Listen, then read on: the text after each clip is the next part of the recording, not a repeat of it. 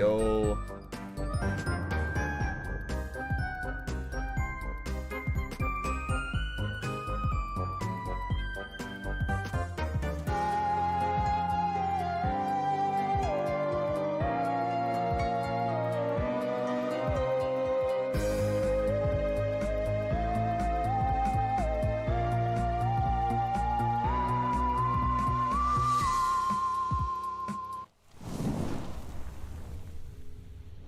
Hey, what's up my minions and my YouTube imps? Happy Monday. Hope everyone is having a fantastic day today and had a great weekend as always.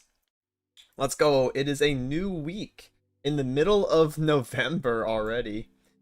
Don't know how or why this keeps happening, but time is flying. This year has gone by so fast. You know? No way! Failure continuing the streak. Failure! When? Oh my goodness. Dude, I can't even anymore. It's like 6 subs in one day, and now the streak is still going. How is this possible? I'm gonna lose my mind, Failure. And you will be the root cause. It will not be P and Z, it will be you. Thank you so much for gifting a tier 1-2 hero. I really appreciate it. You didn't just put Lurk again in the report. You should watch it. You should watch it. I think you'll be very happy with the direction I went with it.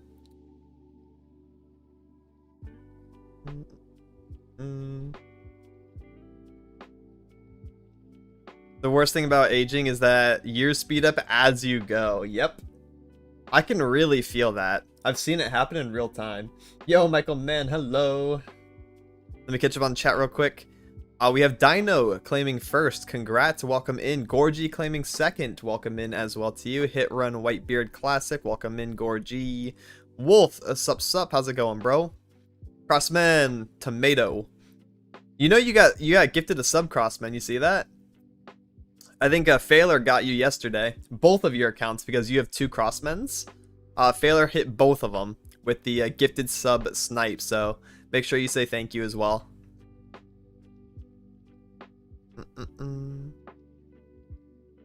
BRB? Yeah. You'll like it, Gorgie. You'll like it. Didn't expect Neela TF to actually be a meta deck. Yes, in Eternal, it's very strong.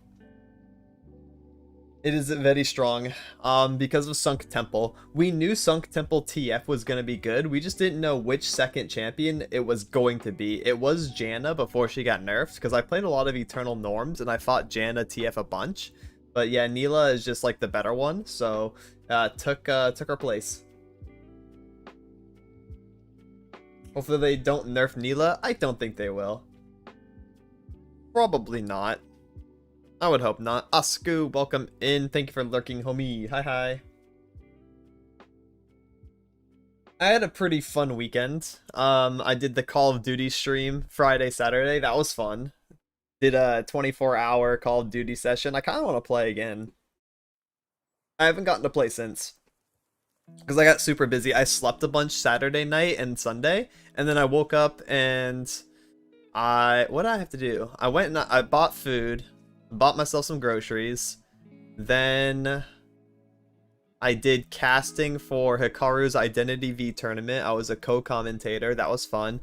I commentated like 2 full matches of Identity V. So that was dope. What did I do after that?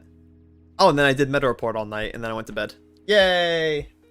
I haven't gotten to play any video games. I want to play more Call of Duty. That shit was fun. That shit was fun. But yeah, I ended up sleeping 16 hours after my subathon. I went to bed somewhere between like 8 and 9 p.m. Saturday night, and I woke up Sunday afternoon at 12 p.m. So I skipped all of the AM hours, which is kind of funny. So let's say I went to bed closer to 9. It was 10, 11, 12, 1, 2, 3, 4, 5, 6, 7, 8, 9. That's 12 hours. And then, right, 9 to 9 is 12 hours. And then 10, 15. Like 15 to 16, yep. 2 comms away from reaching paycheck. Let's go. Barely 13th. Yeah, that means you're pretty far ahead. It's halfway into the month, brother. 2 comms away while being in the middle of the month, holy, you got all that extra time. That way you can do like extra comms, or you can just vibe, depending on your money situation. That's really dope. Shit you love to see.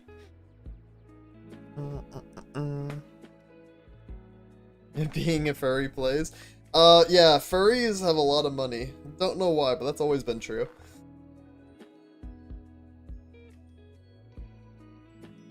Furries and people in particular fandoms. Funnily enough, that combines sometimes, like Five Nights at Freddy's. The FNAF fandom have a lot of fucking money. What up, Sky? Welcome in. Hi, bye. Okay, hello, goodbye.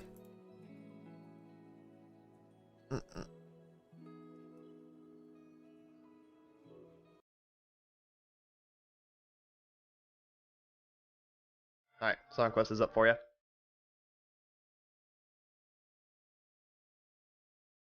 What else happened? I mean, I guess that's it. Meta Report is up now. I just posted it. Worked on it all last night. Let me turn this up a little bit for you. There you go. Let's go. Thank you for pinning it, Baseball. I guess I could pin it in my own YouTube chat as well. Restore chats. Because that is going to be the main focus of today's stream. And then... pin message. And pop that out. Put that back over here. Where it was. So you quoting me on the meta report? Wait, which one? What'd I say?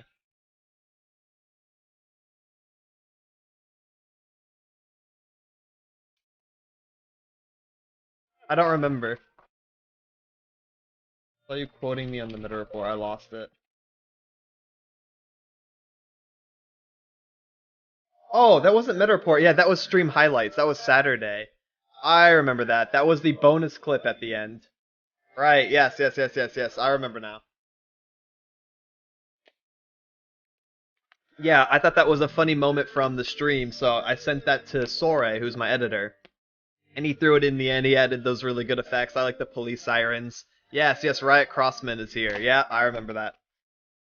Yeah. Yeah, that was good. Good job on the Lurk smack. Yeah, it was, yeah. That's the only thing I could think of when I was, like, covering Lurk for the 5th time, Gorgie. I'm like, how is it still here, man? I was so bored. Now immortal, true, you are immortalized onto the internet. Kalista finally useful and eternal. I actually think she might find some use in the near future. I have a sneaking suspicion that Kalista is gonna be good in December. Based on the cards we're getting and the archetypes that they're pushing. We might see Kalista or Nasus be a second champion to whoever's being included in the game. Coming through on YouTube? Yes. It should be coming through on Twitch live as well. I can't do much about it. YouTube will always have the music in the VOD. Twitch might not. Elder Drake or Cho? Probably not Cho.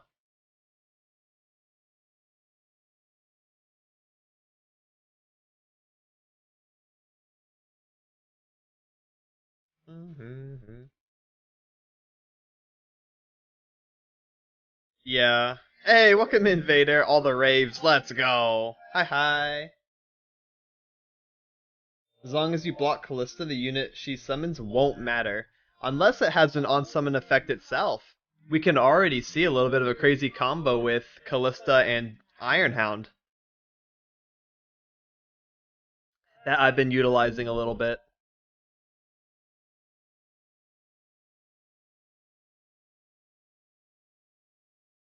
Meow-sama, let's go, Nia. I think if they keep pushing self-slay, I don't know, Kalista might be kinda good. Kalista reviving 9-4 Spell Shield Fearsome, that's true as well. Then they have to block Kalista with a 4 attack unit. But I really just like the ability to summon back units that have on-summon effects or units that give you more value later. Copyright ninjas, yeah, they're gonna be in full swing at some point. It's alright. If like a bot auto demonetizes my VOD on YouTube, whatever. If it only mutes like a certain part, that's okay as well. I'm basically just gonna see what happens. If it becomes a reoccurring issue or I get like any like account issues as well, I'm just going to deny song requests. I'm gonna play like very specific lo-fi that I'm pretty sure can't be copyrighted. So I'm gonna cross that bridge when I come to it. Because of multi-streaming, I cannot stop the music from playing live on stream. But in the VOD, the Twitch VOD should still be filtered out, I think. Yeah, it's because of the way OBS works with multi-streaming. I can't do my cool VOD stuff anymore. And my splitting audio tracks. It doesn't let me across multiple platforms. I've tried many a times to mess with these settings. I'll report you manually? Yo, what the freak? That's so fucked up. What is wrong with you? You're actually choosing violence today. Holy moly.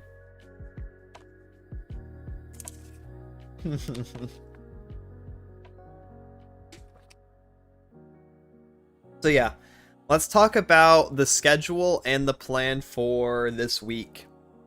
So the schedule has been uploaded on Twitter and on Discord. It's also !schedule in case anyone is curious about it. The stream times starting this week are 1 p.m. I want to do 1 to 5 or 1 to 6 on longer days, EST. I am a little bit worried though, of course. This is my last day that I'm doing a guaranteed stream this week. Tomorrow I'm going to the dentist to get a wisdom tooth pulled. My wisdom teeth are in a pretty bad spot. They have like decay, infection, that kind of stuff. So it's going to be a little bit of a procedure. It's going to be a little tedious for the doctor. And I'm going to be put under laughing gas along with numbness. So I've never been under laughing gas before, so I have a bit of anxiety about that, but I'm sure it will probably be okay. So I'm going to have that done. And then, so tomorrow I'm out of commission entirely. I'm going to be at the dentist all day. There's no way I'm streaming tomorrow.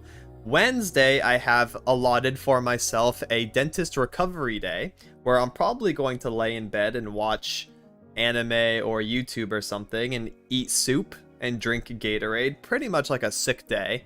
I don't know how I'm going to feel. If I feel like perfectly fine Wednesday, I will stream instead, but I'm pretty sure it's probably going to end up just being a recovery day. And then Thursday and Friday are going to be up in the air depending on how I'm feeling as well. Again, I've never experienced this before. I've never been under... I have had a tooth pulled and I was fine the next day, but not after laughing gas. So I don't really know. I don't really know how I'm going to be feeling this week. Ideally, we go with the schedule and we do the Thursday and Friday streams. You're gonna play Nexus Blitz with me? That's so crazy. What a good schedule. Yeah, I wrote that for every single day. I'll play with you. That sounds fun. What remains of a wisdom tooth? Yeah, literally. After the decay, I'm basically getting what remains of a wisdom tooth pulled. Then I have to go for 4 different surgeries, I think. I don't know if he's gonna whip out 1, 2, or all 4. I don't know how this is gonna work, actually. He didn't really say. You could like it too much, really? If you drink water. Interesting. Okay, they told me do not drink any dairy tomorrow. Just wake up, eat some toast, no butter, no nothing like that, because dairy and stuff like that makes you nauseous when you're under laughing gas as well. And I don't want to be like throwing up everywhere in the dentist office. So I'm going to eat just a dry piece of toast and like a couple spoons of peanut butter, and that's going to be it for me. That's it. That's what they said. Got all 4 removed at once. It's not as bad as people say. Don't be worried too much. Do take them seriously when they do abuse. Oh yeah, and they say abuse ice packs and swelling can get bad. Okay, yeah, I'm like pre-ready. I have like a bunch of meds. I have soup. I have Gatorade. Ice packs, bet.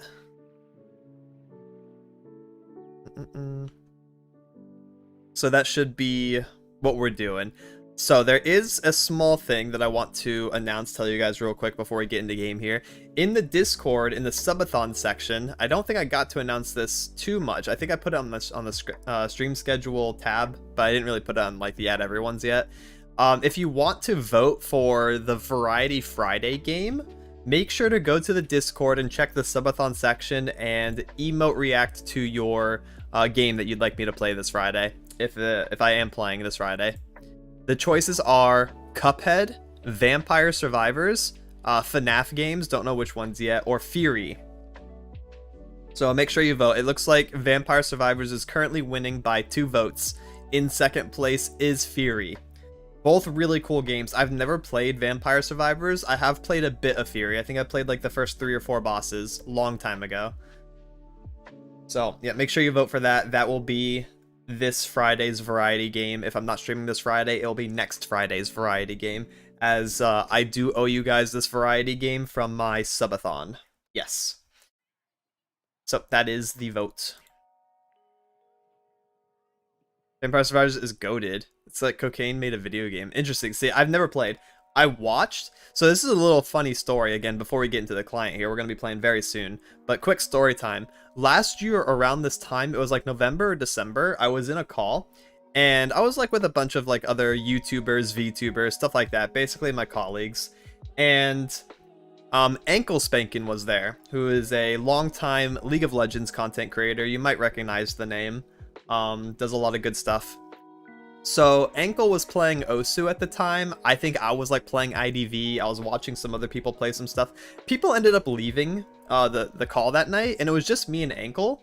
And he was playing Vampire Survivors, and I was like, "Yo, what's this game?" And he was like telling me about it, like the different strats, the his abilities that he likes going for. And I watched for a good solid like hour and a half, and it was just me and Ankle like vibing to Vampire Survivors. It was really cool. We ended up watching like other random stuff after, like YouTube videos about like League highlights or shit like that, and it was pretty nifty. But that's the only experience I've had with Vampire Survivors, was watching Ankle Spankin play for a couple hours, and it looked great. It got really pixelated. I couldn't really see half the screen near the end game. There's just a lot of creatures and a lot of particle effects on the screen, but I don't personally know how to play it or do anything with it.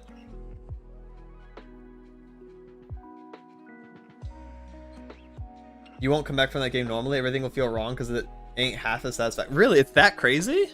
Oh, yeah, I would be a first-time player. Has bitrate cry. Yeah, that's what happened. I just couldn't see anything. It was like... it was like 240p. It was really funny. Very different game when you play it versus when you see it. Okay. Yeah. Alright, bet. Good. Fantastic intro. I think I got to cover everything I wanted to talk about today. So yeah, again, happy Monday. Let's hop on into the client now. Shout out to you guys early, gang. Thank you for being here at the beginning parts of the stream where we sit down, chat, talk, catch up on stuff, warm up, all that good stuff. Let's go play the meta report decks. After that, I will be playing the Eternal Gauntlet so I can get more trophies. If there's still time after that, gonna play some Eternal Ranked as well, just so I can have Master on my account on both queue modes. Getting into games, so I'll watch while play. Lurky time, let's go. Perfect timing. Thank you for the lurk, Vader.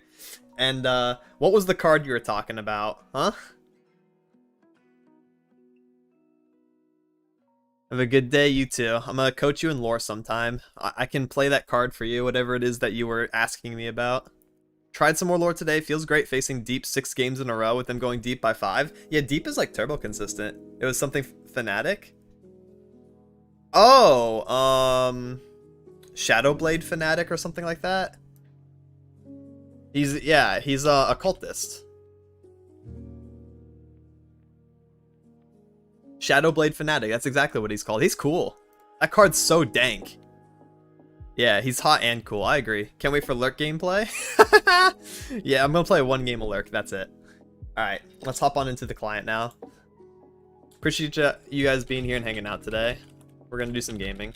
Do not fret, it is gaming time. Did I just do my entire password in all caps? That'd be insane. Oh, my password is Gorgie is a noob 123, but now it's in all caps, so that just doesn't work.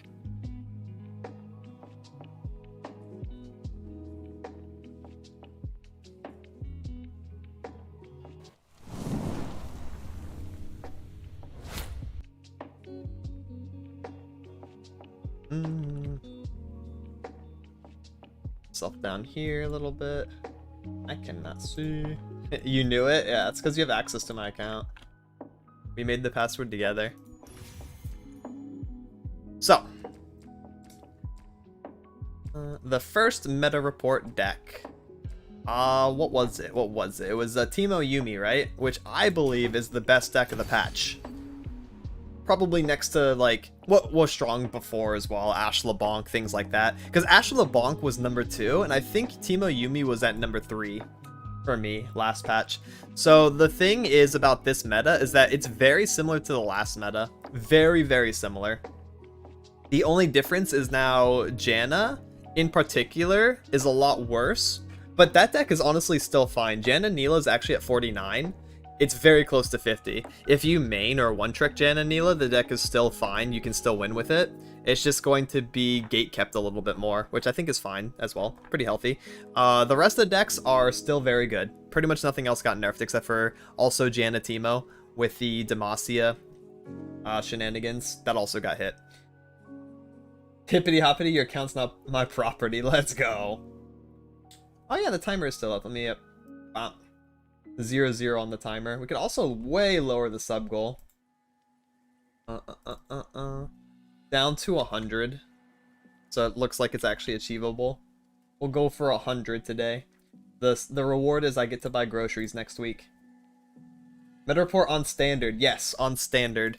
I don't really want to cover meta report on Eternal for one big reason. No one cares. That's the big reason. I did one Eternal meta report, and it got like 1/5 of the amount of attention that my normal ones do. So it's just not worth the time investment.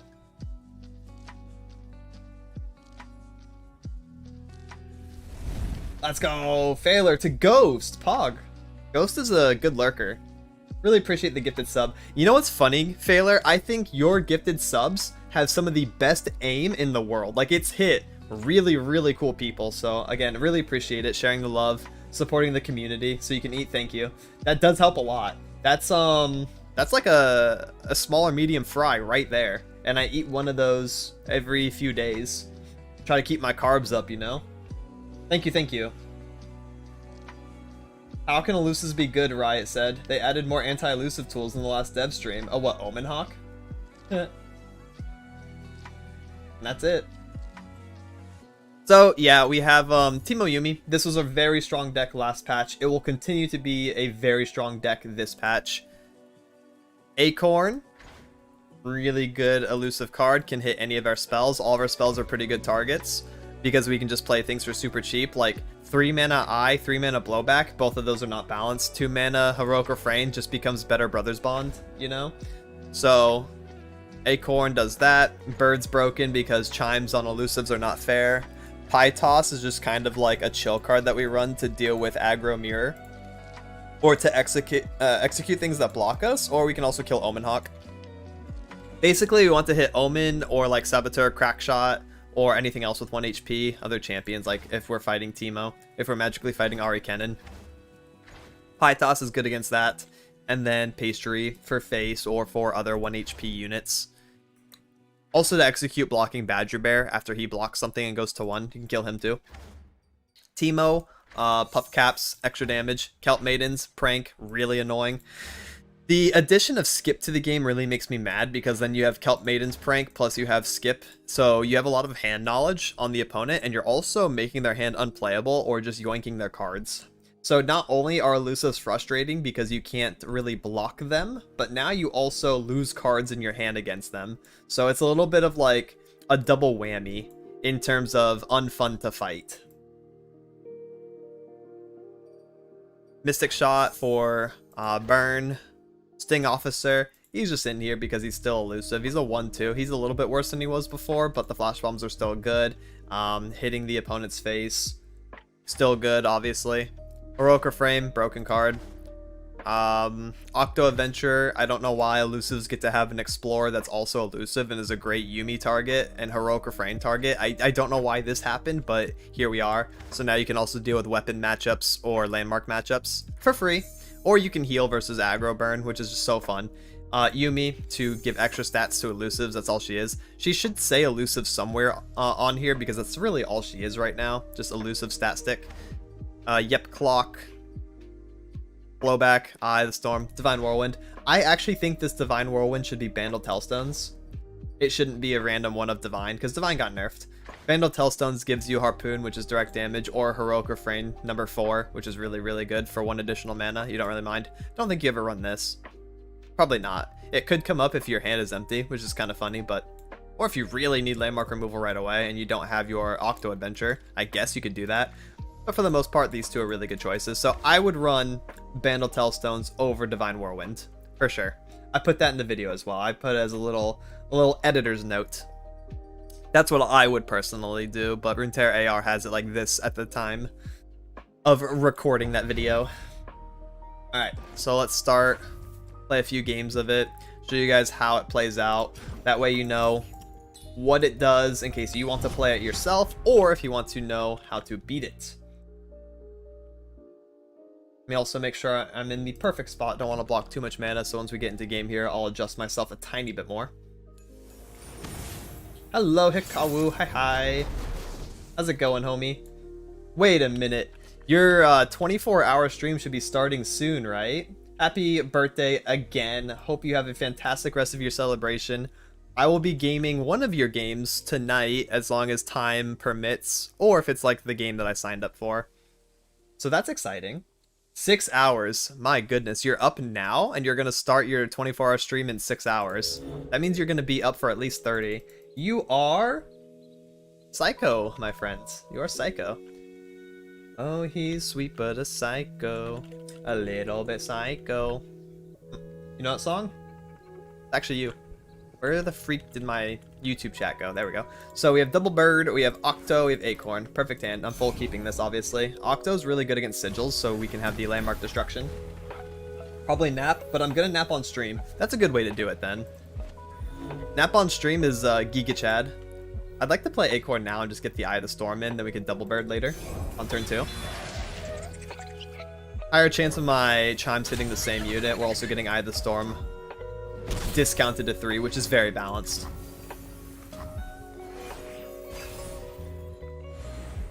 Yeah, that's a good way to do it. I will be there, my friend, because my stream is ending in like 4 hours.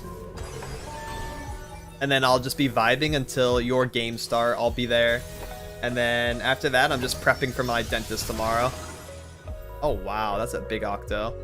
I'd like to open this, though, I'm pretty sure. Open is better than Octo here. Just so I can get my final bit of value out of these birds before they get avalanched away. And it pushes more damage than Octo into avalanche. So let's go ahead and grab Destroy a Landmark. Because I know they're going to sigil at some point here. We'll probably do it after Rond. That's the best timing for landmark removal versus this archetype. 4-5. Alright. This sounds pretty good. I don't really have anything I can do. I'm down to just burn 1 mana. We are going to attack. Put them to 9. They can't really go to 9. So they might block a bird. Alright, cool. Alright. And then I want to buff probably this. We want to deny like Harsh Wind's value, so I don't want to put the thing on here. Because then they get better Harsh Winds and stuff. Let's just do this, but then there's the Harsh Winds. Now I can do another Eye of the Storm on the bird. And I end up with a little bit more damage than I would have. And our hand is full. Man, PNZ is so fair. Not only do we have really good burn, like these are basically Fervor / Decimates, but I also just drew 5 cards this turn, keeping me ahead. That's awesome. I love that about this game. Re-put it on Acorn. I lose 1 damage though. I think. 1, 2. Does it not matter? Yeah, I think Acorn would have been better for the effect if I get same damage. I put it on higher attack unit because I thought for some reason that was more damage. But back on the Acorn would reduce my blowback to 3. So I think you're right. Do we have to worry about that? We do. We need to invest Last action explores excavation. We also have to worry about avalanche this turn, which is a bit cringe. Let's yoink something. Oh, that's interesting. I don't care about Rond. Now we have to hope that they don't have avalanche because Skip didn't see it.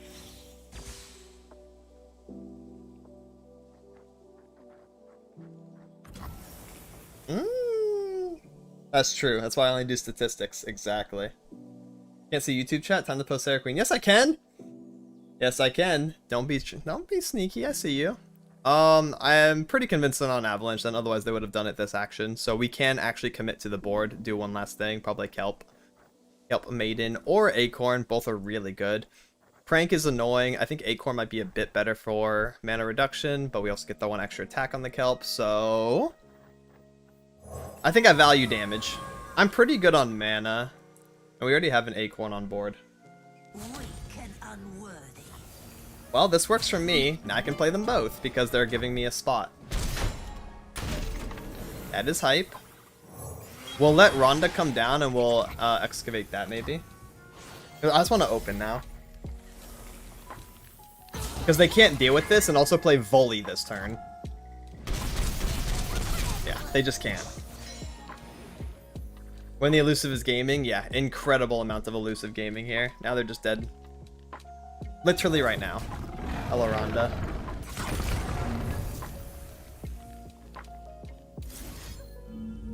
Shoot this.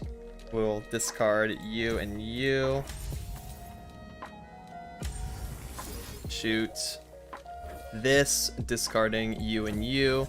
And Mystic. Hello, where's my Mystic? And Mystic Face. Bop, bop, bop, bop, bop. There goes my hand. You cannot prank champions, that is correct.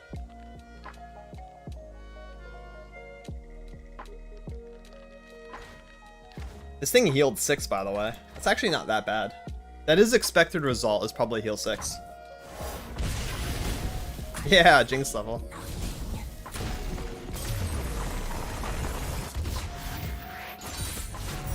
Never underestimate the power of the Scout's Code.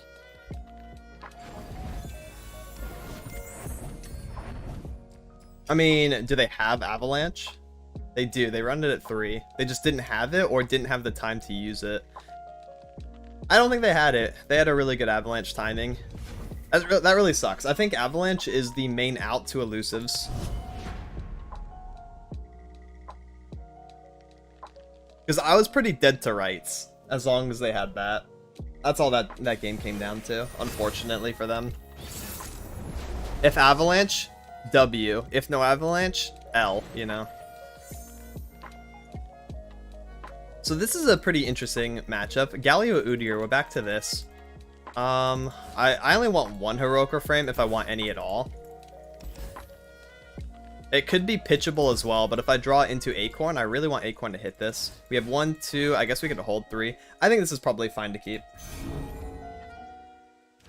If they have Omen Hawk on 1, we're going to automatically be in a pretty rough spot until, there it is, until Badger Bear comes down, and then we're going to be in a super rough spot.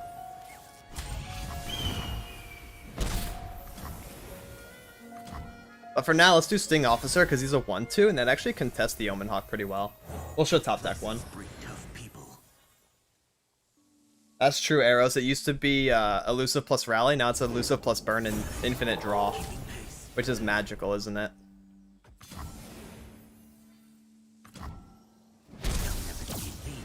Welcome in, Ariel. How's it going?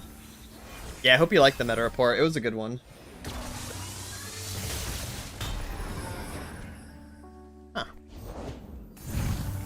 You think they have another 1-drop? They do. Wow. They opened double Omen Broadwing versus me. That's like actually the best. Best case scenario for them.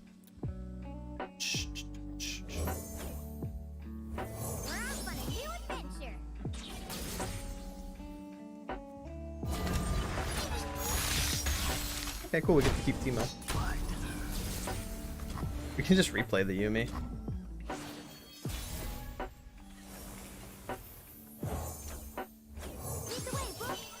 We have Poro King, so I love the meta report. Hell yeah. Oh, wow. They opened 4 Anti-elusive tools. Double Omen, a Badger Bear, and a Broadwing. Congrats. It's Norm's brother. What the hell? Double Omen, a Badger Bear, and a Broadwing. They're also running Mage Seeker Jr., so they're kind of just mean. They're very mean. I guess we're the one matchup that they really want to fight. They should rock that shit in rank, though. They're gonna do very good. So this is Bow Deer, Trinned Volley, right? Really cool. Acorn on 1, Pie, not very good in this matchup, obviously. We don't want pings at all. We don't really care about those. Acorn, Octo's good. Octo for the same reason as before, we can kill the sigils. Yeah, War Mothers. War Mothers is back, isn't that crazy?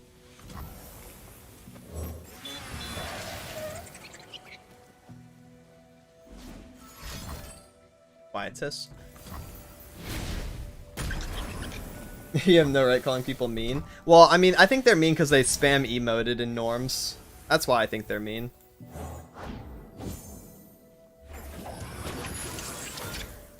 And this homie's on double Quietus and a Vengeance versus me.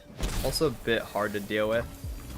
I guess Heroic Refrain could come down if the skip dies. Oh, no, Yumi's good. Yumi's really good, actually. Skip again. Vengeance or War Mothers. I kind of want to take the Vengeance. If they resolve the War Mothers, then so be it. Now I was going to keep the Heroic Refrain mana for Avalanche. Keep these skips alive. So it's probably Sting, float 3 for that.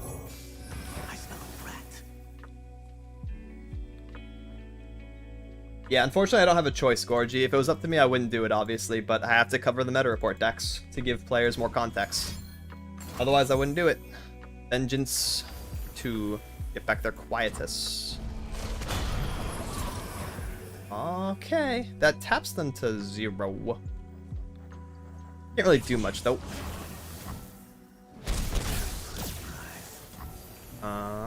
Yes. They're probably just gonna try Quietus again.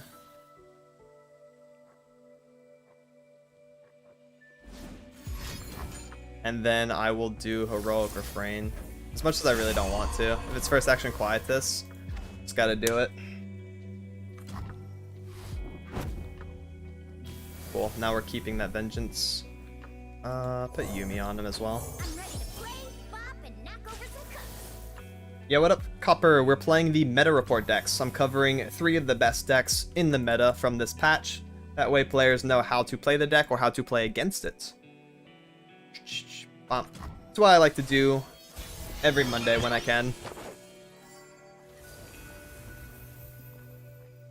They're on 10, so no War Mothers yet. Could get buried in ice, which is kind of cringe. Harsh Wind's also kind of cringe. I could start with a little Octo adventure. Just to see what happens here. Turn off keywords? Probably. I don't really care about sigils at this point in the game since we're already so late. Yeah, Lurk is still really good. Lurk will not ever be bad, apparently. Tough places bring tough people. Keeping pace.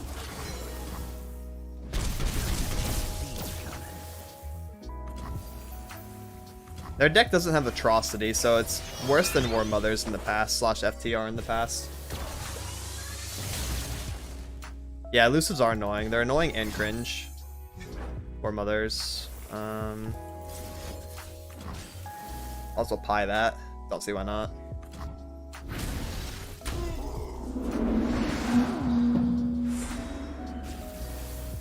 They kind of want to play that card. Not summon it from hand. Lurk will probably get rotated? I wouldn't doubt it. That seems pretty reasonable.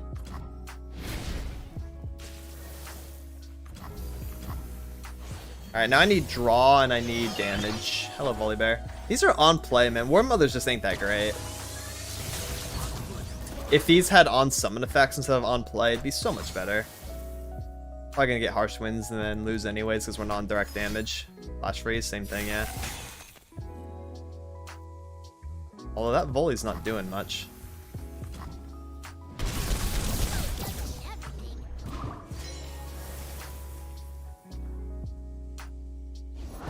My blade grows restless. Okay.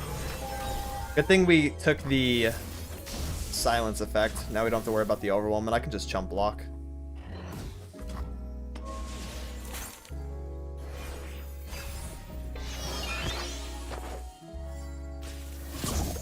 Ooh, a shroom. Yeah, yep, clock is like the unit I needed here. Because if I just find another mystic that's lethal, blowback, stuff like that. Vandal scouts are never afraid. Keep the Octo because he's the highest HP. That way we don't have to worry about Avalanche on him. Yeah. Come on, yep, clock. Find me a solution here. Thank God no overwhelm or anything crazy. We are gonna see that volley level, I'm pretty sure, soon here. How much damage is that? 2 away, haha. Any damage and they got it. Grab the second mystic.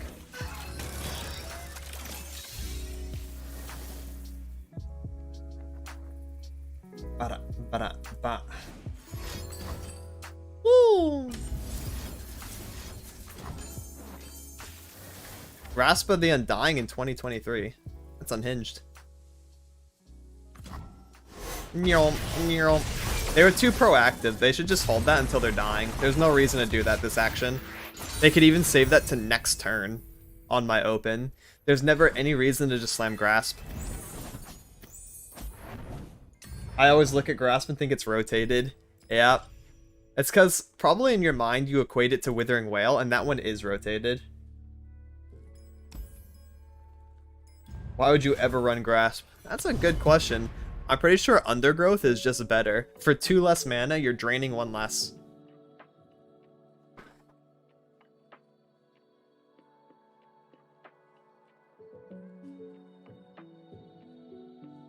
And 2 mana is not worth 1 extra heal, in my opinion. 1 extra heal plus 1 extra damage, I suppose. Alright. To finish the BO5, this is the last game here.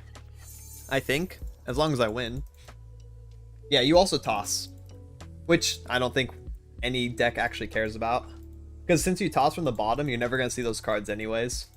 So that's not even like a downside. If anyone tells you I don't want to run Undergrowth because it tosses my cards, they're actually griefing. That downside doesn't exist in any game state. Unless you're running Predict with SI, in which case, what are you doing? Cultists, alright. We'll keep Bird and Yumi. I think I want to see more early game units. Double Bird's pretty sick. Acorn. We don't have a spell in hand, so it's gonna be Bird first.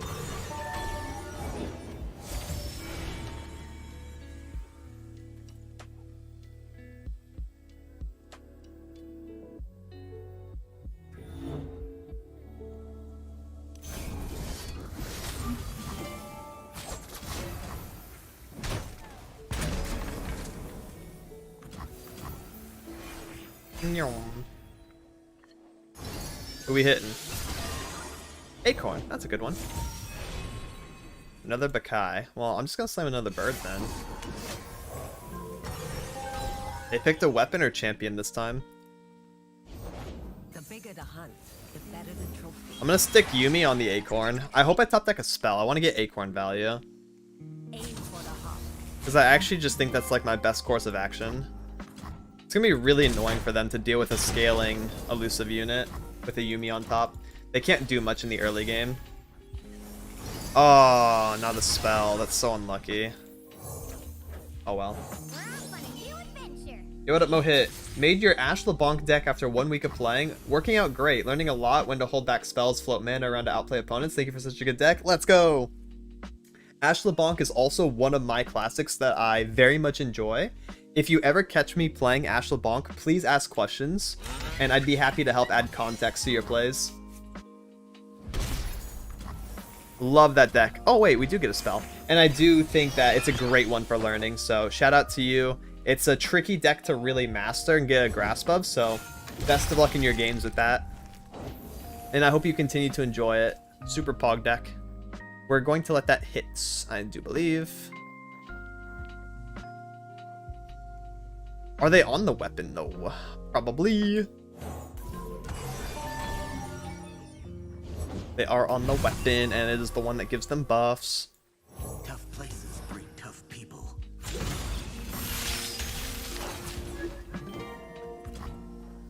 We're only going to take 6 this turn. Not whatever was about to happen to us. Actually, we could block with this. No, because of Momentous, right? There's no world we can ever block with that. Momentous in hand for sure. I lose any chance of closing out the game if my Acorn dies here. Get the Yep clock out.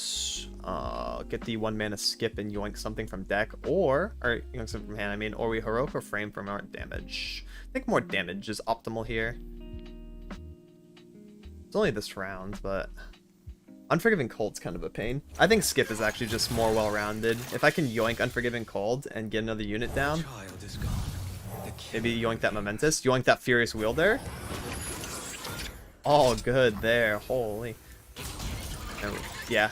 Let's go! We yoinked the Fierce Wielder and it tilted them! Skip is so balanced, guys. I was actually going to do the Yumi spell that turn as well. That way we can get 1 extra damage to Nexus, and then we can discount the Divine Whirlwind in hand when the Acorn hits too, and then we're going to be on just a little bit more direct damage to win the game. It would be kind of hard for them to keep up with that. The Cultist matchup really does come down to Yumi early, just develop.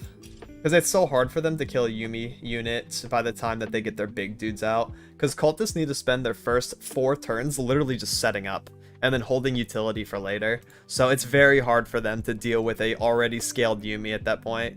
Oh, they sent me a friend request. Oh no. They have very not nice words for me, probably. Skip is a cool card. Cool is a very interesting word to use. I think he's interesting. They have some pretty naughty words saved up for me, I believe, sending me a friend request after that. I'm pretty sure I'm about to be called like every slur imaginable. Help me.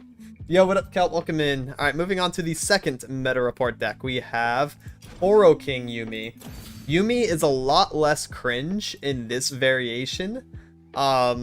Rather than the elusives, of course. She's very cringe in elusives. In this one, she's a little bit less. She's still cringe, though, because we still put her on Daring or on Pouty, and it's still annoying. So yeah, this is pretty interesting. This is my king. Yes, bow down. Kneel before the Poro King. He's actually good again. I covered him a couple weeks ago, but it did not look like this. I think this is a very refined version, which is funny because it has a bunch of 1-ups, which looks silly.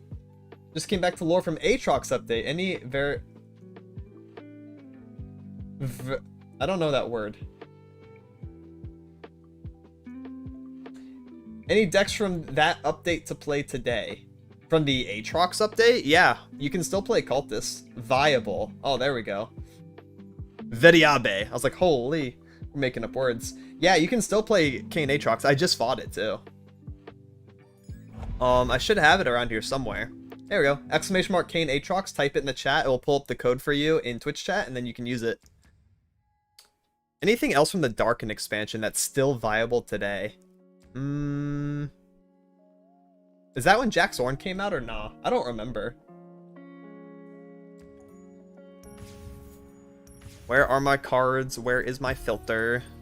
Darken Saga. That is when Jax came out. Eh, yeah, okay.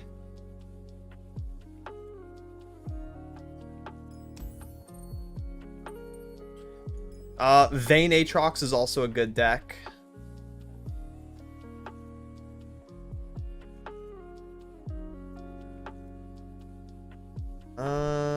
Seraphine was really broken. She's like, okay. She's still pretty good. But for the most part, if you want something that's like very culty, I would say Kane Aatrox or Vayne Aatrox. Both really cool. And then you could also play Jaxorn. Also really cool if you like the weapons. And then, yeah, turn that filter off. Go back to the meta report. Yes. The King. Poro King.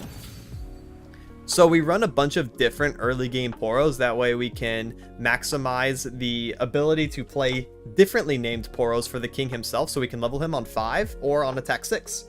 This, by all means, is a turbo Poro King deck. This is what it would be.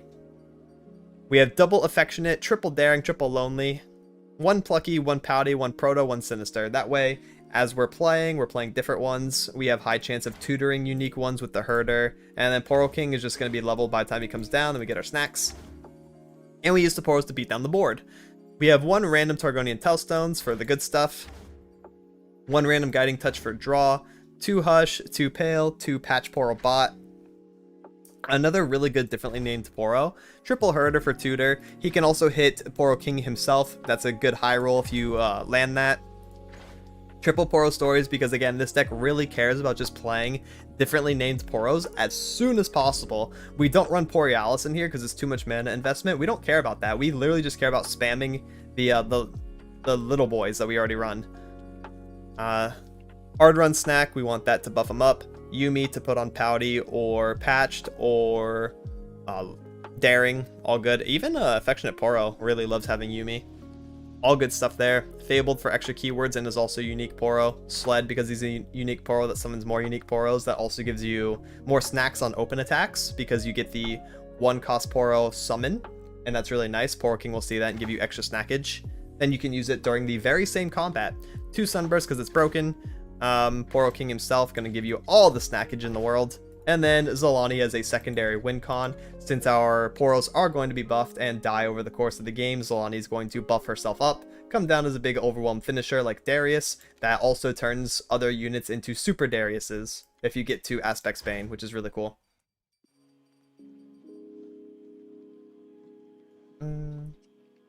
So we'll play a few games of this as well. This is probably the best direction for Poro King right now. If you want to play him as competitively as possible, I love variations of this.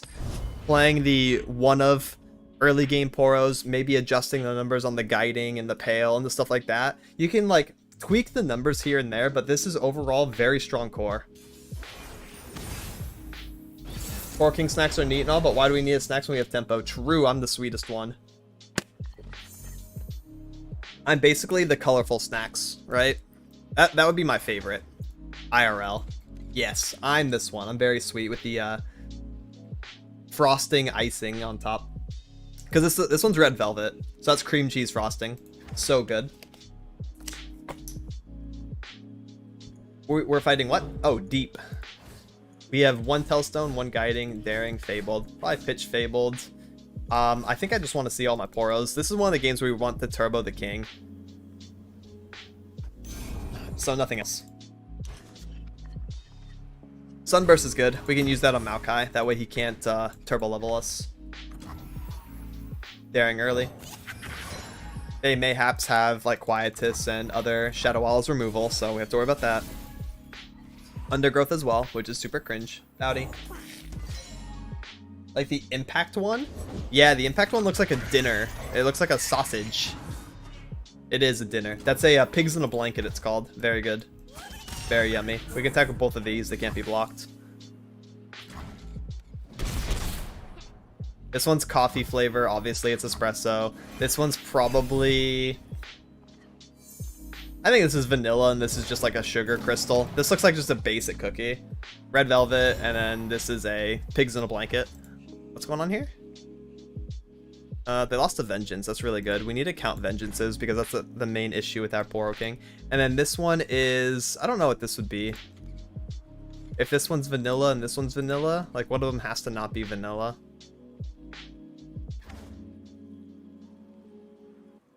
Espresso one would be my favorite. Yummy.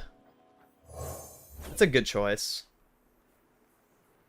I think just having it on the elusive is highest value, even over the pouty stats.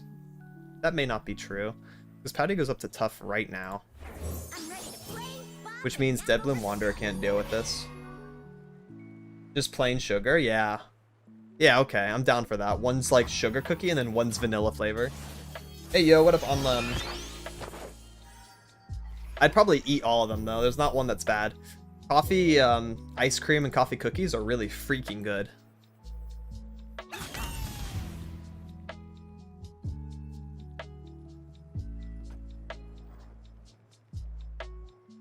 Pre-commit snack, probably. Just in case they don't feel like blocking. Attack with this one first, so that they lose heal value. If they do block with Deadbloom Wanderer, they only heal 2 instead of 3 here on this trade. So attacking with Sinister Poro is optimal attack. Yo, what up, young lads? How's it going? Found a cool transform deck, but can't share it. Working at night, so I can't really grab points. Oh, sorry to hear that. I guess what you could do, and this is a little secret, is just like leave the stream tab open, and it will turn on automatically and start farming points when you're not home. I know that Arrows used to do that a lot. Probably still does.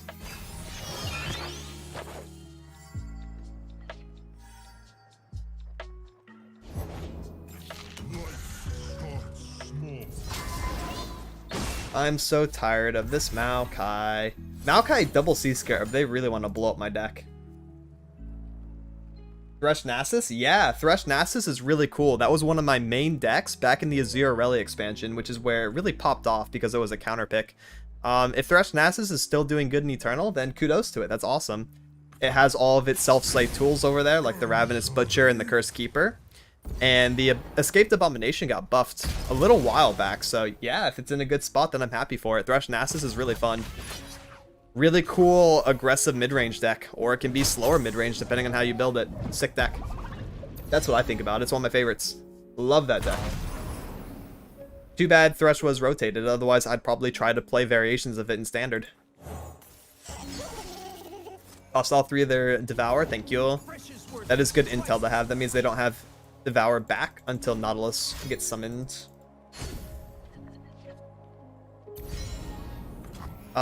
We need to do a Vengeance check as well. I think they lost 1 or 2 Vengeance. Looks like it may perhaps be one Vengeance. Man, this is actually not a good hand at all. They go deep if I do Sunburst. That is a bit rough.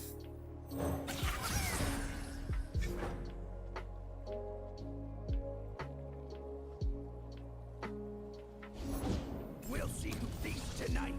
This one was created by Jaw then.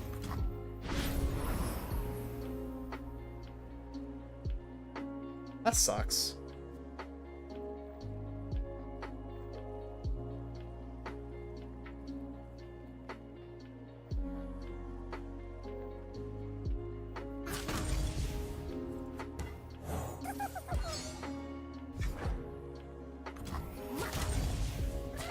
I need to do like this, right? That way they don't get deep during the combat and then have extra HP on my Pouty. So I need to do Pouty first and then Affectionate because they're going deep on 1 kill. How many times has this Pouty Poro attacked? This Yumi's gotta be leveled next turn, okay.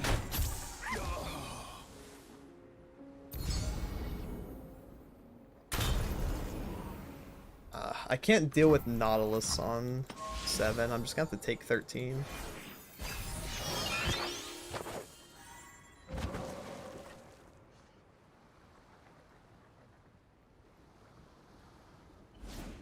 No king, no herder.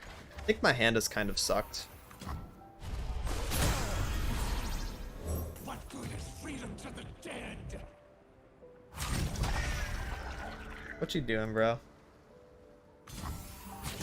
You don't have damage spells. I don't care if Solani takes damage.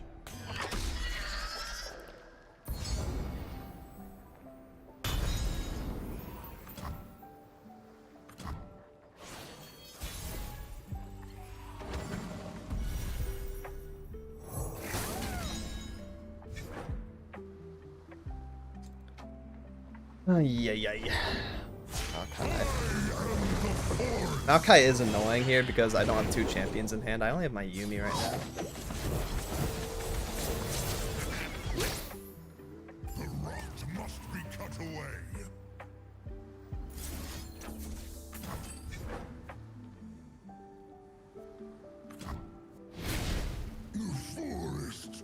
That's 3 vengeance now. 1 toss, 1 use, 1 toss again. Deep is still good? Yes, sir.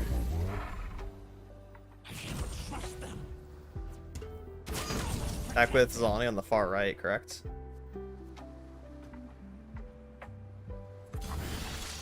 Ooh. Behind. That's not how that's gonna work, buddy. Oh, I guess I get to keep Zolani then. My attack orders are so good this game. I've done every attack order literally perfectly.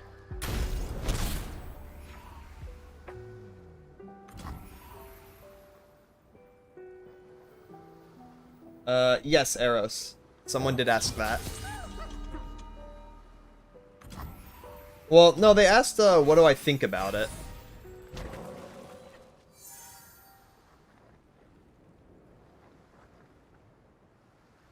If you'd like to chime in, they were in the YouTube chat. If you'd like to pull the stream up on YouTube and answer as well, then feel free if you want to add more context to it.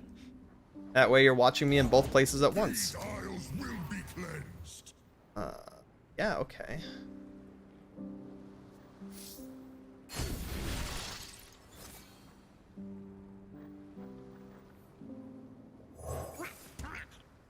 Having a lot of fun with They Who Endure. Yeah, nice buffed card. They Who Endure is Hyperpog. Impact's good here. Gives us another chance at lethal.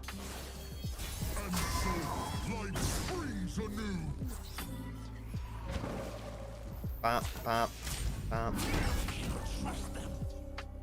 How do they have 0 cards and I have 2? They'd have to play Nautilus here or their third Maokai to put things back in their deck, which is kind of funny that they're in that position. They have less cards than I do. And they blew my deck up. -22. Got him. I think there was a couple bad blocks on their part and really good attack calls on my part.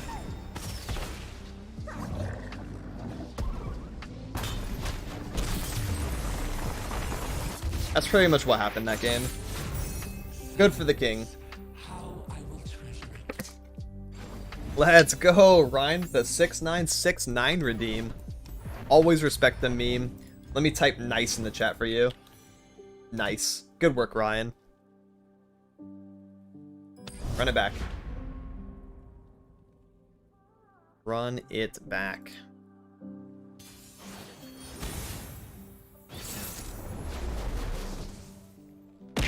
Ow!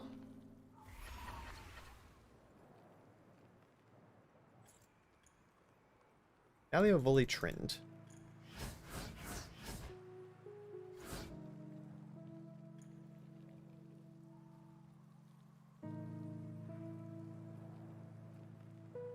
Milky.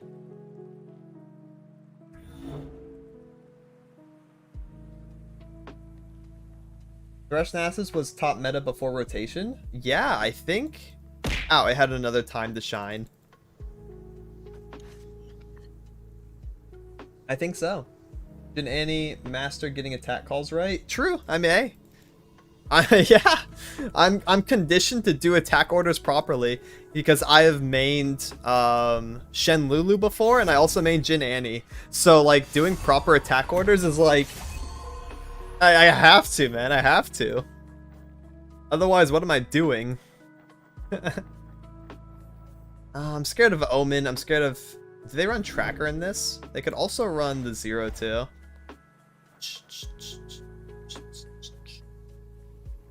Let's do Proto. I'll actually attack into Omen if they play it. And if they don't have anything, then Proto's more damage than Daring because of impact. Kind of where my thought process went. Get a little command that counts up every time Tempo misorders. Yeah, that count's gonna go up like once a week. Spell Shield Porobot. I mean, that's not that great actually. They don't have a lot of pings. I guess they have Single. They have Gentleman's Duel, and they have Flash Freeze. If I top deck Yumi, I guess we'll just have like a Spell Shield Porobot that has Yumi on it. So I guess good if we can develop it later. I think Spell Shield's better than a lot of keywords, so just taking the Spell Shield when I can get it, probably better than waiting and then getting something worse. Lonely's good. We can actually all in here. Ain't no way they avalanche my ass. That sucks. We hit another proto. Wild Mysticism. Daring. And Affectionate. We can attack with the Patch and the Daring. I'm not so sure I want to sack one of these for 3 damage. Do I? Yes, I do. Obviously, I do. We can refill the board, no problem. 3 damage is way too much.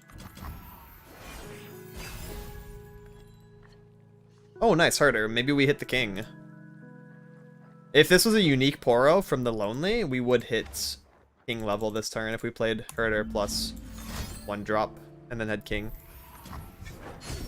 Herder. Follow along, little ones. Ah, that's not a unique one either. How is this happening? Those are really low odds for me. But I guess it is what it is. We are definitely going to open attack. Re-grab 2-1 with Affectionate. Yeah, this is fine.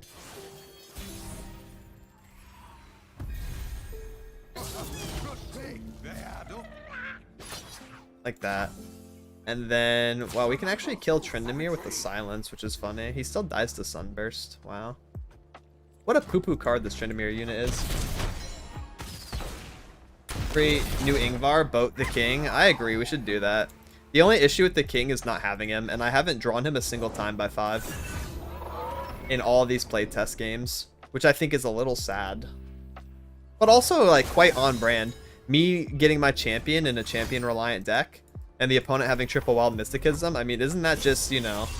Isn't that just, like, classic Telltale tempo luck, or what? They have 3 ramp cards in their ramp deck, and me, I don't have a single Poro King in my Poro King deck. How's this possible? How's it possible, and why am I not surprised? To average tempo luck. Gosh diddly darn. Single combat's pretty good for you. Yeah, go ahead.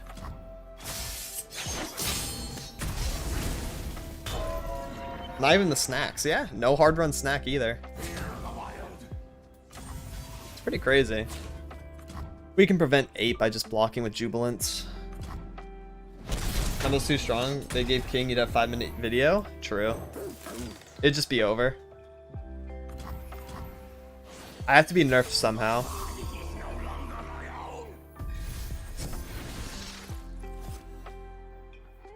Oh, I missed you too.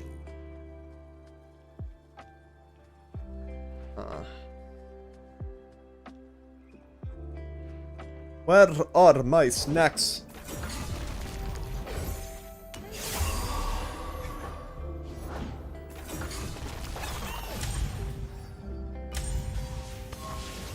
Yeah, low-key, I guess I just lose. I lose to no king, and they're on Galio and, like, infinite ramp cards. I'd like to pull off the combo once. But this is one of those decks that I just can't pilot at the same level as anyone else. Because whenever I fight the deck, they always have, like, perfect hand, snack in hand, king on 5. Whenever I play it, 5 games in a row, no king, you know? Yo, welcome, Infini. How's it going? I mean, I want to do it once before moving on to, like, a random Lurk game or 2.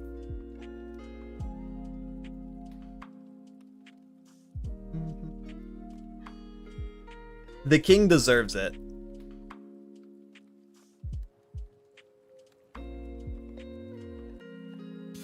Down with the king? No! Oh, up with the demon lord. Yeah! I'm up for that one. Okay, we have snack, we have Zalani. I don't really want Zalani in opening hand, though. Especially against Recall Stun Region. Hey, the Poro King! Oh, there we go. He's gonna get Hexpliterated, but, like... He's here? And we have a pretty good hand. Finally! All I had to do was complain about it. Riot Herd was like, oh shit, he's right, hold up. If they keep going on like this, they're gonna catch on that we are rigging all of Tempo's games. So we need to fix the system right now. Here, pull up the algorithms. All right, go. Pack commands. Tap. Zoom. Enhance. Focus. Oh, they give him 2 kings! Thanks, Riot. Thanks for listening. Really appreciate that.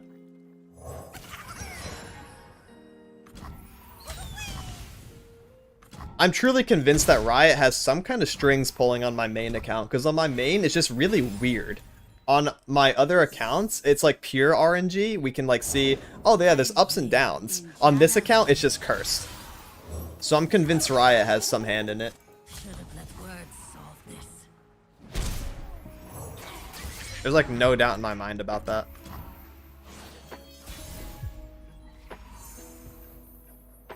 Yumi's better here. We need to get our units outside of the 2 HP range, so elusive Yumi is going to be a pretty big threat for them. Yep, should force crazier things like aftershocks and stuff.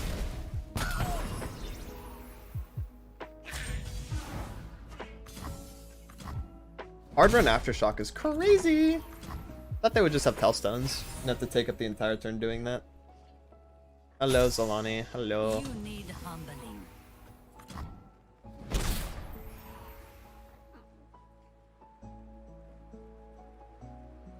It can really kill Yumi with Hex, yeah, because it obliterates her. That is true. We're off on a new adventure. Yay, a 4/4 Poro. With Fearsome. That's actually kind of good. That's actually kind of good. Obviously we want to open. Hello? Oh my goodness gracious. How did this happen?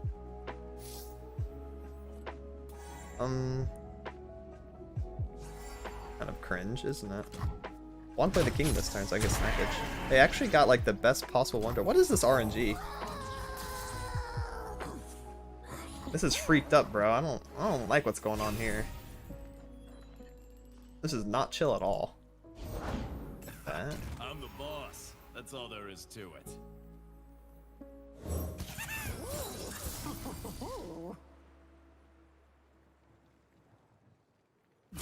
Welcome to the arena.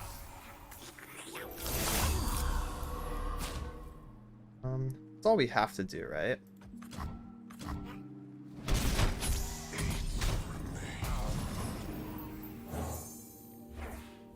Where'd we end up this time, book?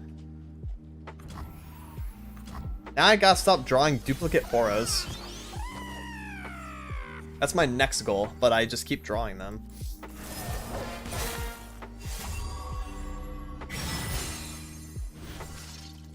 Holy shit.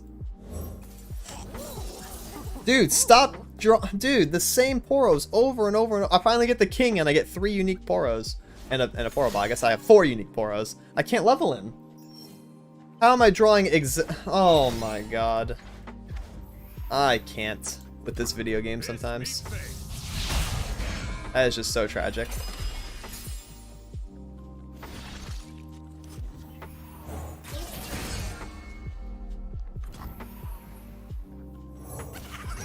I cannot believe Jubilant Poro made me another elusive one. And they're on 3 champs top 12. Oh goodness, oh no. The one game I finally have good RNG, I still have bad RNG. Help me. Someone help me, please. And homie's not getting Spell Shield anytime soon, huh? So it's Vidseem.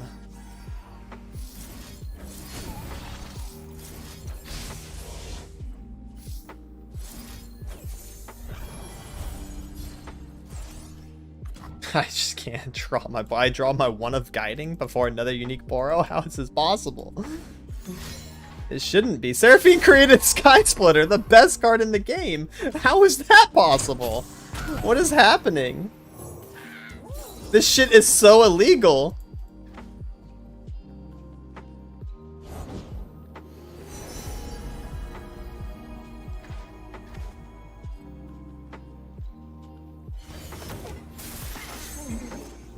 I need some assistance.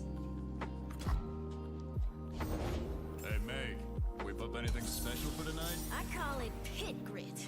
It's got cherries.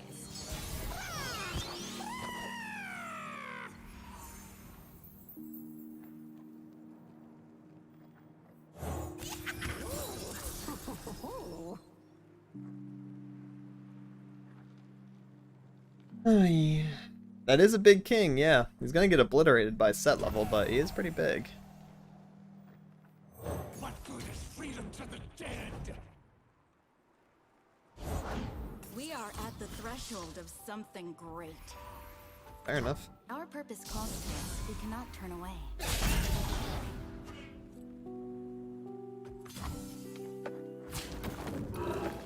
There is no other way. I see I have 3 snacks in my hand. I must do this.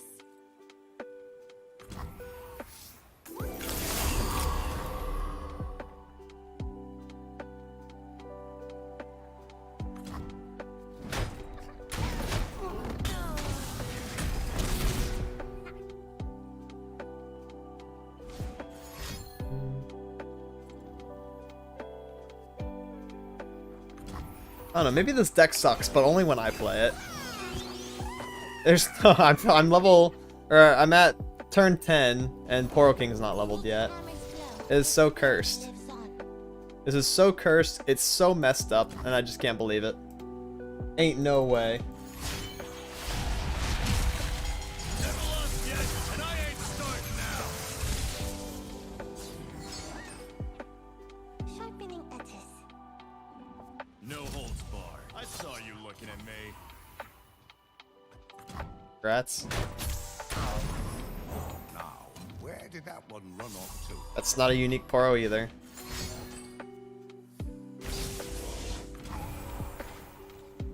It just isn't. It's just not a unique Poro whatsoever, actually.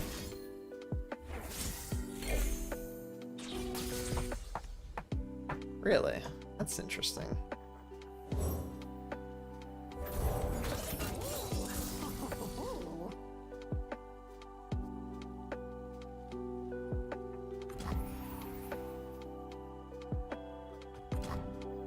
Right.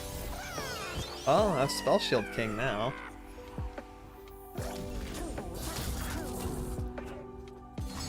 Oh, never mind.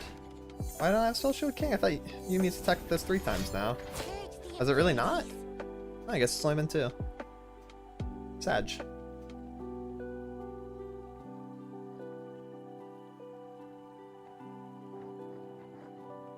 You're gonna need a doctor.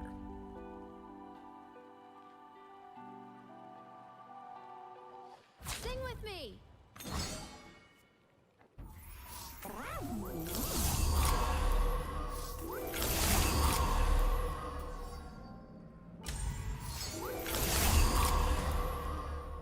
Num num num, I guess.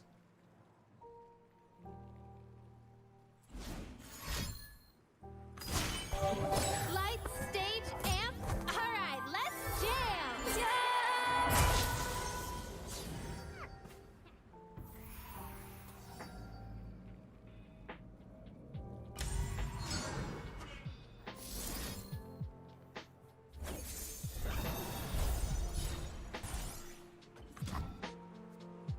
This is one of the weirdest games I've ever seen of lore, to be honest. It's so odd. I did my best. And I think I'm still winning somehow. Crowd writes the song. That's a lot of Seraphines. Maybe not. I don't know, they're gonna have to deal with this Zolani. I mean, Hushing Seraphine's kind of good. Maybe I can just do first action Hush next turn, because maybe I'm not concerned about her double casting this turn. Maybe that's the case, I don't know.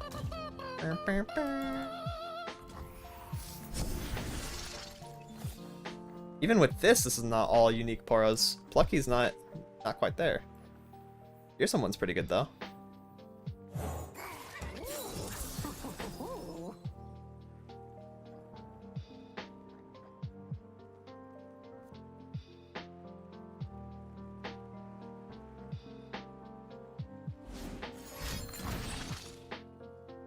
That's good. We want that. Then we have Zolani lethal, we just win. There ain't nothing they can do about this. Unless they have recalled now. They can't replay her, I suppose.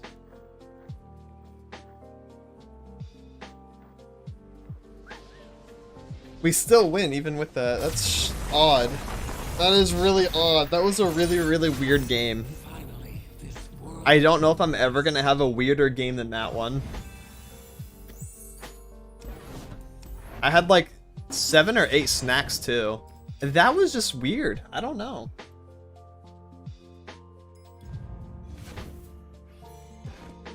There's almost no takeaway from that game. That's probably one of the oddest things about it, is that was like a 20-minute game and there was no takeaways. Other than I just didn't open well. So the game was just really weird the whole time.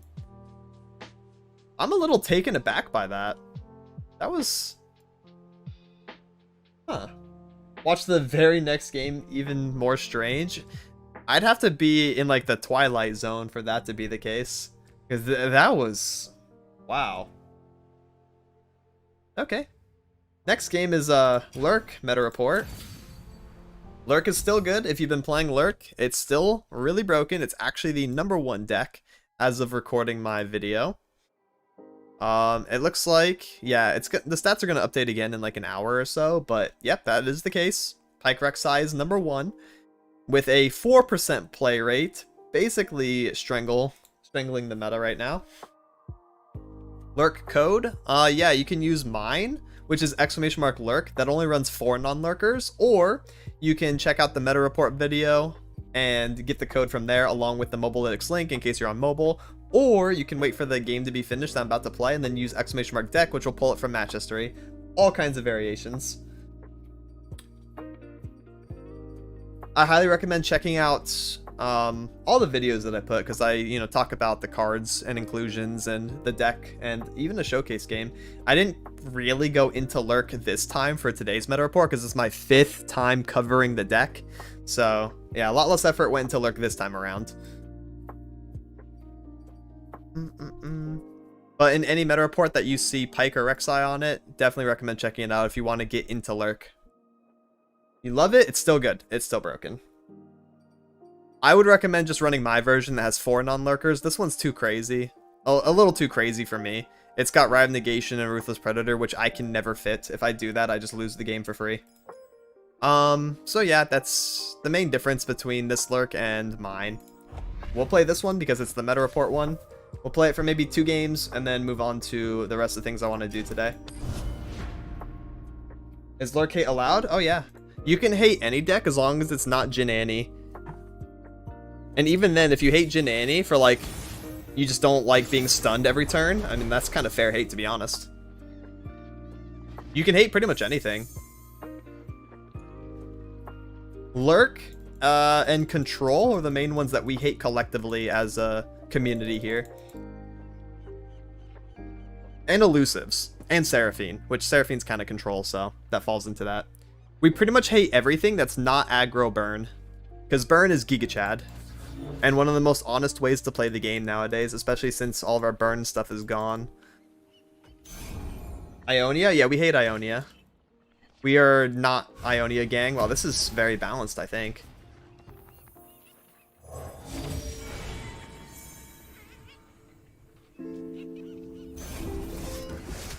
Not balanced in the least.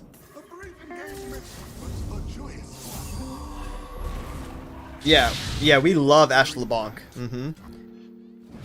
We're kind of Giga Chads. We like aggro, we like burn, and we like aggressive mid-range decks that aren't Lurk. Name a more like honest streamer than that. We're actually so dank here. We hate uninteractive control, like Darkness and also Freljord stuff, because it's just boring. We don't get to play. We hate Lurk. We hate Elusives. But we like Ash LeBlanc, because that has good interaction. We like dragons, and we like burn. Burn, baby, burn. Played Hearthstone too much to not physically recoil at the mention of aggro. Hearthstone aggro is much more cringe than lore aggro has ever been. I don't even think there's been a single deck in lore's history that's as cringe as like Face Hunter in its prime. We cannot reach Huffer plus double kill command damage. We can't. Lore has never been able to do that, so.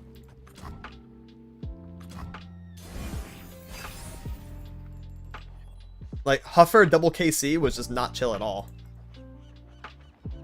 I hate Face Hunter, yeah. I didn't really like Face Hunter either, and I'm an aggro player. I preferred mid-range Hunter because I really like Savannah high main and like mid-game pressure, you know?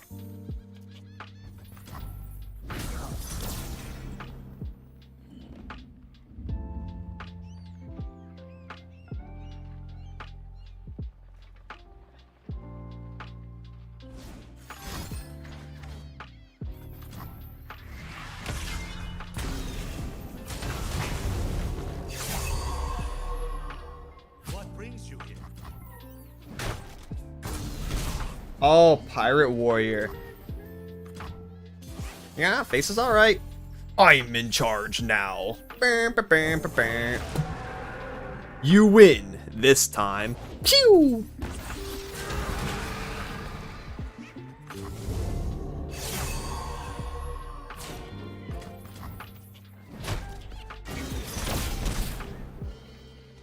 I'm in charge now.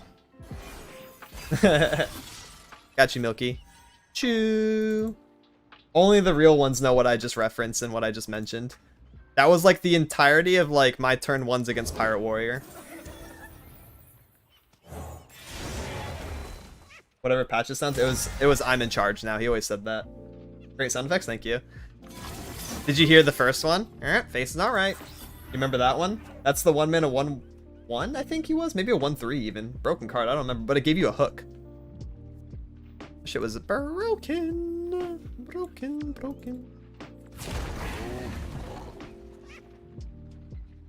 I don't want the spell shield on this guy, bro. Kinda do.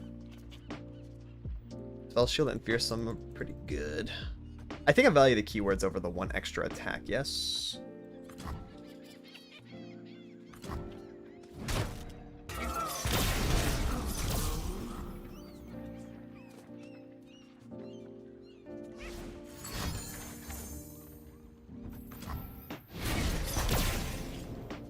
This has been a very boring game.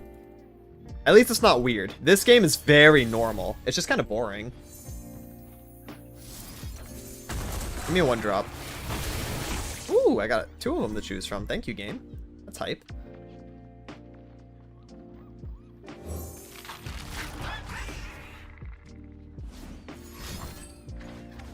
That's fine, bro. You know how many fearsomes I have? I don't care about your ghastly band. Attack order matters, by the way. Rek'Sai first, Zersereth after, because he needs the Lurk plus Rek'Sai buff to make him fearsome. Oh, okay. I mean, I think I still win. Even if Rek'Sai dies here to Cataclysm. Yes, I still win, because I just grab. Unless they're on another 1-drop. If they're on Boisterous, then I don't win. Okay, cool. Imagine Reno Jackson. Pokey? Oh, Pony. Oh, yeah, basically.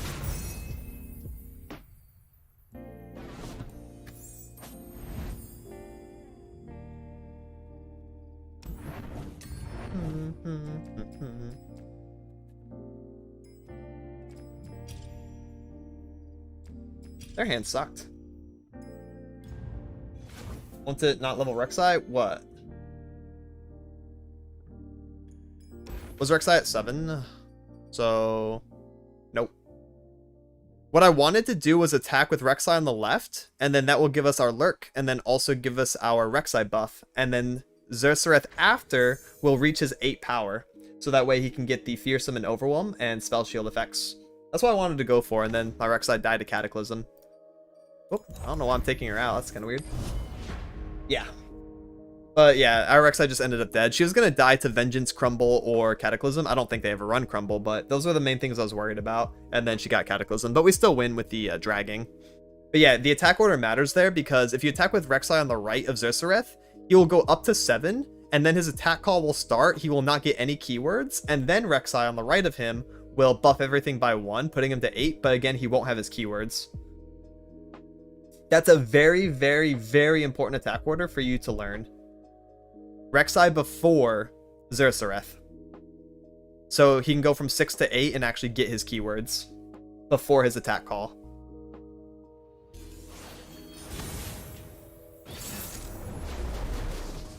Misa Amane, oh shit. Well, a good thing they don't have my face or my name, so I'm good to go. But winning this game has a lot of risk to it, all of a sudden. Call the pack. I mean, Call the Pack is always keepable in my opinion. I think it's just a really broken card, but maybe we could full mulligan just to get a 1-drop. That might be more important. Because we're attacking on odds. I think we need to all-in 1-drop if we don't have one. If we did have one, oh my god, that's a worse hand. I'd actually keep the Call the Pack. Oh, we got one anyways. Nice. Now we just need to save our deck with top decks. We need Snapjaw Swarm on 2. And then we'll be saved.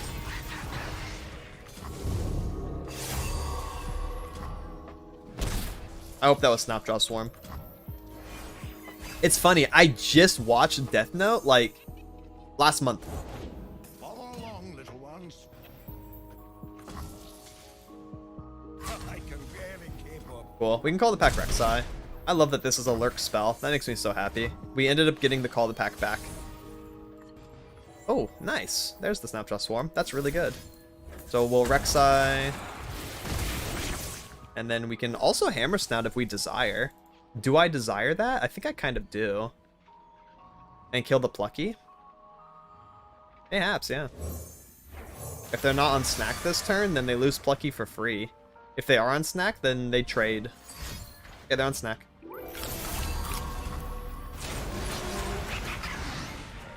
This is obviously still worth for me.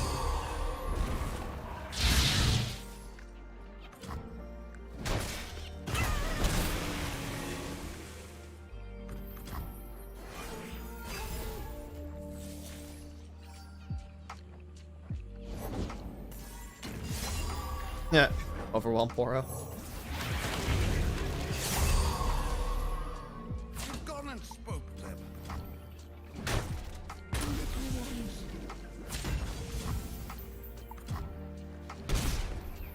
And now we go into turn 5.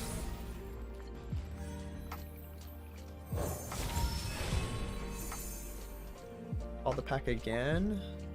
Oh, I'll probably call the pack again next turn. I would call the pack Blood in the Water. I need more resources. Oh, excuse me. What do you think you're doing? That Poro King is dead to rights.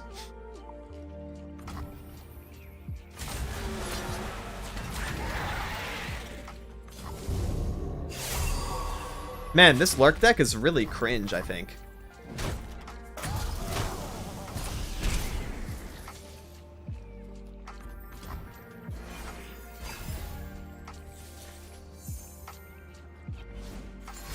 I just won.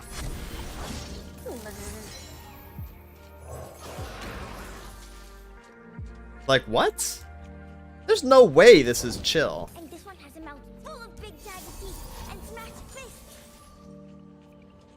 Ain't no way, lil bro. Shit. Misa Amani's gonna get my ass.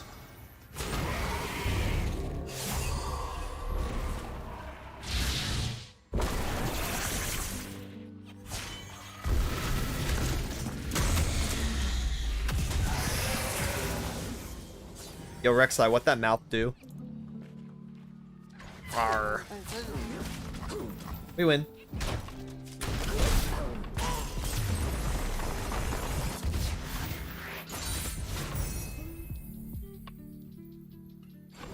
I haven't gotten a Rek'Sai level in a hot minute, and I play Lurk sometimes. Whenever I need to do meta reports. I never get her level. That was like the first time in a while. That's disgusting. You must be new here. I've been on record saying Rek'Sai is breedable, at least 9 times by now. I think might be double digit.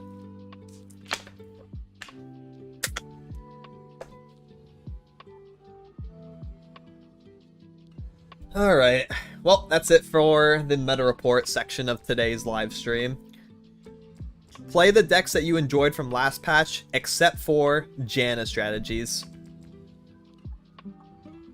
With a side note on Teemo Yumi, Lurk, and Poro King are all very good right now. Oh, I mean the play. The mouth do is pretty normal to me.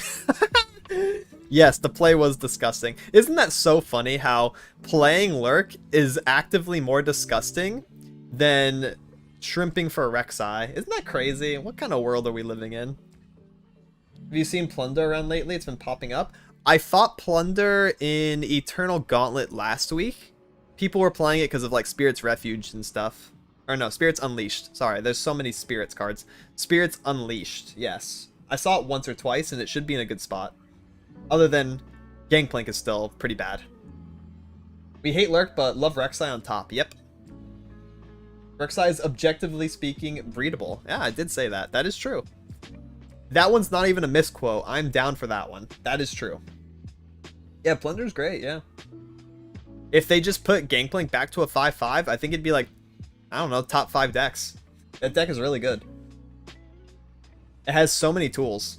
If they would also have to buff Harpoon. Maybe then it's top 5. Because, like, imagine Plunder in its prime, but also having Spirits Unleashed. Miss GP? I kind of do, too. I like GP and Pirates. I forgot he used to be a 5-5. Yeah, he was a bastard. And he would come down leveled. It was very easy to level GP by attack 5. Like, incredibly so. That would happen in, like, I don't know, 1/3 of your games. Maybe a 1/4 if you're, like, having a bad day. You know? Kind of, like, unreal if you think about it. I'm so, like, standard pilled now, where I think that kind of stuff is so broken on paper, if you think about it. Because standard's power level is so much lower than some of the bullshit we've had to deal with in the past. So now that I think about Gangplank turbo leveling on attack 5, it's just like, I can't play the game. I would just lose immediately. There's nothing I could do, except for Sunhawk on his summon. Any other deck is actually just going to get their ass wiped by him. Isn't that so funny to think about? Yeah, it's already top 8-ish, I can imagine. I can imagine, yeah. Gauntlet, what was I doing? It's Eternal Gauntlet, so I need to play my Red Gwen, I need to play my Eternal Jin Annie, and I need the Solution. So yeah, I'm gonna get some trophies so that I can get my last Prime Glory. That way I can have my 2 free wins for the Eternal Open, which is this weekend. Which I think I can actually play in this one. I was not able to play in the last Open because I was out of town. This one I should be chilling at home. Have you played Spider Aggro? I have not. I don't imagine Skitter going from 2 to 3 being that much different for Spider Aggro. So it should feel the same as it was before, which is like a decent burn strategy, but very glass cannon against all the removal that's in Eternal. Spiders loses to Vile Feast and other pings much more hard than other aggro decks. So when I got into Eternal the first or second time, I very quickly dropped Spiders in favor of like Bandle Burn and stuff, so it's probably in a very similar position. It loses to pings very hard because it runs Stygians for most of its damage, and there's another really important card that's like 1 HP. I miss it too, yeah. And like Vile is just OP. Vile, Pokey, Make It Rain. You just lose. ENZ Noxus really good into Spiders, so it's probably not great. I would much rather play Bandle Burn because of 3 and 4 HP units like Ziggs, Gnar, Stone Stackers. Much better cards, unfortunately. However, Spiders will win versus Formidable. You will always win that one. That's the one matchup where I think Spiders would be the best.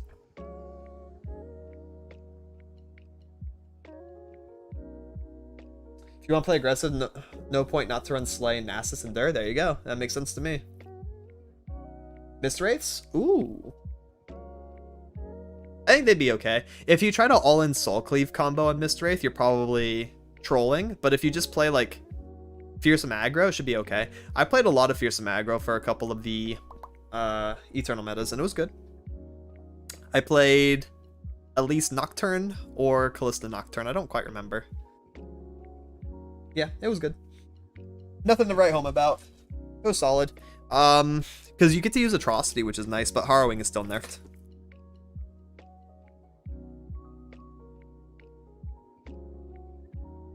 Other than that, it's good. There's a lot of fearsome blockers, and there's a lot of interaction with Mist Wraith stuff, unfortunately. The problem with Mist Wraiths is that they did not get any stronger, but everything else has over the course of Legends of Runeterra's life cycle. So a lot of things can match the Fearsome Pressure now. And turn 4 Wraithcaller really isn't even anything special anymore, which is kind of sad. Power creep's a bitch, isn't it? But they're still okay. Not broken, not dog shit, just okay. Yeah, the Harrowing nerf is probably the worst part about it. Rebuff Harrowing, please, I need it. I need Harrowing in my life. So what are we doing here? Banning... ugh. I don't like any of these, to be honest. All of them can cause problems for us. Scouts swarm and can deal with our aggro. Cultists can play around the lifesteal units. And this can play around the 1-drop lifesteal units. I think we keep Scouts and we ban one of these. Probably Cultists or Bard Ale.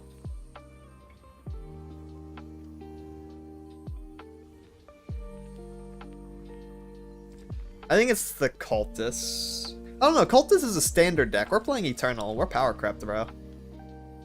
We have a stronger set of cards than they should have, theoretically speaking.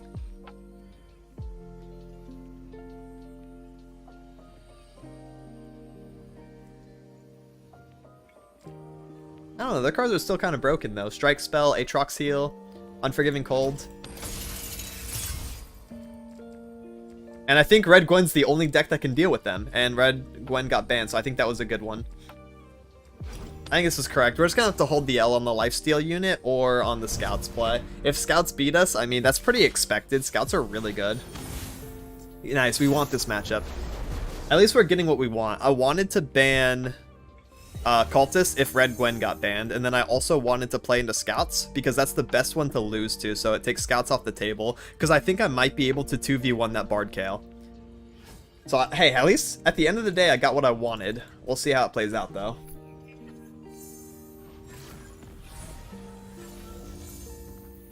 No one's the wiser.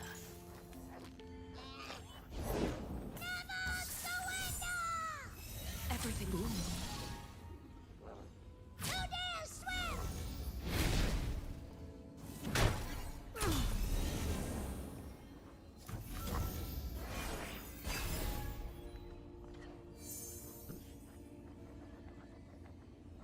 If Jin was in my hand, I probably would have kept the sub up back, actually. Interestingly enough, that might have been the play.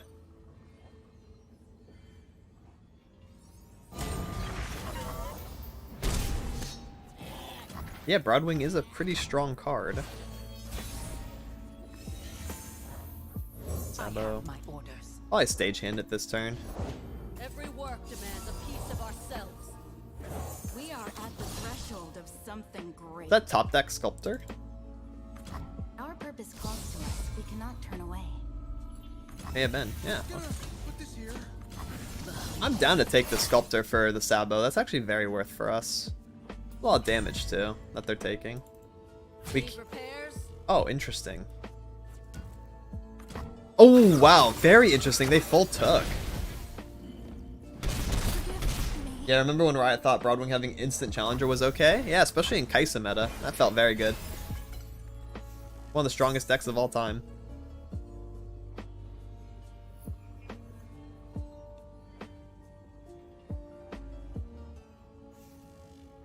We want to play Jean. But we also do not want him to get swung into by Form Up Broadwing or Inspiring Light Broadwing or Misfortune Broadwing or anything like that. So, what we're going to probably end up doing is... we could stun the Broadwing and play Jin next turn. I don't feel too bad about that. I don't feel too bad about that at all, actually. Also lets us get our Corsair down, and Corsair won't mess up my Jin Lotus Trap timing because he's going to be at 1 of 3. So honestly, this is kind of optimal. We can race this. They're at 7. They have to be a little bit more scared than they're being. Because we have a lot of direct damage, don't we? Need the finishing touch. And they don't run interaction like single, or at least they shouldn't.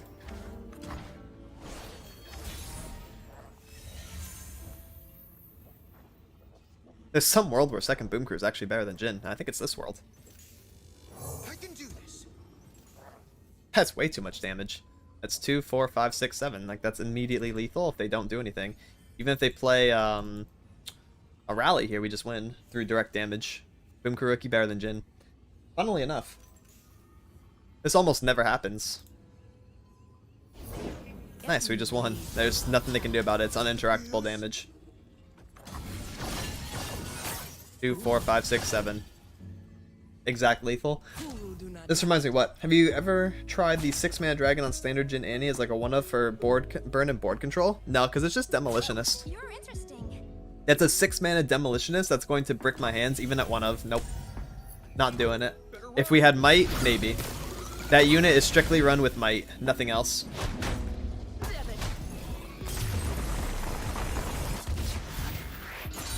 Yeah, interactable with their Shurima, yep. It'd have to be a deny region for that. It was a pretty nasty hand, to be honest. No Annie, but we got everything else that we wanted. Hey, no way. We did, yeah. It's because Boom Crew Rookie is the best card in the game, and they also didn't block for some reason with Sculptor. Did you see that? Their lack of blocking with Sculptor lost them the game. That's all they needed to do. So it really came down to like one misplay. And that's it. And I just pushed damage.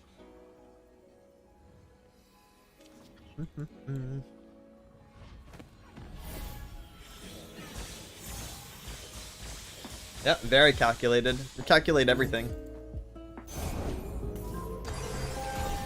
That's like a really good trait of me as a player, and something that I enjoy is I take advantage of mistakes really, really hard. If I see a mistake and I play optimally, I usually end up winning those kind of games, even if it's a bad matchup. I have my orders. So instead of slamming Jhin first action while I've been thinking there, I play Boom Crew Rookie because I calculated that was exact lethal. And he was just a little bit more damage than Jhin. Jhin doesn't do much for me there at all. And that's like a trait in a bunch of games I play. In League of Legends, good example, Talon. Talon's always been a punishing champion. The opponent mispositions once in mid to go for a farm. Well, they just got passive proc comboed. GG, there goes their lane. Nice electrocute trade, and they lost. You know? That's the way I like playing a lot of games. I think it could just be open. It's either open or Risen. Risen gives them a chance to put up a blocker. Or Risen then. Remember when we used to bash Boom Crew? Yeah, now we miss some deer. That card's broken. If you want, we can make this. Whoa! Holy shit, Kelt. Holy moly. Down bad Monday, bro. It's too early in the week for that.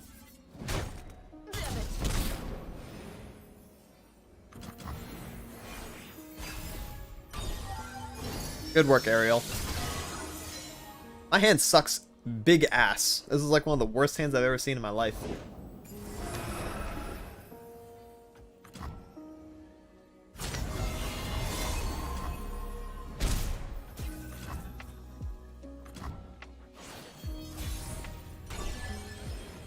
This is one of the worst hands ever. And them. Monkey Frame would go for Jhin. Mine almost did too. It's a what do they call that? It was an intrusive thought, that's all. I guess I can't play the game this one. We have to just go next probably. I'm gonna play it out, see how much damage we can push, but it's probably not gonna be a lot. There's finally our Draven on turn 5. If he came on 3, I think this hand would have been very salvageable. But really, really bad the way it turned out here. Yeah, you can heal. That's fine. At least he's dead. Let's get that Draven out. Maybe they don't have Sunburst, though. Maybe the Jinx gets to live. If they don't run any removal/interaction right now, we could be good. We could still have it in the late game. I mean, we're just going to die to unblockable damage here, though. I don't really have elusives. And I don't have enough damage to hit this messenger.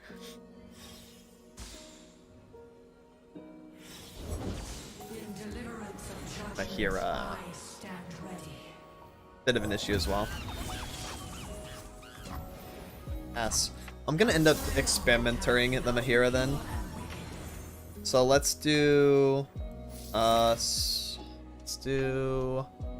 really matter. Our entire board's gonna be chompers, which is kind of funny as well. I'm just gonna your strongest ally can't drop below. Let's go ahead and do that for now then. Just to get that at first action. I think that's like the most value I can do. So we axe the Draven. We save the Jinx, no matter what, unless she gets silenced, and then we shoot this thing. That's gonna give us 2 chompers on the board, 1 gets burned, we lose a blowback. We also have Jinx Rocket this turn, so that's cool. So that means we can kill this thing through Pale. Yeah, they'd have to be on another buff for it to live through Rocket.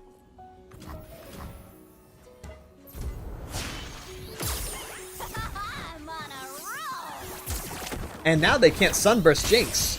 That's something really big that we need to talk about. They cannot Sunburst Jinx anymore. They'd have to have Hush plus Sunburst if they want to actually kill her now. Ooh, that's actually a pretty tricky situation. I hope I just don't die to elusive damage, though. Because they could clap me back here.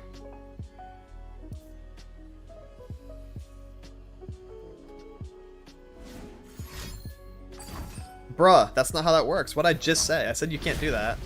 Oh no. It's so doomed. Maybe we can capitalize on this misplay. We'll see. That's a lot of mana used for that.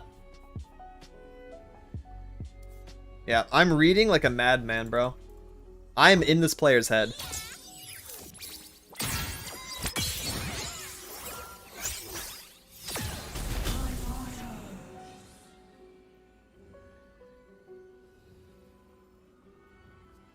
If they play another unit, I'm probably going to try to pressure the messenger actually so I can kill it with blowback and stabilize my HP. If no unit, I'm just going to all in obviously. And then hopefully we don't die in the clapback. Good amount of damage. And we're going to have another axe too. Okay, it is another unit, so. Wow, we would have had them down to 2. We'd have them at blowback lethal. That's so cringe. So let's go ahead and pressure the winged messenger. Yes. That's the thing we want to block us because we'll be able to kill it with blowback. And then we'll live. Unless they block here, in which case, whatever. I want them to block my Draven. No, they're blocking there. Okay, well then we just need to find 1 instance of damage and we'll be fine. We can do blowback and Jinx Rocket and get there. I wanted them to block my Draven. They didn't give us that one. But if they do develop, I can do the blowback on the messenger. Unless they gem and then develop. I guess it'll just depend on what they do. Now it's a party. Let's see. There's plenty of error. Plenty of room for error for them. Yo, what up, Druv? How's it going? Oh, they're just gonna weapon it? That's so cringe too, though. Seen any sheep around here?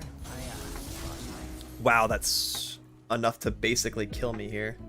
I have an idea. Let us do blowback this. We target this, and then we target spinning axe on the reborn grenadier. And I guess we just pick the Draven is fine. Time for the moneymaker.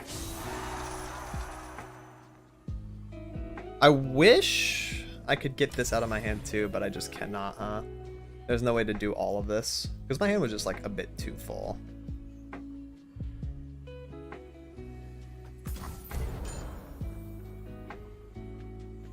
I die to 1 more damage. They're only showing 9 right now. If they have any damage in hand, I lose. Or any elusive. Yep, I lose to that too. That's exact lethal. Because Esmus buffs up the messenger. Man, that's so sad. That was such a vital misplay by them too, and we could not punish. Exact lethal.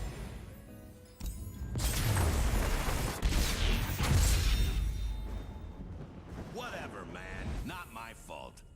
They just had to have that extra blocker last turn, man. They just had to have it. I wonder if I could have done a different attack grab. I don't think so, though. I really wanted to be able to kill that messenger. They just didn't. They just blocked appropriately. I think that was proper grab. There's not much else I could do then. I didn't have a lot of agency in how the game was won, other than just the opponent needing 1 or 2 less cards in their hand that they had. No Bastion, we win. No extra 2-drop on that last defense turn, I also win. You know, it's just they had too much.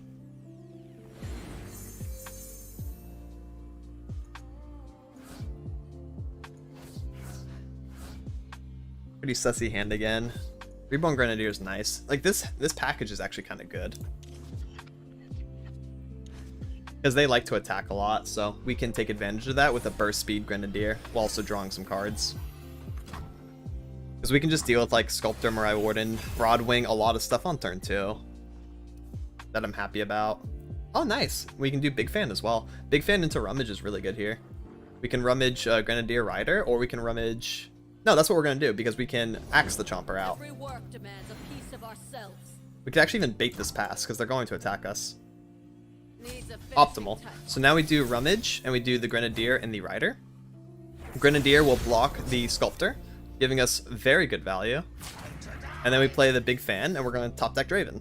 Cool. Love that. Goodbye, Sculptor. Draven on attack 3, and they have no board. That's really good for us. So funny that they were punished for attacking on an empty board. Something you would never really think about.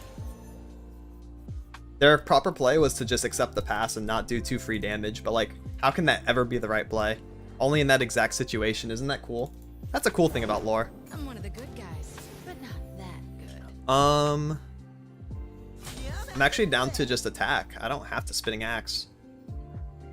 And I definitely don't want to Chomper Misfortune. My kind of You're trolling. You're trolling. You've got to be trolling. Why are you trolling? What is that? You have Tough? You have Chain Vest or Rangers or what? You're just trolling! You saw the axe in my hand.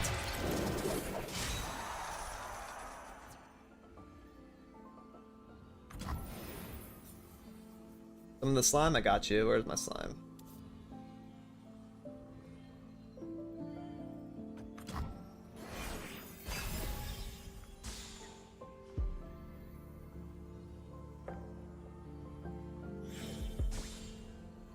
Yeah, we do a little trolling around here.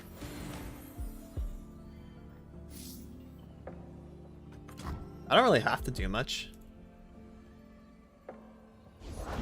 fortune favors the bold. Oh, I see.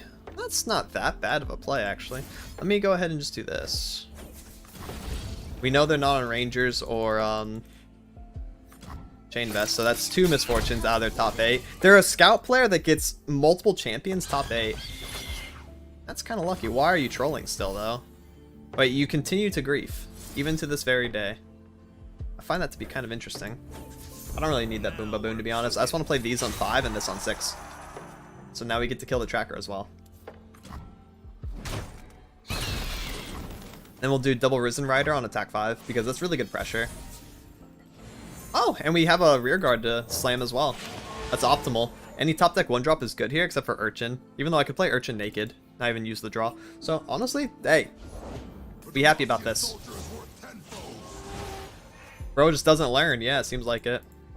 It is what it is.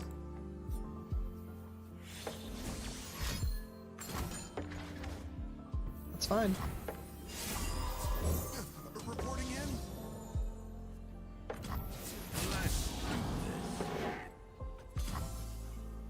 That's fine. You can even block the Draven. Have a grand old time. You go to 6. And I'm about to draw 3 cards next turn. And also kill one of your units. So like even Genevieve really doesn't work or do anything. Because I'll just shoot the Sergeant and then wow, there's a Genevieve on the board. Big fan. Oh yeah, I might as well axe something then. Soldiers,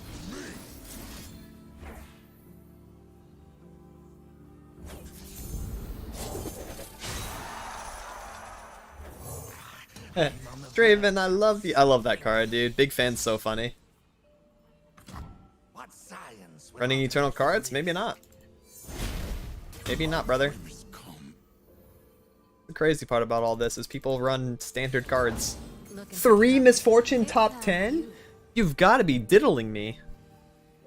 How are you that lucky? There's probably a Quinn in there too. Their hand was actually so, like, winnable.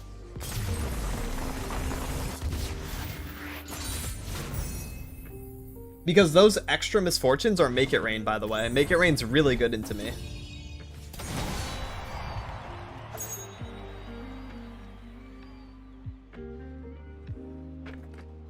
Yeah, that was primarily down to execution.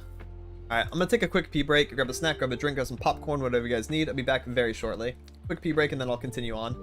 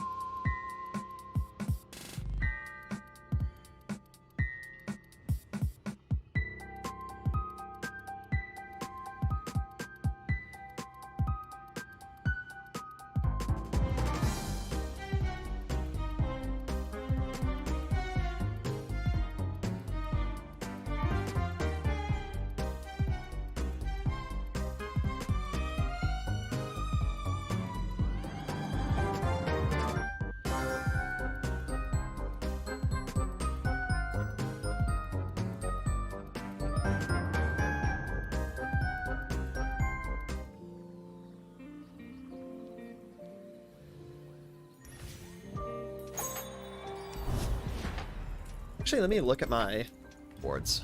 I think if I do a good job each of the days, I'll have the Prime Glory soon. Oh, not surrender. I almost said surrender. You see that? I'm trying to look for schedule. 4 days. Because I gotta do it before Saturday.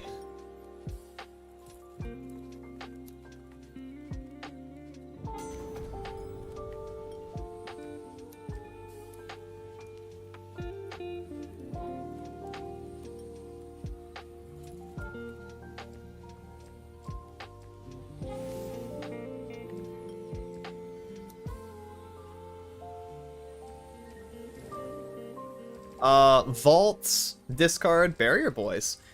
Wow. I'm so surprised at the lack of Eternal I do see, though.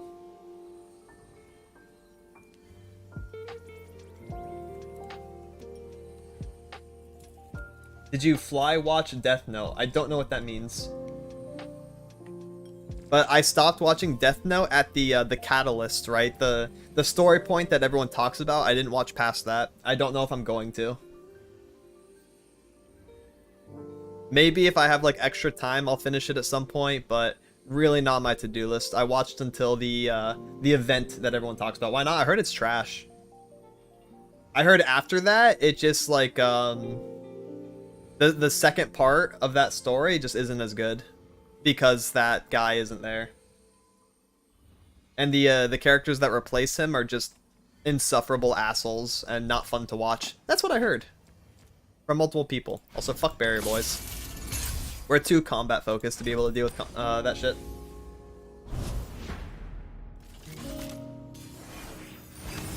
I got you, Wicked. I'm sure if you put your time into it and like really mastered a deck that you like in PvP, you could do it. I would recommend using Path of Champions as a way to understand some cards and just get a read on the flow of the game, but then transition to versus AI in the PvP section where the decks are a little bit more normal, right? No powers, no crazy cards, and just learn a deck and learn the ins and outs of it. Really have fun with one of your main decks, and just play towards its win con all the time. Bonus points if it's a really easy one, like Volibear Acel is a good example of a recent one that works for that. I want to keep double stuns on attack 4. We have Annie, defense 1, boom crew 2. We can float 3 or we can play on 3, and then we can do double stun 4 and just win the game maybe.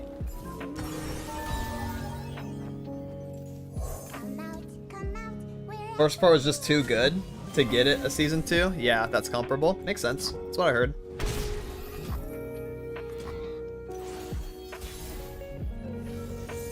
Oh. We could probably tome up a boom crew. Not Annie, though. Of course I'm ready. Annie way too risky, because of Mystic.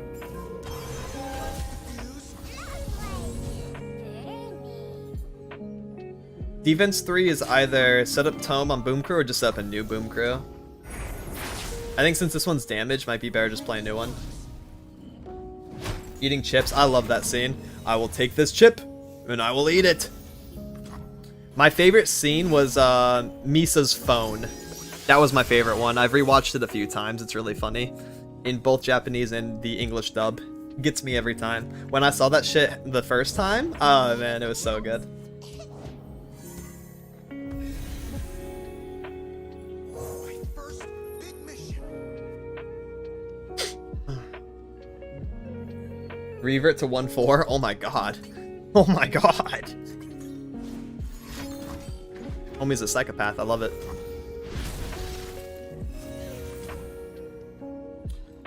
Just play control, I guess.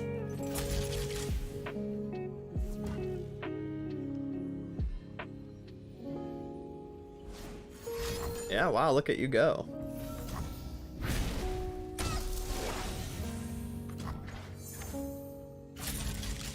Anything else? I didn't do anything. Backfired. Well, this is a little bit doomed all of a sudden. Pie toss plus a chimed up flame chomper really put a dent in my plan. This is the last time we're ever gonna get damage. Rip. One of those moments where it truly just is what it is, you know?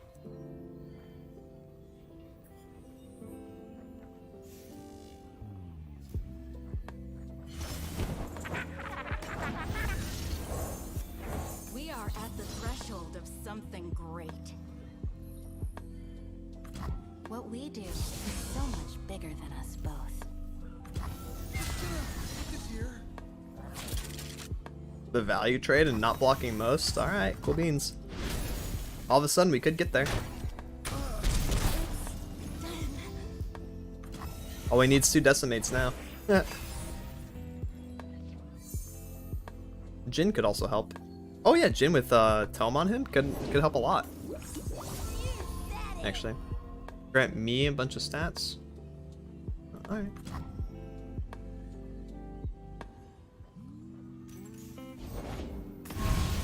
Wowzers, look at that. Look at you go. My best way to get damage now then is actually, yeah, the Jin, Tome. I lead next turn with like, maybe Decimate, that way I can get to Lotus Traps. Bit awkward, we'll see. Ideally I could top deck something else that has a skill, but I mean Decimate damage ain't really that bad. Oh, fuck me. Damn it, that changes things. I would have played around double Decimate had I known I was going to draw double Decimate. Now this is a bit awkward.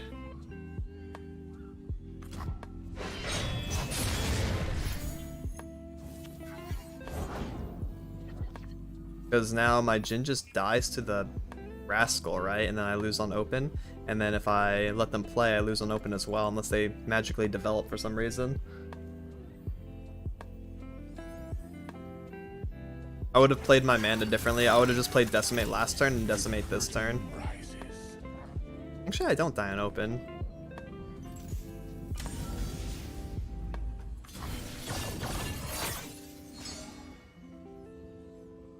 Come here, squirt.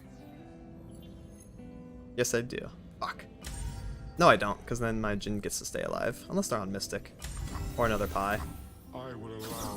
This is my best course of action for sure. This also gives me a potential forever lethal unless they kill Jhin right now. In case I top deck it. If I could see into the future, I would have just won this turn though, because I would decimate last turn, decimate this turn. Gosh, diddly darn. On mid, huh? Alright, I mean, that's still killing me on open now. Damn it! Hopefully they just develop Jinx and call it a day, that'd be hype. Man! Oh shit, I'm like way over dead. Okay, well now I need top deck fervor. There's no way they're going to develop now. Man, if only I knew my decimates were stacked at the same exact spot in the deck, I would have just killed them. That's so lame.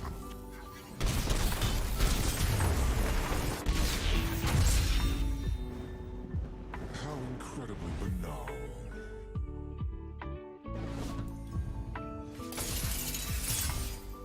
Yikes, now we have to beat vaults?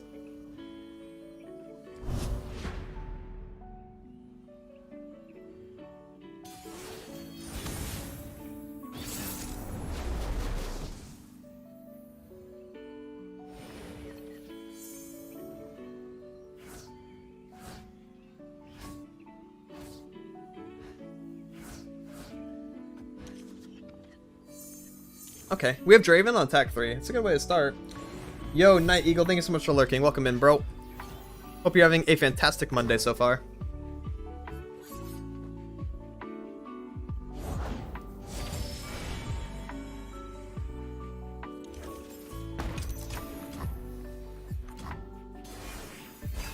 Why can't I win the lottery? You know what they say, Crossman? 80% of gamblers stop right before they hit big.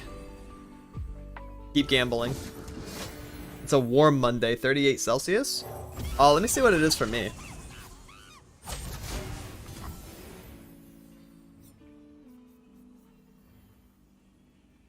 I got 82 Fahrenheit or 28 Celsius. Wow, it's very hot for you. What the hell? What is 38 Celsius? That's got to be like boiling. 100.4? Yo, do you live in Phoenix, Arizona? Because I live in Florida and I thought I was down bad. 100.4 in November? That's hot as fudge. I'm chilling -10. Yeah, you're on the opposite spectrum. You're in Antarctica, my friend. The party has arrived. The hottest afternoon of the history of my city. That's absolutely insane. I've got gravel cakes and flag fruit. Holy guacamole indeed. You know? Now we're cooking. Let's do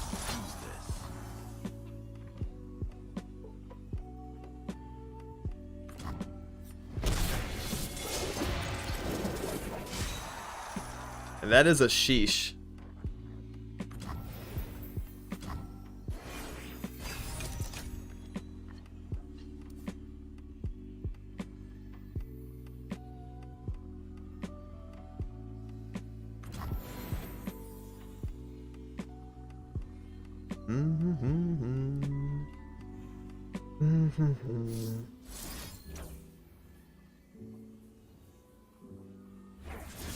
Time for the moneymaker.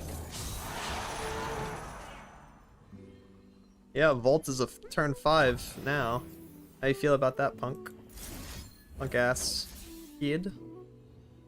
How you feel about all that? Volt is turn 5 now, baby. I go, friends.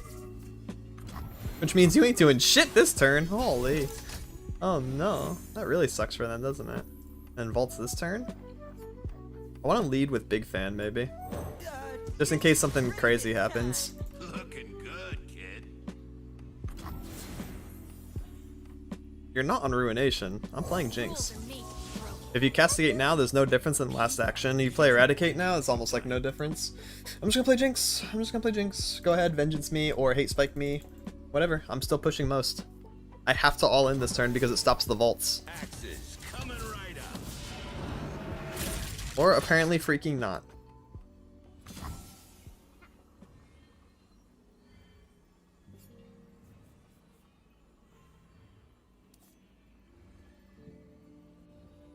I have my fan on. It's like breathing hot air. Yo, I've been there. Again, I live in Florida. I've had it been 100 degrees plenty of times, even this year, with a humidity of 80%. I know what it's like to breathe hot, humid ass hair.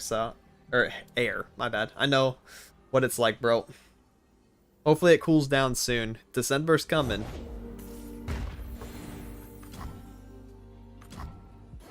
Last time I saw Draven level, I did it one singular time last week. The time before that was months. It's not a very big Nasus. Or a scary one at all.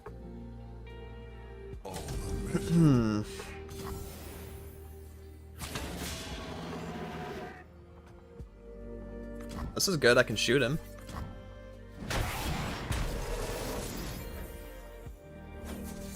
I'm gonna put Draven up to 4 so I can dodge Eradication still. And shoot this, because we're already losing those cards anyways to Experimenter, so I literally might as well. Just in case, you know, how I can keep Draven alive through Eradication.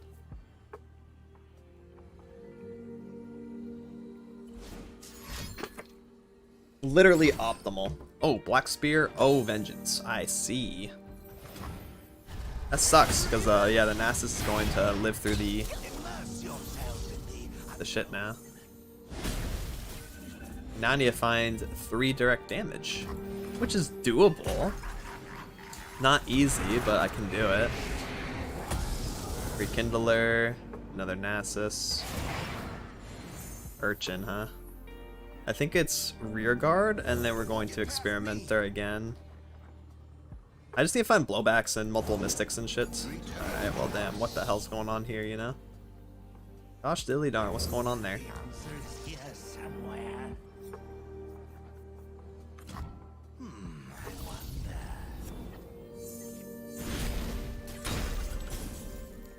Hey yo, where my damage at?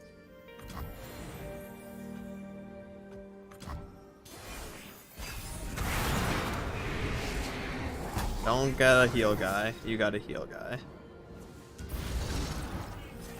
Dude, there's no damage. Where are my mystics and my blowback? One blowback gets me there. You've got to be kidding me right now.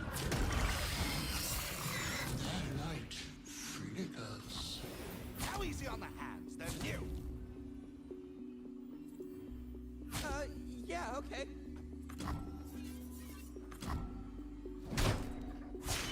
Life and death inexorably interwoven. This is being unbelievably cringe right now.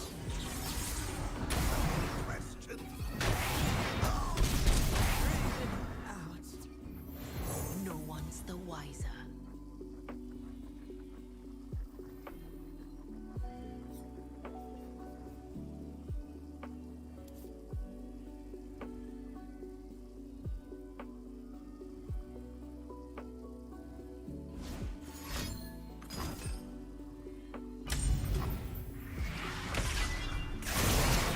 I don't think that really changes that much.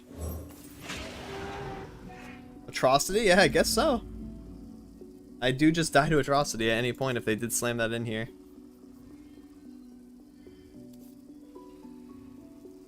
I can't Rocket this turn, but I can try to draw more cards and Rocket next turn if they're not on Atrocity now.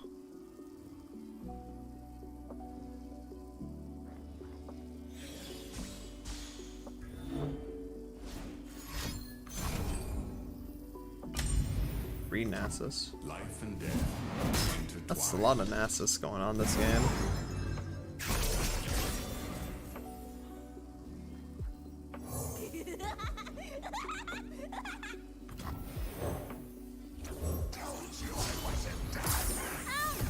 Well, we get to draw extra cards.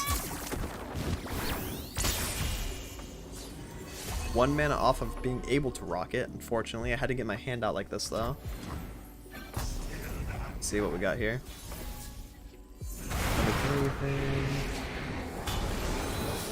Hydros, oh my god.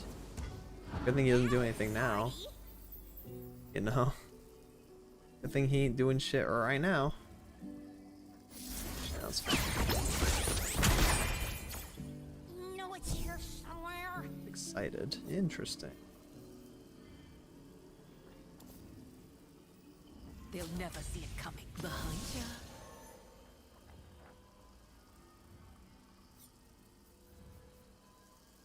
don't know Trossing, I can actually still win.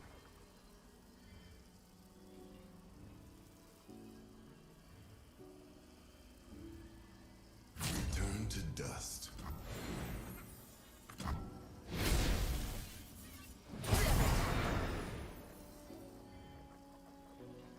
Oh yeah, goodbye slime.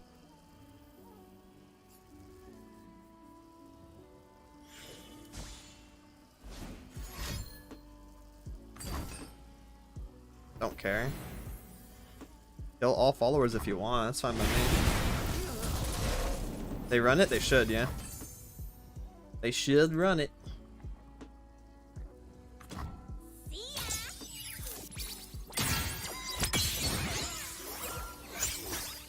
If I top deck another damage spell like Mystic, then I can bait Mystic and then they write and then I can get excited the third card in my hand.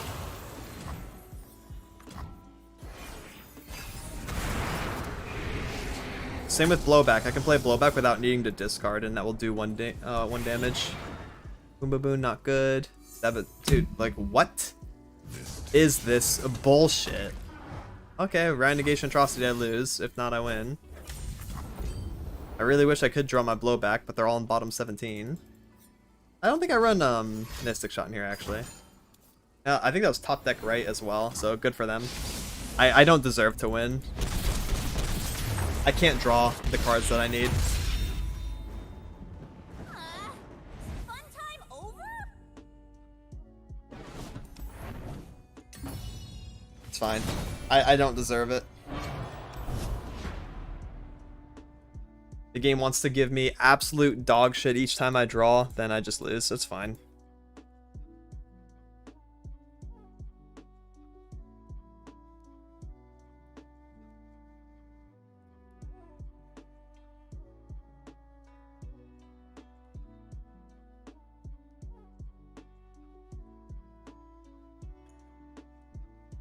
She had 25 out of 5 recalls for her level. Literally bottom 15. Yep, Tempo Lux, sorry. It leaked onto your account a little bit there.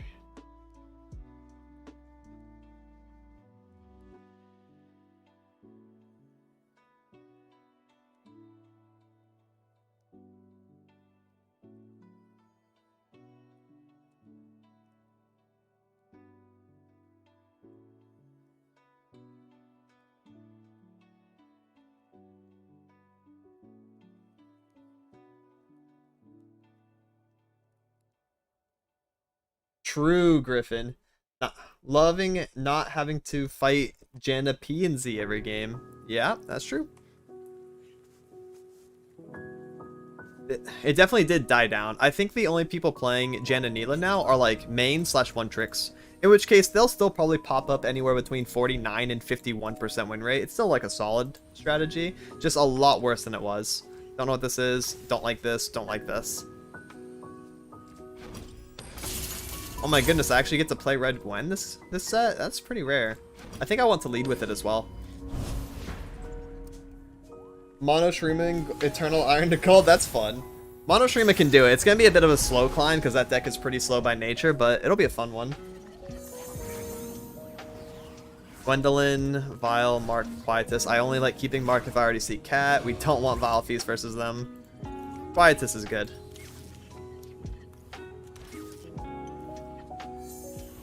We have Foyer on defense 3. That's nice. Got the Mark back. Actually down to pass this. Then we play Host, and then we have the Quietus mana. Or something like Pigeon or something.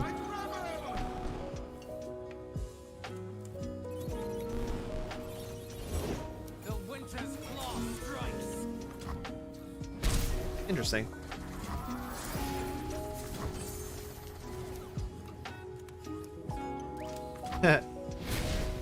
Alright, now we know no Elixir of Iron. Otherwise, that would have been a pretty easy 1 mana out for them. I was seeing if I could get it with the combat first, because it's so much less committal. Ruthless Raider, play Foyer. I'm sure they have a Sky Splitter then. Otherwise, their main other combat trick is Transfusion. Interessante. We play Gwen. My goodness, what is all this? The Midnight Rebel. I love them. They're so cool. Come in, come in! Yeah, Sky Splitter now.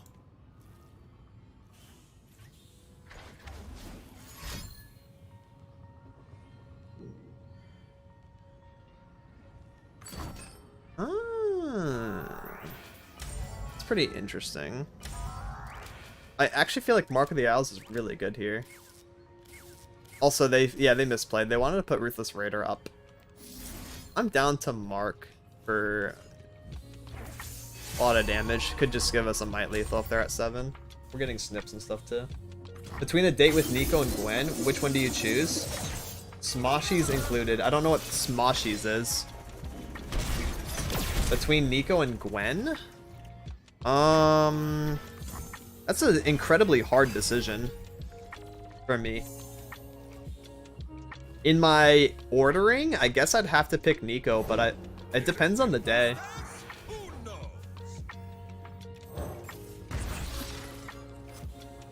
I feel like Gwen would be more fun to talk to, so if we're going to like a cafe or something, like a coffee shop, I'd way rather talk to Gwen than Nico. I think Nico would piss me off.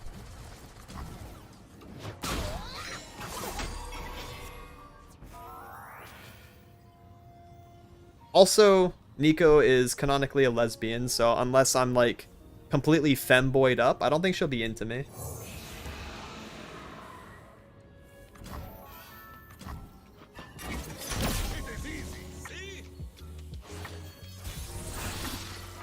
So realistically, I'd probably have to pick Gwen. Just off of that alone.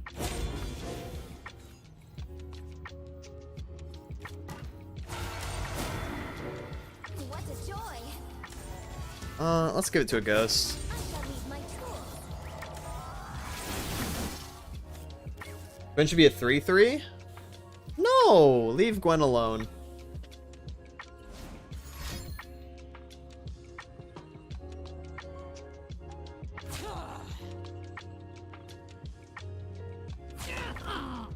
You are safe with Braum. Ice Shard.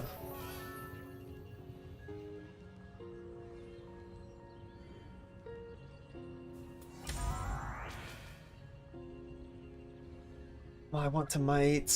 This Ice Shard's actually really annoying. Now I kind of wish I gave the extra damage to Prodigy. I don't think they're on Harsh Winds. They're on Harsh Winds, they're just weird for that. I probably want to do Might Gwen. They didn't have a Frostbite out. I think they would have just done it. Cool.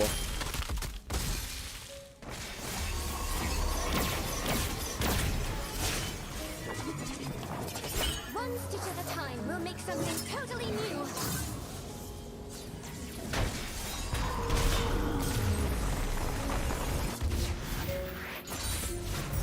Yo, what up, Louis? This has been a joy. I've been on lore for like 1.5 years, but I couldn't climb farther than gold. Any tips? The best way to break from gold to platinum is literally just playing the top 3 decks. And being able to trounce unrefined decks that are not top 3, you know? I would say if you really want to just like get a stranglehold on upper gold to platinum, play the best decks and be able to play them efficiently regardless of what matchup you fight, because you're going to fight some pretty weird stuff in gold still. A lot of people will be playing meta, but you will also fight a lot of lower tier decks. As long as you can min-max that and win against the lower tier decks often, you will efficiently climb. So I'd say just abuse something and really learn a meta deck. It doesn't have to be top 3, it could probably be like top 5, maybe even top 10, as long as you're really good at it and playing towards its multiple win cons. I also have a YouTube video about what to improve on every rank. I highly recommend checking that out. Because at gold, you should have like 2 or 3 decks that you're really experienced with, and then able to beat opponents that are not as experienced with their deck, because a lot of people in gold would be playing their deck for the first time, so you should take advantage of that. Good hand. Yeah, Swain Volley's cool. I fought that as well in Meta Report, actually. I feel like it has a lot of potential. We already have the Draven, so I guess we just play the rear guard, or we play this. I think Zonite Urchin Rider is better. That way we can do Rider on 2. The allegations? Which ones? The binoculars allegations or what? Yeah, always make sure you're up to date on the meta report videos. That way you know what to fight. Even if you don't want to play the decks, it's really important to see like what's good. That way you know where you're going to be up against. And yeah, again, I cannot stress this enough. The what to improve at each rank YouTube video I posted a month or two ago. Super nice. Yes. I don't know what's going on. So the thing is, I was playing Call of Duty on Friday for my 24-hour stream, and someone in chat said that people are in other streamers' chats using my binoculars emotes. Now, I don't know what the context is, but y'all gotta behave. Don't be going into other chatters' chat rooms and using binoculars at inappropriate times, huh? How do you think that reflects on me? What is wrong with you people? What is wrong with you? Stop doing that. Time for the money. What up, friend? Not playing Metal Gear? That's true. I haven't done that one yet.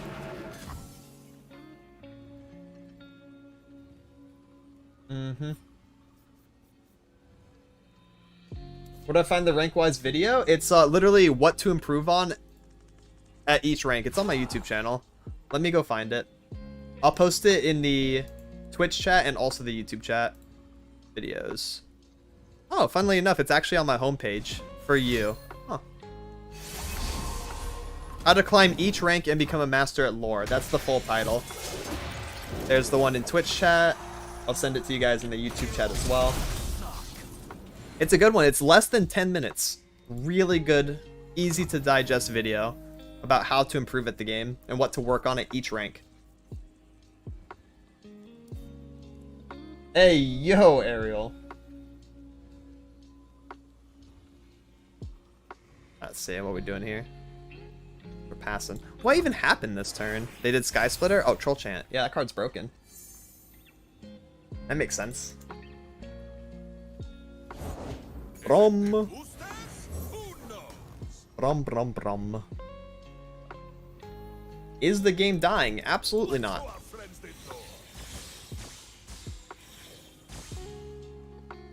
It's a Riot game and it's on mobile.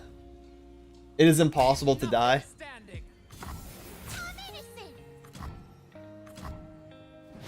Game is in the same spot it's always been. Ups and downs, people coming, people going. Roxarder, thank you for the follow. Really appreciate it, homie. Welcome, welcome. Much love. Thank you for being here. And hope you enjoy your stay in the Underworlds. It is easy, see?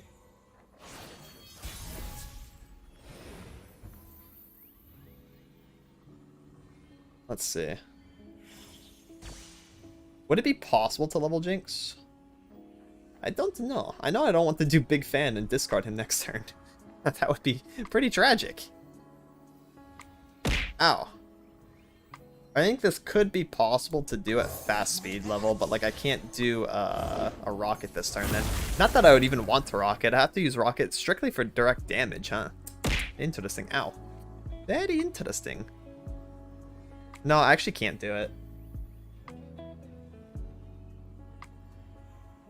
Oh. Don't forget to redeem. Yeah. I'm paying attention, bro. I'm in the middle of a gauntlet. Give me a minute. Holy, DJ Chucky as well with the follower. Really appreciate it, homie. Welcome, welcome. Much love. Thank you for being here. And I hope you enjoy your stay in the Underworlds. Thinking more pew-pewing. I have an idea.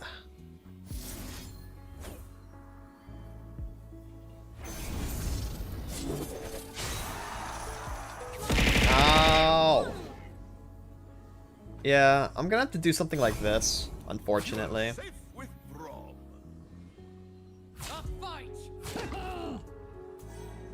We can kill that Braum.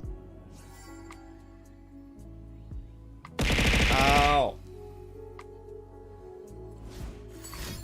Interesting. I cannot kill that Braum now because if I did blowback, it's gonna gain tough, right? So let's take a peek. Yeah, so it's even worse for us now. Gosh, diddly darn, they had the transfusion too.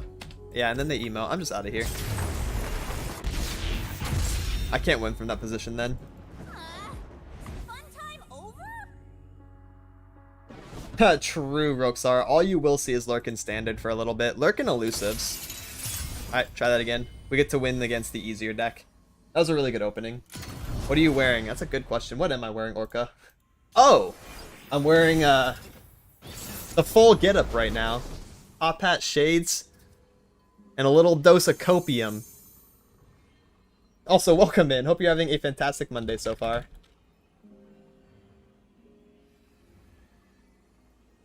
Got you, homie.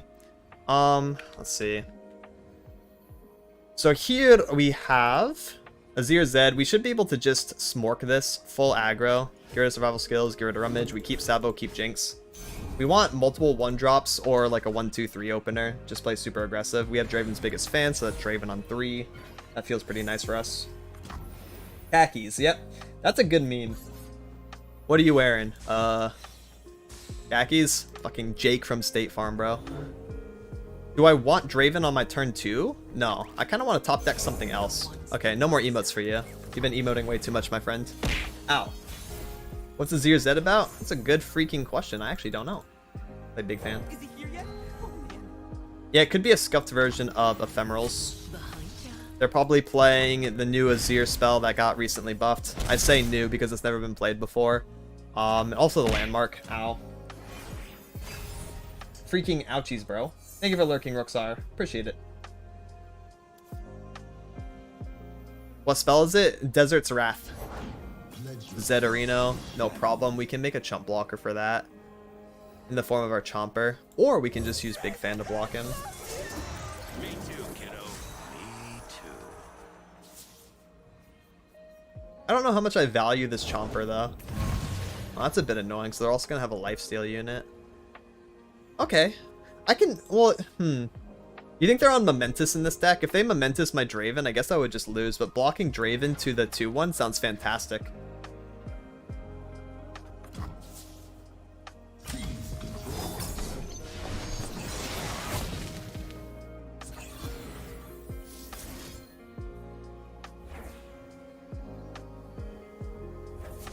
Time for the moneymaker. Hey, buddy, what you doing? Liking this. With what targets can I blow back, though? I need all my shit.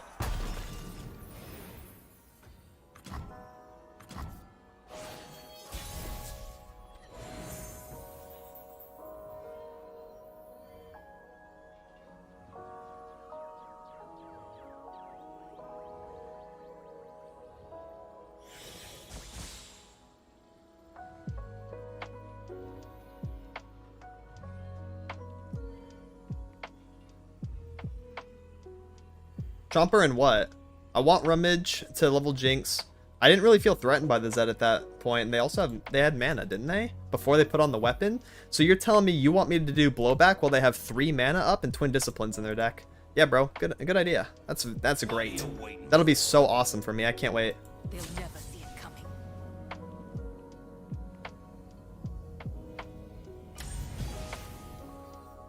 Deny, that's true. I kind of just want to open this, play Jinx after. Ooh, big damage.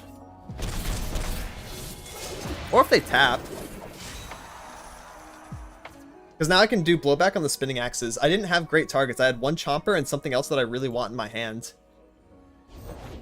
And they could also run Momentous, you know?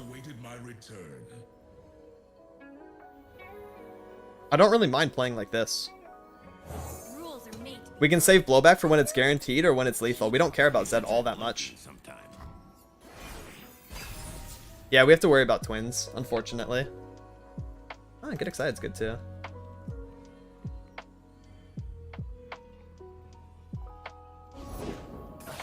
What is this? Ren Shadowblade. That's a new card. What the hell? I ain't never seen that in my life, bro. You making shit up. And if it helps, stick your lip out and give them puppy eyes. Trust me. This is really cool, actually. So we're going to do this, this, and then we can also, I guess, just take the rest. We don't really care that much. We're gonna win next turn.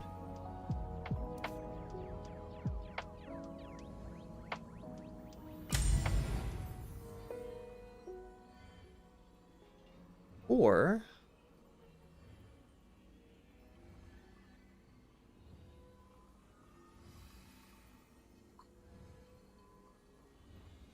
we could do Rummage Get Excited and level Jinx now. We don't have Rocket for because I had to play the chump blocker.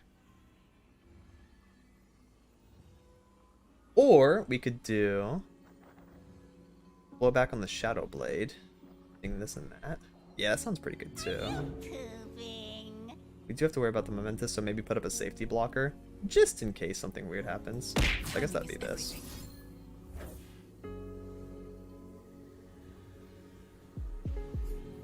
Spinning Axe and the Experimenter. Because I think we can just win through damage after that. Like, no problem. Yeah, I think it was on summon, yeah. We put the safety blocker up in case they are Momentous, which I'm pretty sure they are. We care about the direct damage to face more than the unit dying. Ooh, interesting. New card, Pog.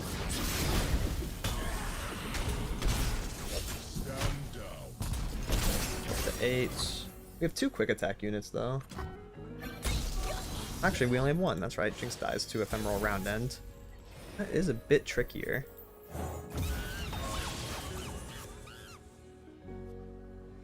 Definitely a bit more cringe. To the streets, show them the might of our army. Shows of power excite the people and quell our enemies. Behind ya. You seek an audience? Faithless creature.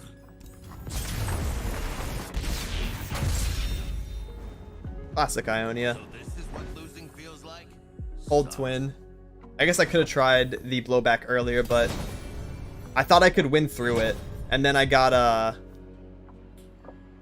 random... Like, this is where I wish I could see the opponent's deck. If it was open deck list, I'd play that so differently. Because I didn't expect this card. Let me see. Ionia. Deathmark. If they're holding 3 for Deathmark, then I want to push them below that. I don't know. I'm just worried about Twin Disciplines the entire game. It's so hard.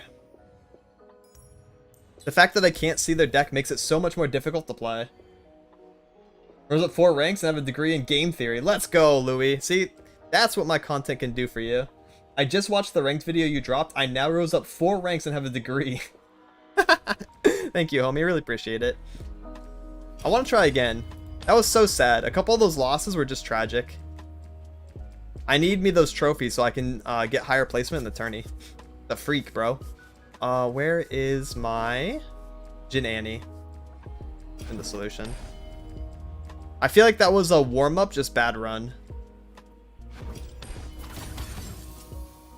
Oh yeah, the 1v1. Let me hit confirm on this, but not actually queue up. That way I can just have all this done. I'm ready when you are.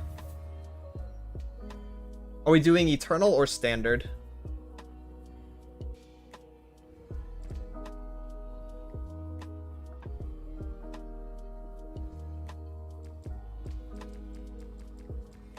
You choose? Standard. I want to try some of the more chill stuff I have.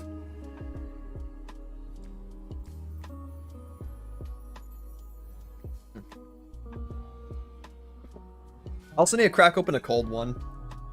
And then, after that, I'm going to get a full win. Hey, change your name. A full win Gauntlet run. Guaranteed.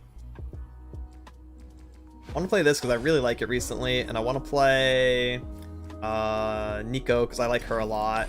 I'm kind of shrimping a little bit. And mayhaps... what else do I think is really good? But like also kind of fun. Tentacles are fun. I like playing with tentacles. Yeah, let's play some tentacles. I haven't really updated this one, so it's a bit outdated. Alright, though.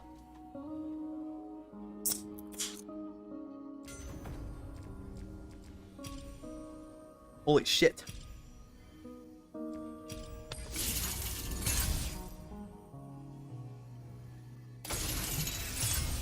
No, tentacles.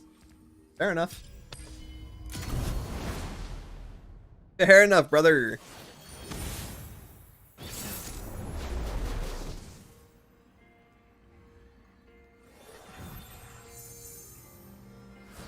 Bird, spider, dog, cat. These are all unique. Therefore, I'm keeping this hand. in Nico decks, you just want to have different tags on your allies. We'll go Precious Pet first.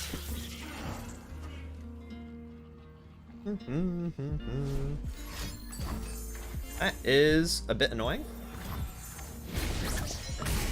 Obliterate 3 Canes and 2 Aatrox? Let's go, that's funny. Holy shit, Crossman, that's wild. Welcome in, Jota, doing pretty good. That's chillin'. We need a bird down here so we can do Deck Hunter. Next turn. I can't believe I lost my spider. I needed that guy, actually.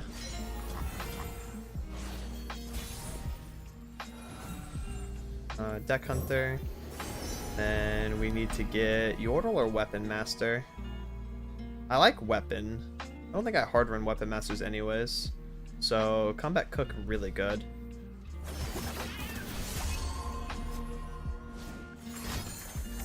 Yes. I love P and Z removal.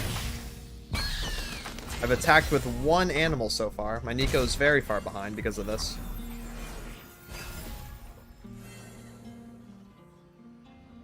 I'll scout ahead. Nice, not leveled yet. Combat Cook. Wow, Scout Weapon's really good. We always take Scout on the Combat Cook. That way we can lead next turn with that. Time Trick, probably looking for Teeny. Yeah, I covered the Meta Report decks today from my YouTube video, and then after that I played a Gauntlet run, which was a bit tragic. I'm gonna go for another Gauntlet run and retry.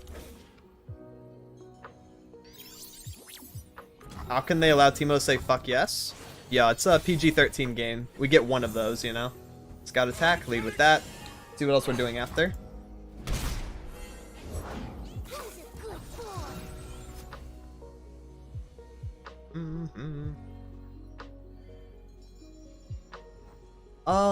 Yeah, let's do Spider for the time being. So now we'll be attacking with Spider. Hot on the trail. And I guess that's it, because now Caitlyn is here to be a bastard. A big meanie, even. I guess we could Deck Hunter and try to find another, like, 1-drop thing. Oh, interesting. Yordle. I mean, I like the Fey Guide. Being able to give something elusive is good next turn. Then I can block the Teemo. I've already attacked with Cat once, right? Cat and Weapon Master, so... Spider's a new one. Love that. Teemo level. Success is planting your mushrooms.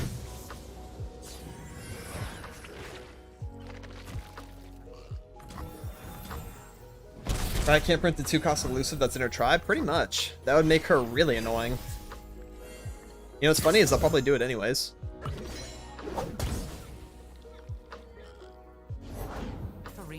That plant? Oh, we're activating now? Wow. It's a lot of shrooms.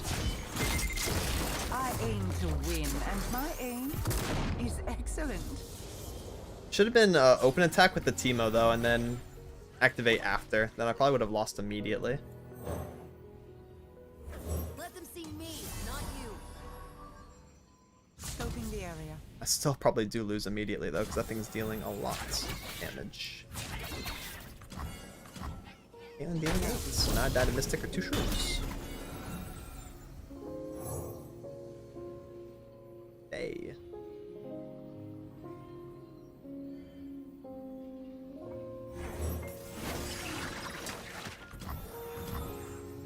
I'm so dead anyways. Oh no, I'm alive. We live in like Larry for the time being until Caitlyn beats my ass, I guess. We'll grab her at the end though. So hey, no direct damage means I win. Roll 102. Practice Maybe. makes perfect. My heart and soul know the blessing. Oh, they have the Mystic number 2. My hand was a little slow because 2 of my really important units got shot early before I could even go into combat. And then second Mystic closes out pretty easily, yeah. Have to try again. Because we're gonna have to fight burn into that.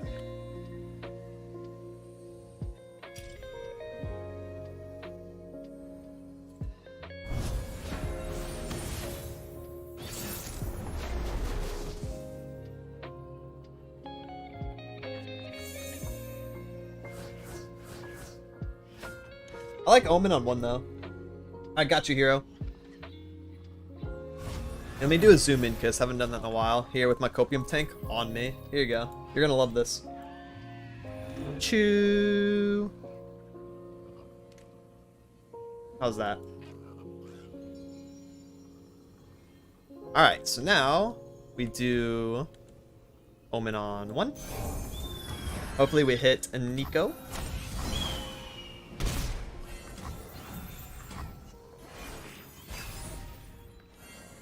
Yeah, I had to kiss you through the copium tank.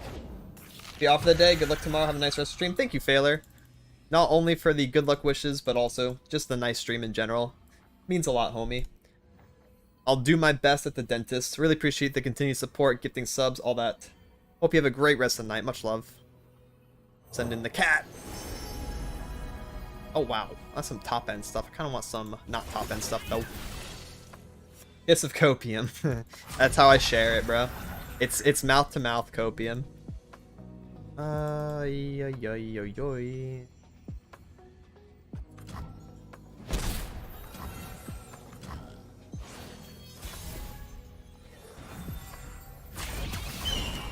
They call me open attack Andy.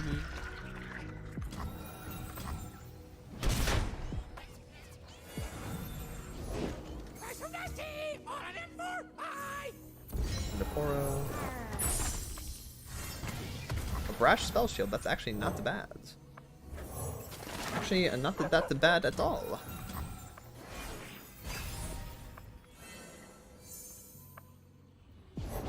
These isles will be cleansed. Garen or Sodian?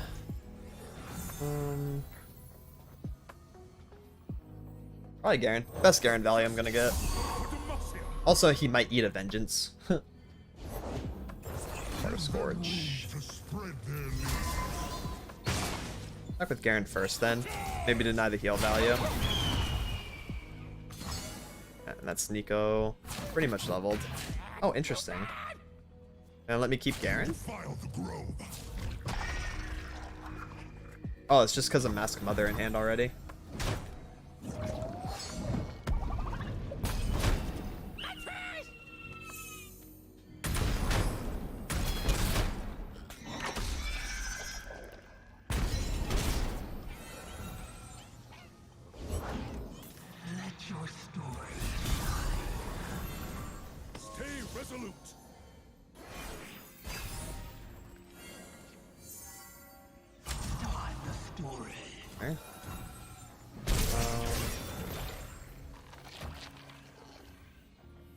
Sergeants.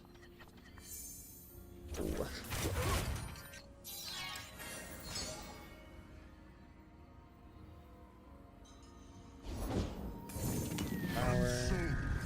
I'm good. My hands weren't good enough to win with Nico. I really wanted to break it out. I haven't played it in a while. And they just weren't turbo enough. It is what it is. I'm having an unlucky Monday, I suppose. Can't catch a break in a lot of my games.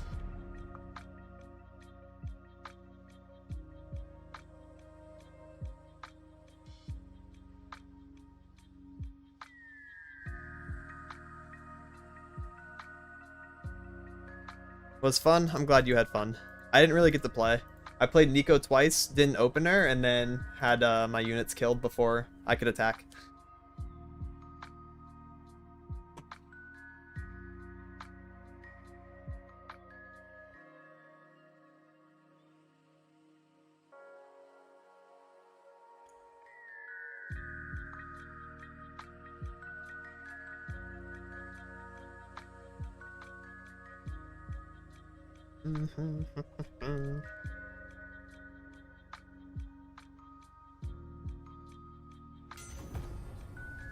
Jin, Annie, Barrier Boys, and discard. I think for the most part we always have to ban Barrier Boys. That shit too OP.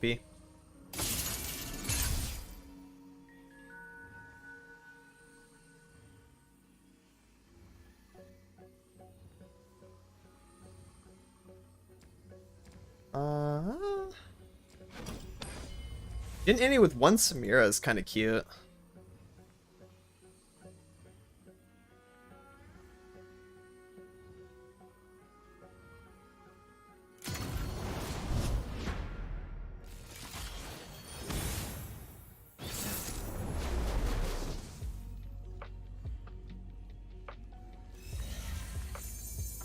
Ugh, not with this hand.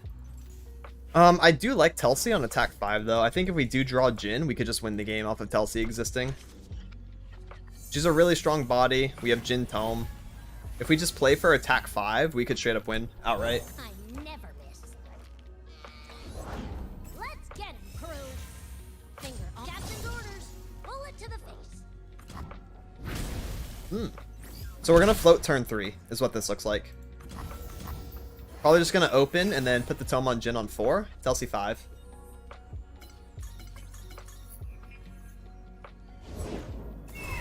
Yeah, the main thing I want from Telsi is for Crackshot Corsair to be able to double cast. I think that'd make her really cool.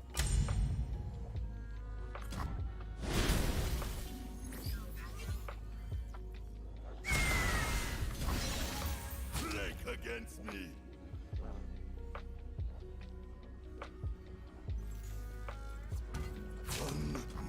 Like, alternatively, I could open attack and get the trade and get 1 skill, but I'd rather just not take 2 damage here. I'm pretty sure if I preserve my HP, my play is good enough to just win on attack 5.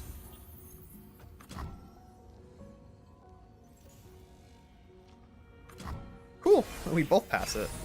Okay.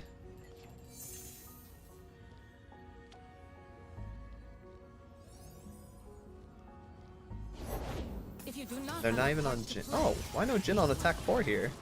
That's pretty surprising. what we do is so much bigger than us both. Huh. Oh, Oh, that's kind of odd. Is it stagehand, and just push most damage? Ready?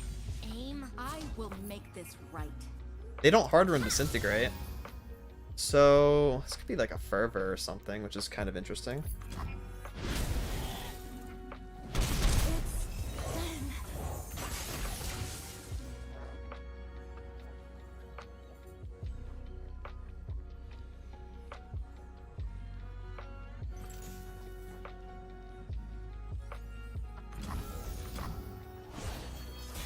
Alright, here's our Telsi on 5. We are going to cast a lot of skills on our attack call. If Oh, we never mind. forget, We're going to we must commit all. do a lot less than I thought. They were on double stagehand, but just didn't use it on their attack turn. They're playing very, very weird. Captain's orders. Bullet to the face. Hater of fun. I guess so. But like, also a hater of doing things optimally. I'm pretty sure it was either Jhin on their attack 4 or double stagehand. They're being hella weird. I'm not entirely sure why. If they don't break, they'll burn. You for the men.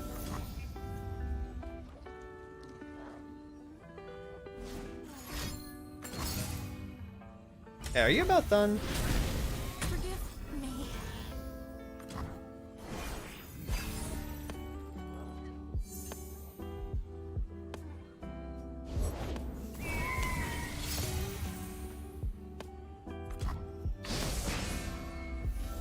Let's go make some friends, Tibbers. You're quite the little fire starter, aren't you?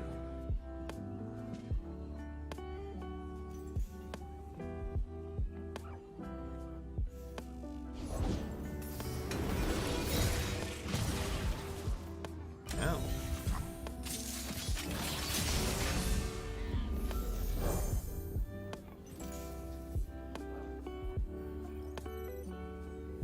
I am frightened, but I am ready. Embrace it. Your adoring public awaits.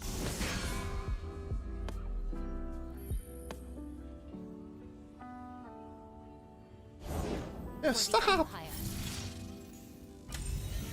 Stop! Oh my god. You've got to cease and desist, my friend, please. I have prepared something very special.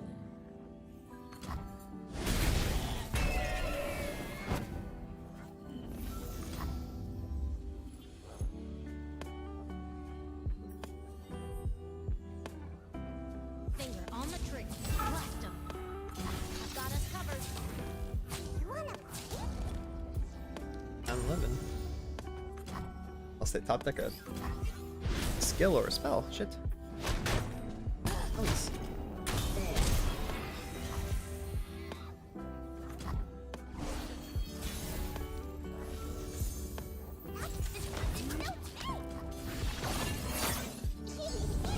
They always top deck rear guard, right? Where there's fire, there's shivers! My next act will be sublime. Well, Jin on the far right means we get double curtains, so as long as they didn't top deck a spell. Wait, 1, 2, 3, 4, 5, 6, 7. They can't play a spell! Let's go! We filled the spell stack they can't play.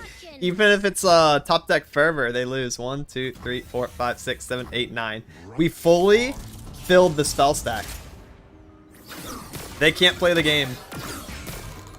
1 HP in a dream, and the dream is Telsey plus Tome. Lotus Traps just... Oh my god, clogged it up. That's so toxic. I hope it's last card fervor.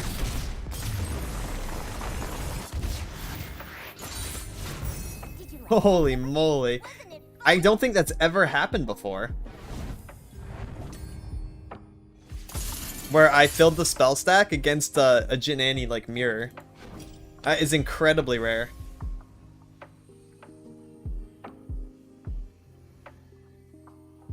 No one has ever done that. No one has ever done that in the history of Dota. Holy. This is Giga Chad.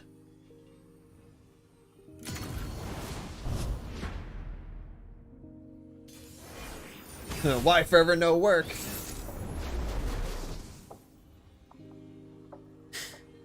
Alright.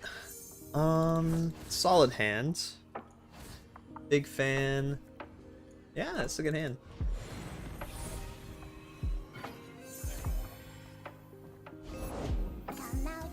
I'll do rear guard then, and then big fan on 2. Where's my axe?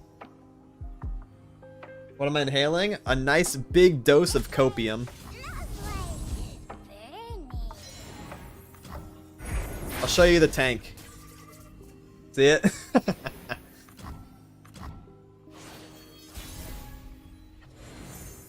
I'm sucking it till it runs dry. Is he here yet? Oh man. I have my orders. Explosives primed. Okay. Behind ya. Draven. Draven. I hope they develop on 3. That way I can do Draven and then get the Grenadier down here as a burst speed blocker. Yeah, it's me with my laughing gas tomorrow.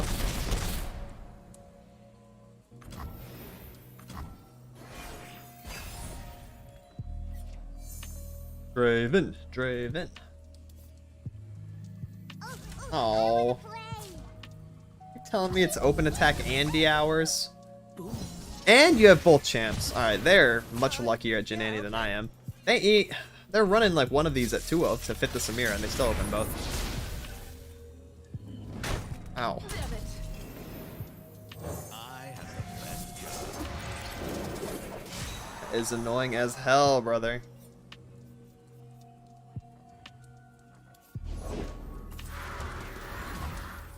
Why Samira? No clue. That's a good ass question. Rules are made to be broken. Like buildings or people. You should try blinking sometime. They're not fully gone, you start revealing all your life secrets? That's not gonna happen. I don't have any life secrets. It's only gonna be me and my mom. I ain't got nothing. I ain't got nothing to hide from my mom.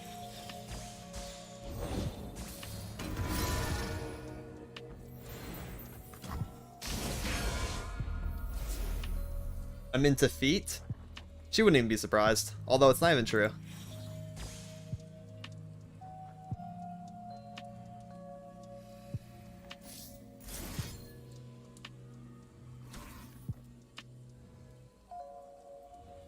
I'll do better this time. Everything's in place. I guess it's just this for now. Behind ya.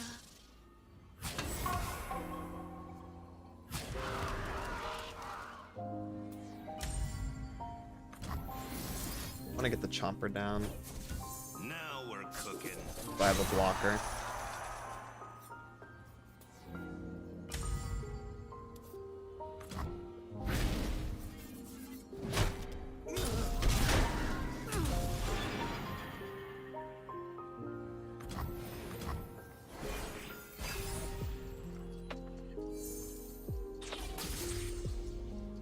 Pretty good, actually. That might be what I need.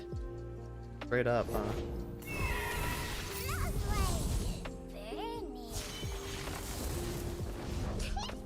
Where there's fire, there's shivers!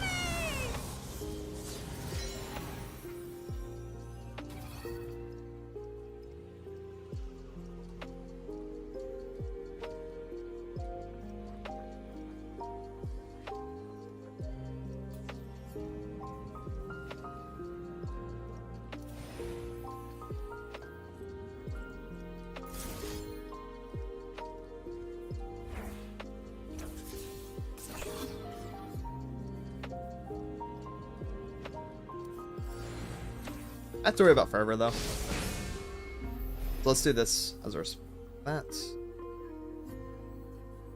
This as well. It's like the same thing, but I'd like to level Jinx this turn. It's the only way that I can do that. Can't rock it, but at least I can level her. And we can also stop fervor now. Which is very cute. Got an axe with your name on it.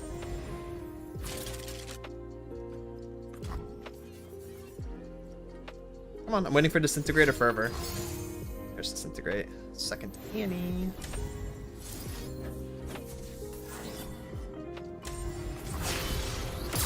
I'll give you to the count of Titan! You could have rocket this turn. Please explain to me how.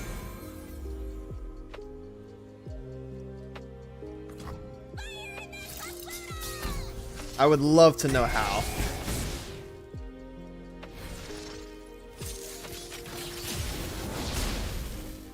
Please remember that Fallen Rider creates Risen Rider in hand during discard. I would love to know how. Bing Chilling, thank you for the follow. Really appreciate it, homie. Welcome, welcome. Much love. Thank you for being here, and hope you enjoy your stay in the Underworld.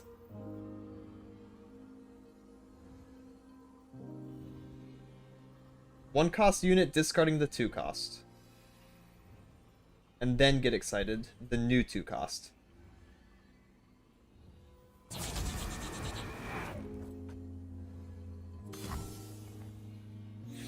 So when I was sitting there for 5 minutes, Favorite aminal. why didn't you ever bring that up? And you want to bring it up exactly after it happens? Why is that?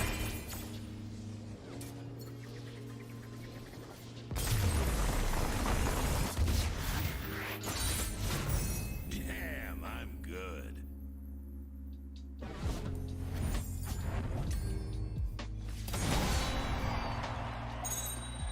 I don't know if I'll see it. No, I'm not a discard player.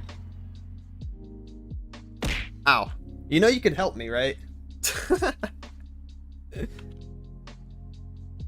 You can. It's allowed. I think that'd be a lot more fun.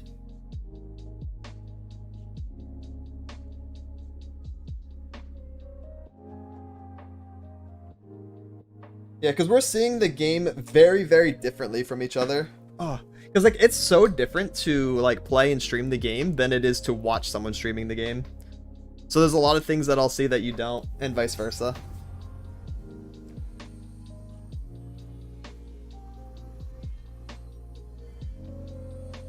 Ah. Ah. All of that is cringe. I want to play Red Gwen.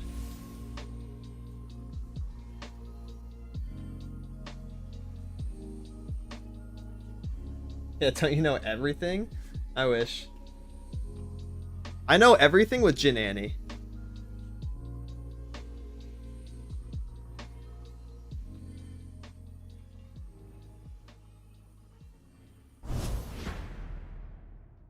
With discard though, I have, I don't know, like maybe like 50 games of discard under my belt and only 5 recently. Only the ones that I've played so far in Gauntlet. I am not a discard player. Interesting. I don't really like this hand at all.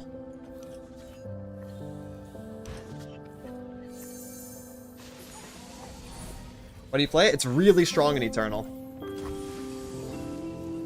Draven being a 3/3 is insane.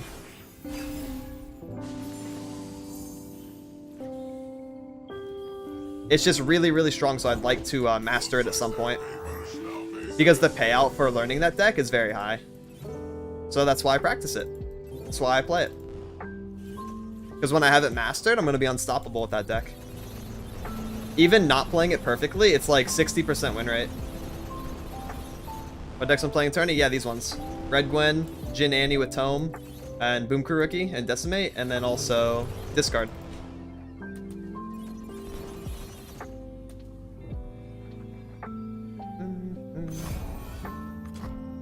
Interesting, they don't want to attack. That's cool. I'll take it.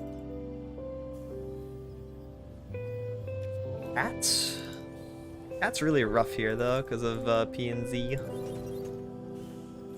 I wish I had the mark again. I pitched it assuming I wasn't going to get her.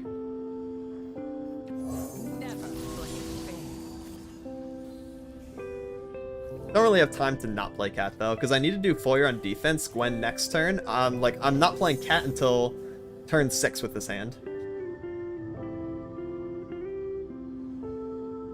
Yeah, Mark on Cat's awesome. If I see Mark and Cat in the same hand, it's always a keep, especially attack odds. Because you basically have guaranteed Cat level. I'm assuming I'm going to redraw into Cat later, by the time I need her, so I'm just going to use it to pressure now, because I don't really have a good turn 3 play. Other than that.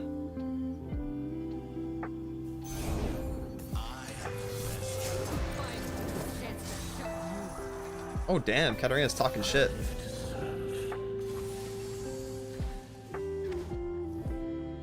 I may have saved my 1 mana as well. 1 mana Blade's Edge is not very good here.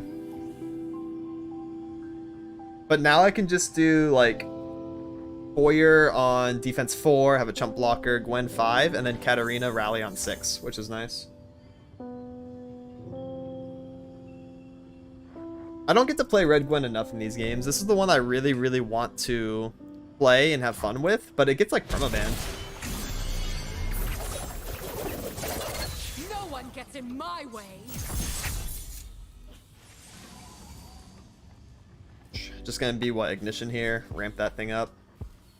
I'm gonna hold the mana. Blade's Edge is not very good.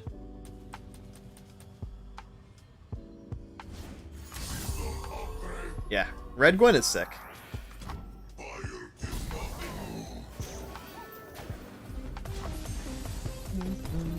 Yo, Chipper, thank you for the follow. Really appreciate it, homie. Welcome, welcome. Much love. Thank you for being here, and hope you enjoy your stay in the Underworlds. I want my trophies. I want my trophies. Mark is good. If open, I can block that ballistic. I do not mind that. Oh, shit. That's more damage than I'm ready for, though. Random Reborn Grenadier as well. That does suck. Getting rid of this ballistic bot is, like, pretty high value for me, though. Mystic. Oh, well, this could definitely be a glimpse angle, then. That way I can still play Foyer. This could also bait like another Mystic from them if they really don't want me to draw. Quietus, interesting.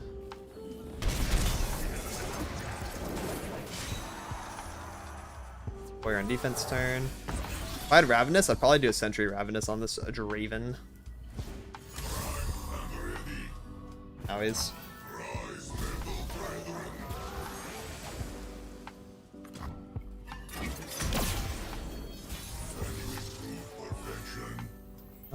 Gwendolyn. Do I need?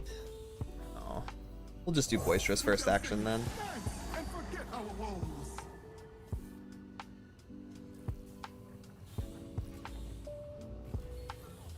It's like I'm not going to use my 1 mana for Mark or Quietus this turn. I'm assuming. Probably have to use it later.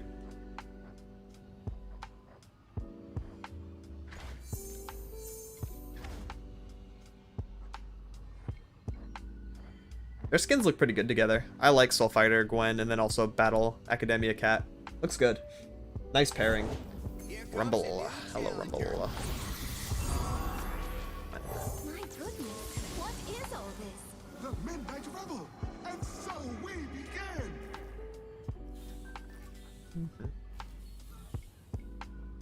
So it's just Ghastly, Band, and Gwen, because that reaches up to 4, so we can threaten the Rumble, so nothing is like a really good blocker into us. We can also heal up 2. We're probably just going to get Chump Blocking, Reborn Grenadier, and they take. That's my guess. Oh, they're not taking. I'll take that Ballistic Bot. Be hype. Oh shit, we actually got that. That makes their open not very good. If they wanted to keep Ballistic Bot alive, their open attack would be fantastic. This kind of tells me they want to develop next turn then. And I will just stun the Draven with Sentry, or I will play Katarina and put the pressure back on. We'll see. We'll see. Playing defensive does sound like a pretty good option because of like might and stuff, but I don't know. We'll see.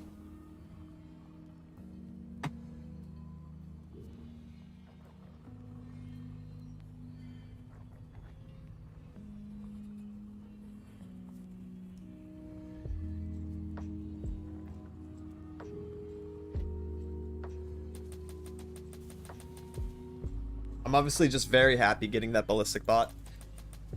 That relieves a lot of the pressure. Trim.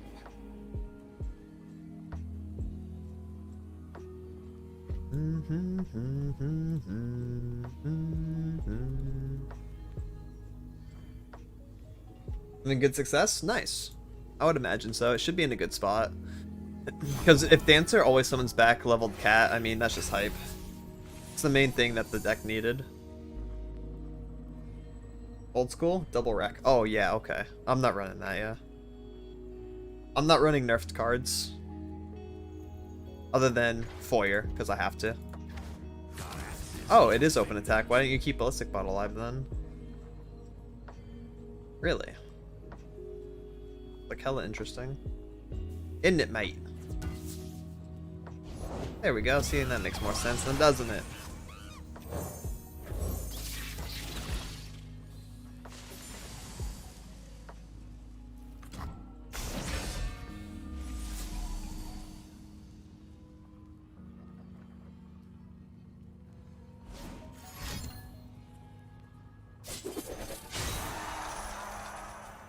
Yeah, but who that Chomper grabbing though?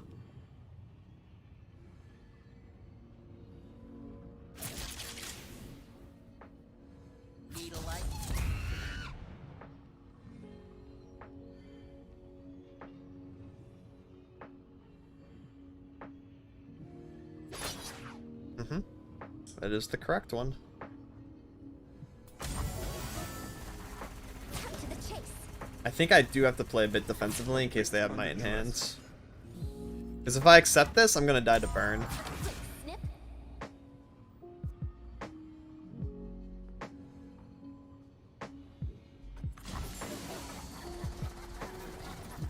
If they might, I can prevent damage with Mark here now. Okay, they might there. That's fine. You kill Gwen, but that doesn't really kill me. I think Mighting Rumble was actually just better based on their hand state. And how much DPS I can push with Cat.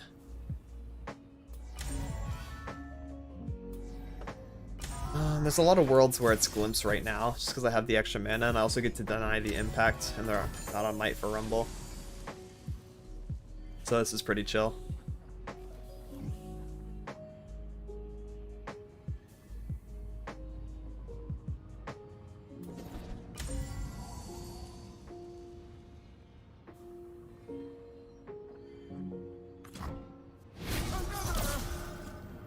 Oh wow, we get to kill the Draven too. And play Dancer next turn. This is fantastic! Get the Gwen back, or we could actually just open and play Cat. Before second Might? No way. No world where that happens to me.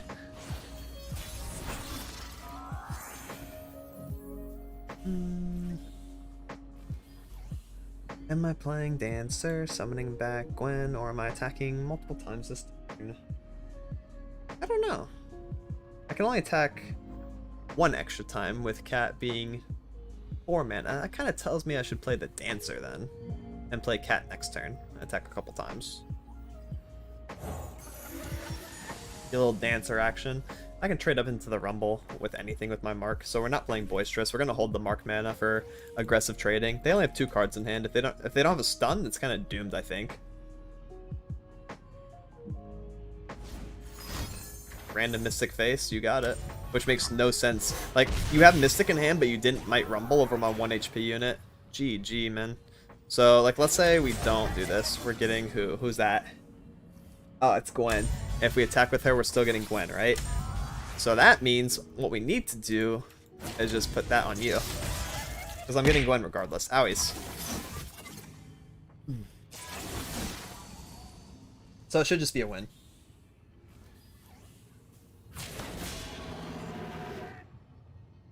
We can take it. Maybe. Hey, watch the paint. Come on, hold it together. We can take it. Maybe. Hey, watch the paint. Mm-hmm. And now this is just a slow bleed out. 1 card in hand, we're also killing Rumble. We see that there's no Whirling Death or Bloody Business, so we're just kind of good to go. Ship it out. We do not have Mark of the Isles lethal.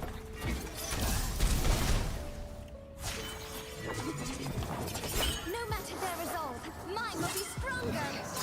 Now, if he can throw up the Boisterous, yeah. Slow bleed out after that. Yeah, that one was played a lot better. I can focus better on Red Gwen. Okay. With 2 rallies, yeah. They don't really get to play.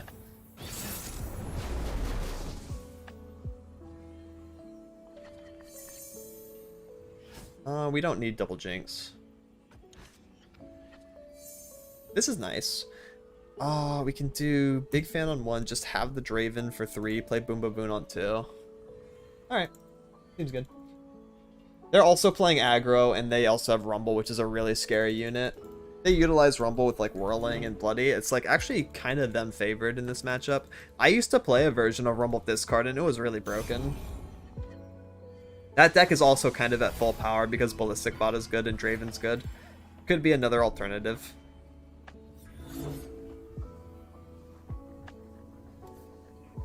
This version's a lot easier as well, because you literally just play Rumble on 4 and give him Might, and you kind of win the game. It's very hard to play. The sub rock got me good.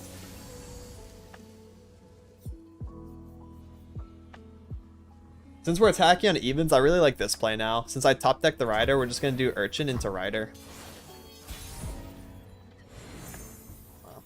And then we can play the Big Fan on 3 and Boom Baboon as well. That way we can play Draven on 4. Because I'm not going to be able to level Jinx with this hand.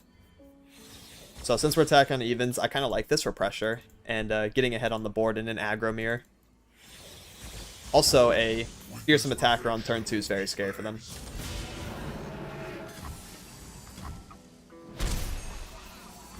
Yeah, it's probably better than when I last played this deck, actually.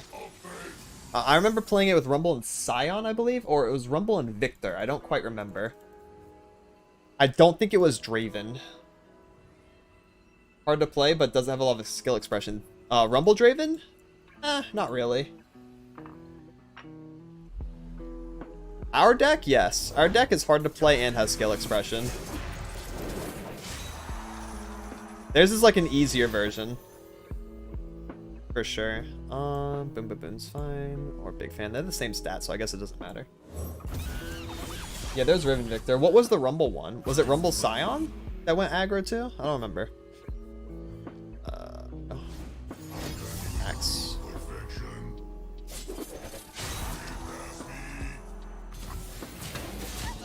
You can have that.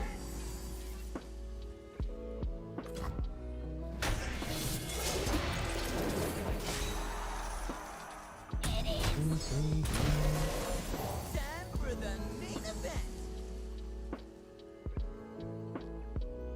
It was Rumble Draven? Okay, well, I guess Draven just was maybe 3 or 2 each. I don't remember, bro. I'm just saying I used to play this deck too. That's the entire point. I used to play it as well. It's probably pretty good again.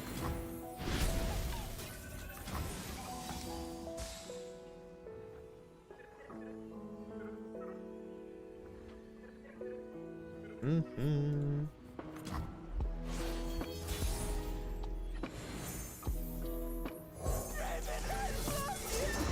Me too, kiddo. Me too.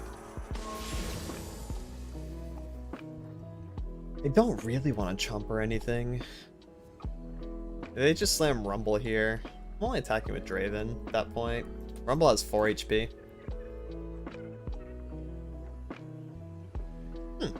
Survival skills is actually really interesting here. This makes me want to only attack with Draven and then not pre-commit anything. Because if they do like whirling or something... Oh, okay, never mind. I'm still not going to pre-commit. But now we have the option of using like Spinning Axe survival skill for protection, which is really interesting. If they didn't go to 2, we could outplay whirling. This is gonna hurt.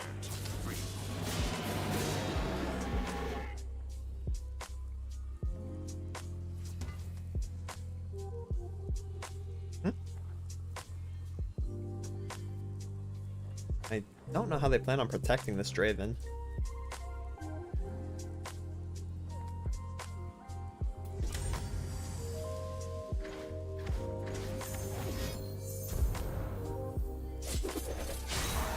They got rid of Ambush, which is also a really good card. Holy. Just not realizing how strong that is. Now, how are you going to protect Draven from this position? Or did they not consider this possibility? Oh. It was just waste the axe and the ambush. Okay. Alright. That's a trade I'm very happy taking, obviously. Now, their Draven is axeless. So that's kind of hype. What the hell?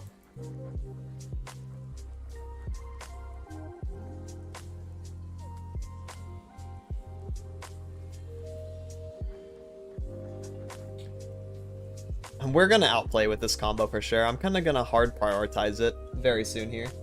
Probably on this combat. Yep, it's gonna be on this combat, guys. Rules are made to be broken. Watch us win right here. It's gonna be pretty nifty. You ready? So what we're going to do is put Jinx here, and then we're going to block. I can block here. I don't really care. And we can also chump block. Wait, I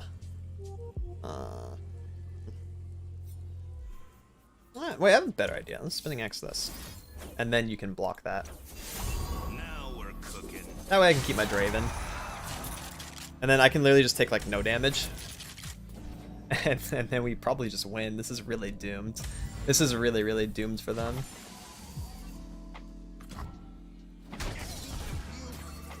Jinx wins on the clapback. And yeah. That's all she wrote, I think. That's all she wrote, I'm pretty sure. Now we're also on Jinx Rocket while killing Draven. GG. Star Guardian animation, beautiful. Alright, I played this one really well, I think. I'm happy about this one.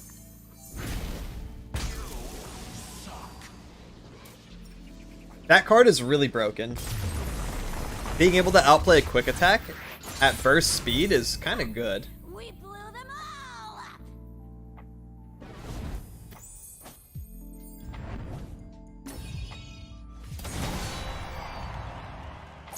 Nice.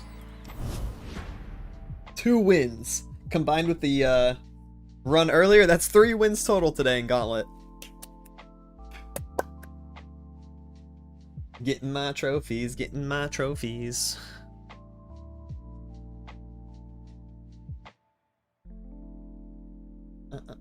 Mohit, do you play or watch Dota 2? No, I've never really played. I think I've only played like 2 games. Tempo's a COD gamer? Nah. Not today. Today I'm a peasant gamer in a lot of these matches. My luck is not that of gods. But you know how it is. RNG giveth and RNG taketh away. That means next time I stream, I'm gonna have insane luck, and we're gonna go on infinite win streak.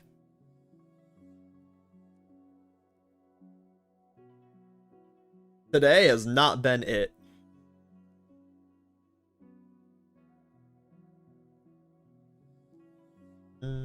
Although the meta report games went pretty well. The anti-luck of a god? Yeah, okay. Okay, well then, sure. The anti-luck god. Which keeps me bound to the mortal realm. The only reason that I can't do things outside of normal human capacities is because I'm held back by RNG. That's a good canon. I like that, Kelt. Good work. You can be my story writer.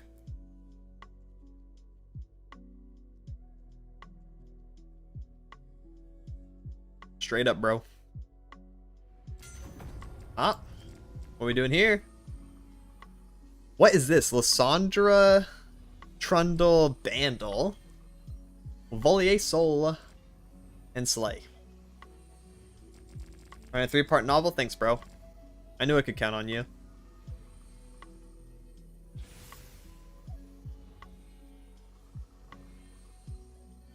All of this is cringe. I don't want to deal with 2 Avalanche matchups. I don't think I can. I'm pretty sure I'm losing this, like, matchup-wise. I can deal with Slay if this is more aggressive. If this is, like, full control, I can't. Which means I'm banning this. Because this is, like, the most refined one that's really broken, comparatively. I don't know what's going on with Bandle, to be honest.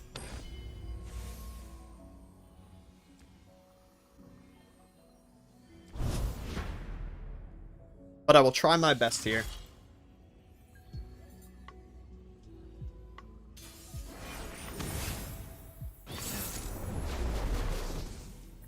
I guess we have to worry about things like Pokestick all of a sudden, which was not an issue, but now it is. Annie, Corsair, Student, Telsey. Get rid of those.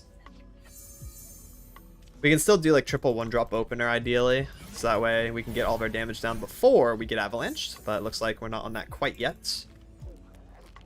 Let's do Corsair first. And then I want to top deck Sabo, or top deck another Corsair, or rear guard. Wait, I don't run rear guard in this one. Okay, guess just Annie then. I'm on double sun, double stage, which is not good. I'm on the 2 pairs hand. 2 pairs, no Jin.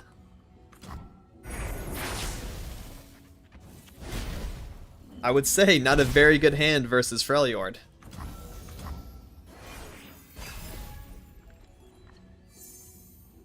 Jin's kind of fine. Mysticism, alright. I wish I had Jin in my hand 1 turn earlier so we could see those skills. I think we'd actually be kind of decent. But right now we are not kind of decent. We're kind of bad.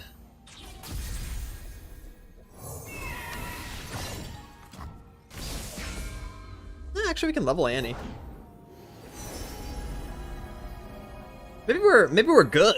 Actually, all of a sudden I think we're in a decent spot. We're leveling Annie right now. They're playing units and not Avalanche, which I find incredibly interesting. They do have a Conchologist generated spell, so we have to look out for that. Because like Freljord spells are pretty good, and we never really see them manifested, so keep that in mind.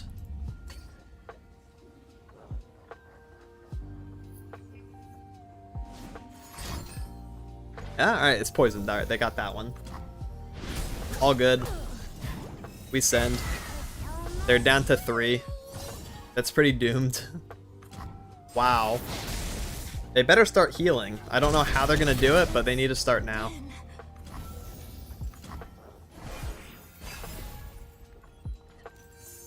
That's way too much Annie. Way too much Annie for me.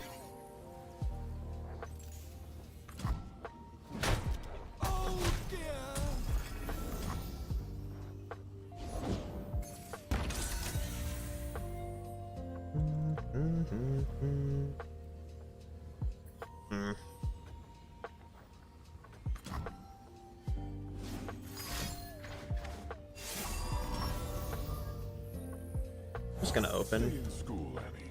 You'll make something of yourself yet. I already made one. Oh my god, Telsey? Our performance Buried in Ice is too OP though. Yeah, obviously can't play Telsey there. Buried in Ice is gonna rip us apart.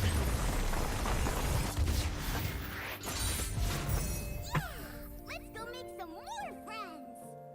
That was a good one. That was quick and easy.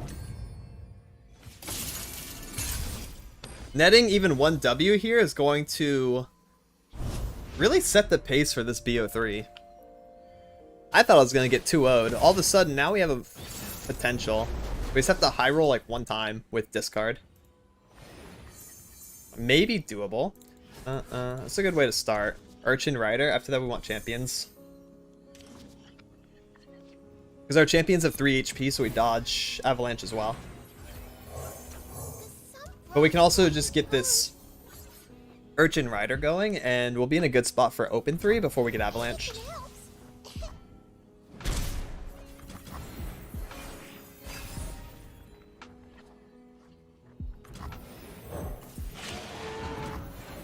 Yep.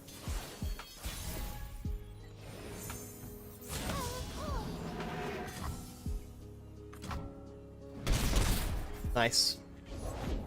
Lysandra. I want to play Big Fan and Flow. I don't think I want to commit too hard just in case. We can hold the rear guard back after a board wipe happens. And then use him to get open attack damage in. Be pretty happy with that. My Risen Rider's pretty dead to rights anyway, so let's go ahead and try to trade that with Lysandra. Force a response. Sky Splitter is very interesting indeed.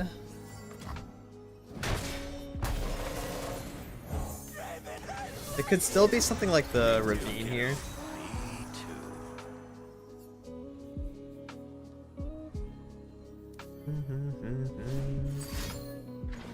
Wow, that's interesting.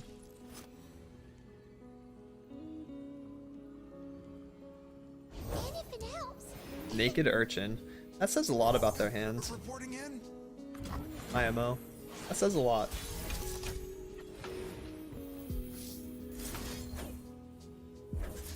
Time for the moneymaker.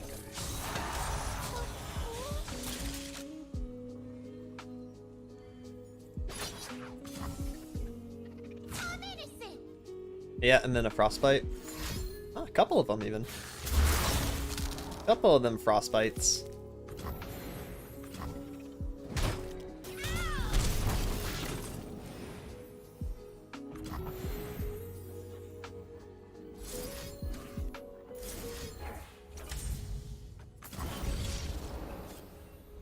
Shoot face, why not? Alright, where's my Jinx at? Chomper.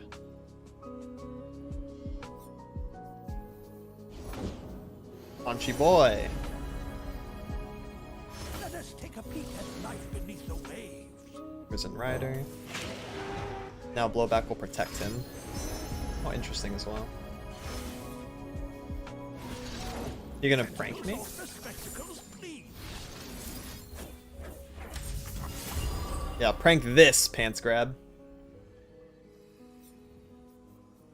I don't have any cards in my hand. How about that? How does that make you feel?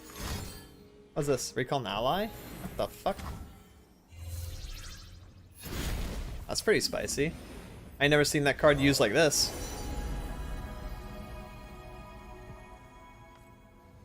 That's a pretty dank play.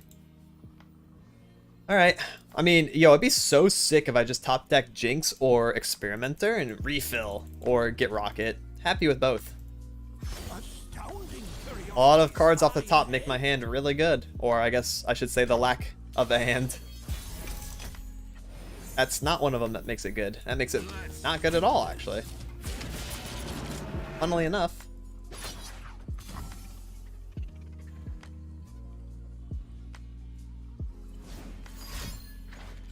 Heroic.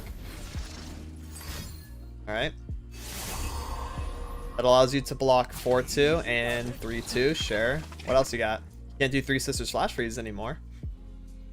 Hard Run Flash Freeze. Stress Defense. That is interesting. At least I can urchin the axe. So in a post-combat world, we're actually kind of okay. Let's see if we can get more damage. That is good next turn. Unplayable right now, though.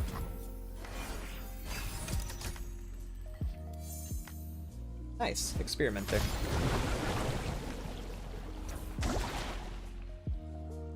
You think I'm not using that or what? they just see my hand like, oh, I'm out of here.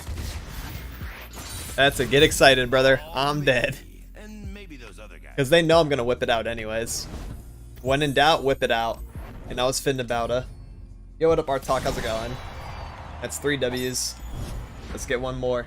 Please. I want that full win. I want those trophies.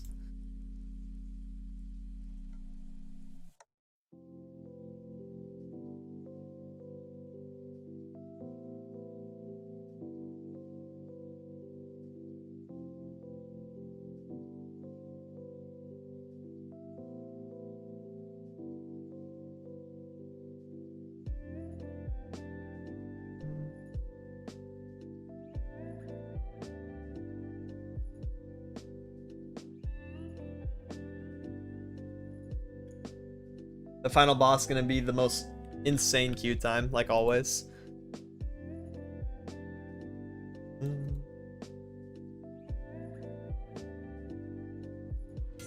Oh, never mind. Holy shit, we're here. That is really interesting of a lineup. Kinda Giga Chat, I very much respect this player. Me and them have a lot in common, so it would seem. A lot in common. Whoa, which one's the best of those? Probably the Drain. Wowzers. They banned Jin Annie. I actually think Jin Annie was my worst one into them. Red Gwen has healing and removal. Jinx Draven has a lot of early game units that can chump block and also removal. I feel like they should have kept Jin Annie up. That's my worst one into them.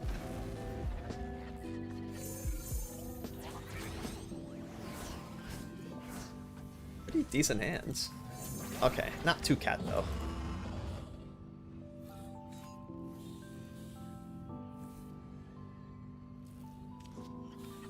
Not the 2 cat.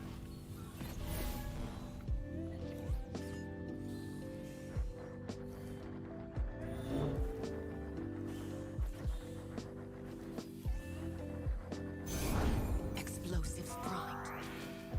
Worst case scenario for me. Hoping I have to play Butler over Prodigy. Because Prodigy just dies now. Doesn't really accomplish a whole lot for me.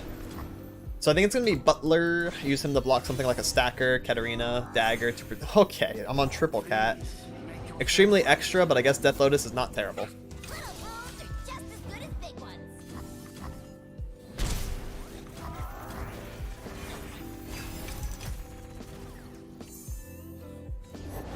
Rear Guard, Katarina, Let the bloodshed begin. If they don't break, Demo, Rear Guard. I Blade's Edge 2, 1 as a response. It's just an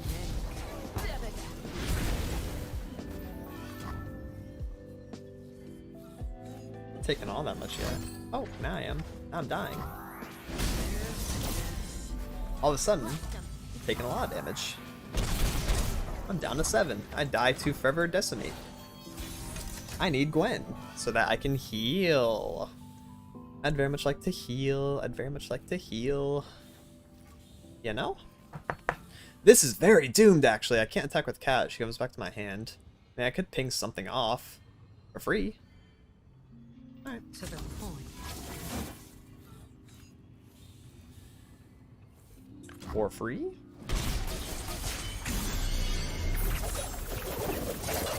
Violence solves everything. wouldn't be a quest without And some Poopy. That is great. This might hurt. Yeah, so my hand sucked. It was triple cat, double foyer. Kind of hard to play into their god hands. ready hammer. Uh-huh. No backing down.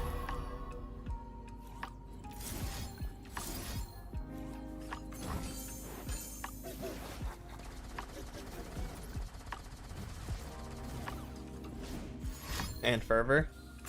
And Fervor. Oh, wow. It's like no way I win, but whatever. I guess if I top deck Gwen, I might be able to heal. I'm pretty sure I'm dead though.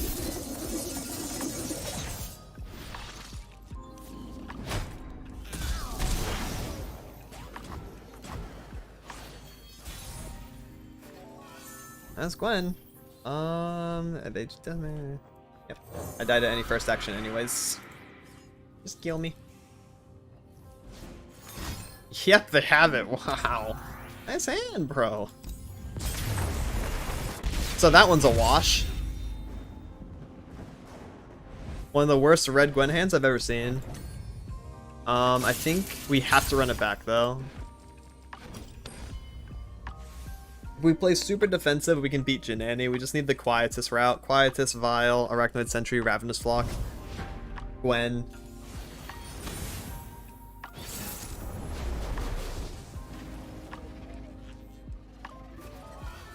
I mean, hey.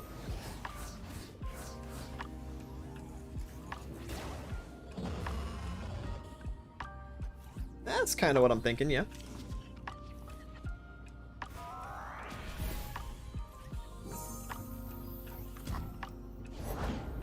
Annie on 1, go figure.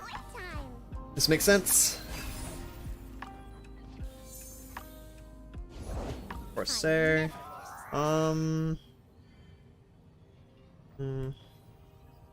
Boisterous. We shall sing, dance, and forget our woes.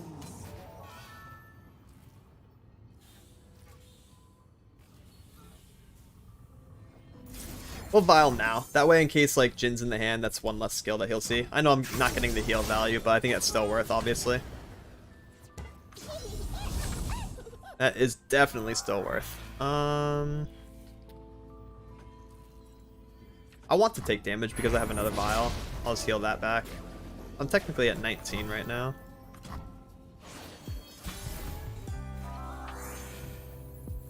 Sunhawk's a bit annoying. Kind of makes me just want to open and play something after.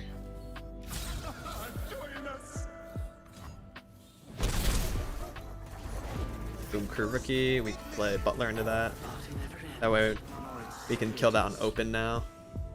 They lead with a stun, I can play Prodigy or Cat. I can play Cat into Boom Crew. Or this. I have my orders. I'm liking that. Another Slurp. That's a very early Fervor, my friends. I'll take it.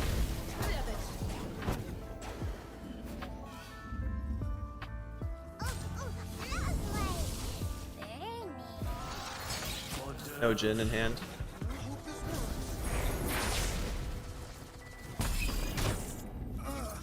The only thing I'm missing is Quietus. If I could Quietus this Annie, instead of like having Glimpse in hand, we'd be really good.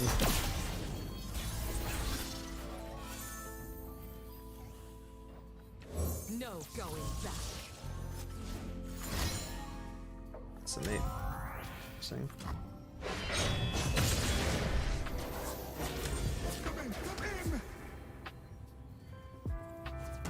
Not using Blade's Edge then.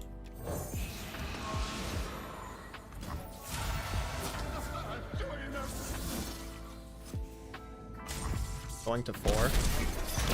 I don't die from 9. There's like no way. In my way.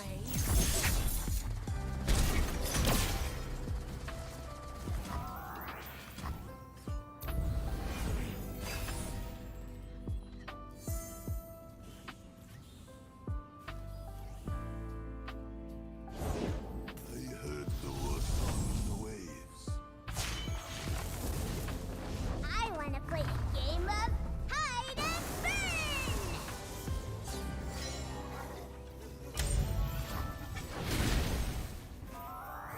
Never fail.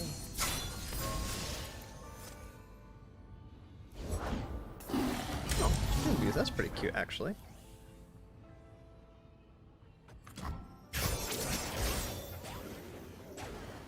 The night is young.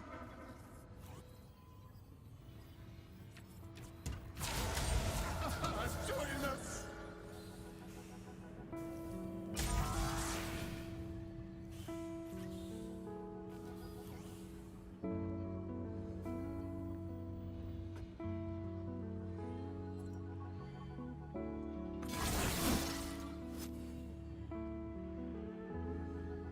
There's a few ways we can get to lethal depending on how they block. Yep.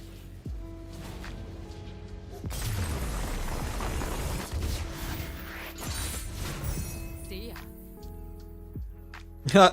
Wow, that was really sassy by Katarina. Did you hear that? Just see ya. How to counter cringe volley Asol? A good question. You think volley Asol's cringe all of a sudden? It has a 49% win rate. It kind of sucks.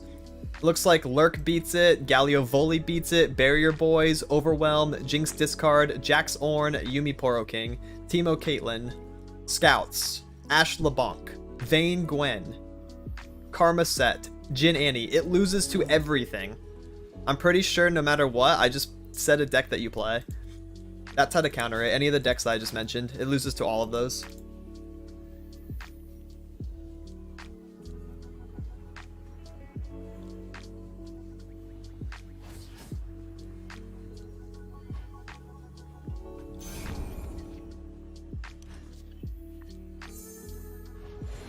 It has a 30% win rate into Galio Volley.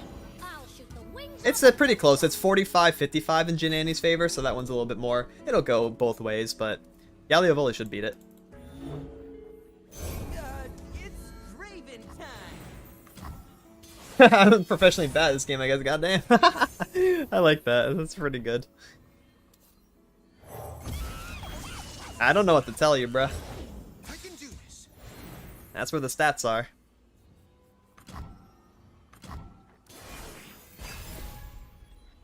That's funny. Ow. Crying, screaming, throwing up right now. Yep. Me in the club for real, for real. That's really interesting choice. Make the Empire proud. Ow, actively putting Boom Crew down to 2 is kind of weird to me. Owies. Ow, their hand must suck ass then. Ow. Owies.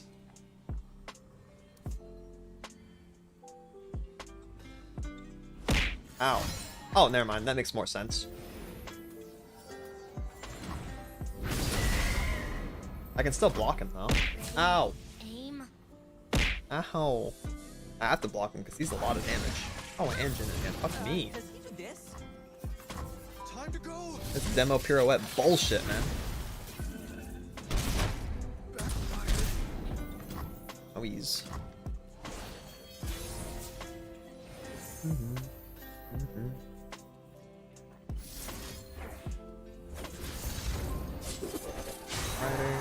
Ow!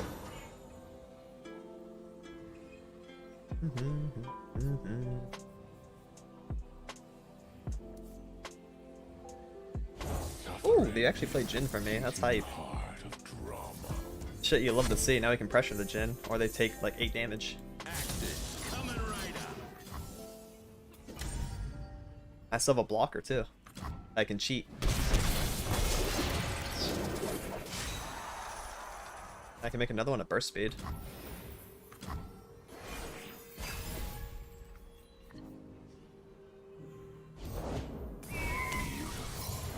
Is it not? It is cringe in and of itself. I agree. I have my orders.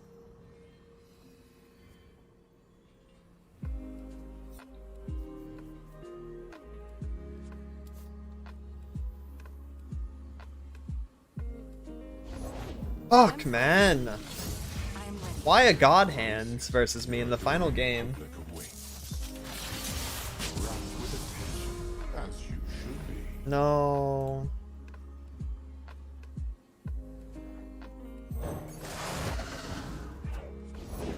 Let's get it. Oh my god, their hand's so insane. Captain's orders. This is some shit that I can't even believe. Oh my god. Oh my god, that's curtain call. Well, I guess not curtain call, but he is leveled, which means he has quick attack. Which means I have to cheat this block, and I have to block here. And I live with 1, and I'm just very dead. I guess I can do this, right? Also good. Block one more thing. And then I'm not dead yet, but I'm pretty much dead. Pretty much. Now we're cooking. far as things are concerned, I'm pretty much dead.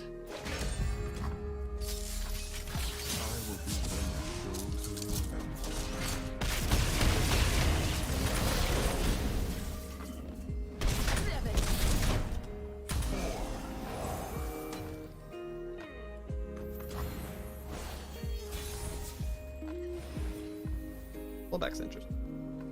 I'll do better this time.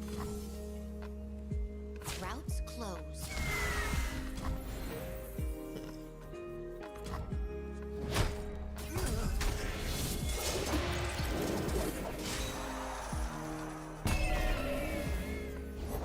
Let's go make some friends, Tibbers. You're quite the little fire starter, aren't you? Oh, that sucks. Can't kill him, so I just lose on open. Yeah, I need that to not happen, but that's alright. Whatever, man. Not my fault.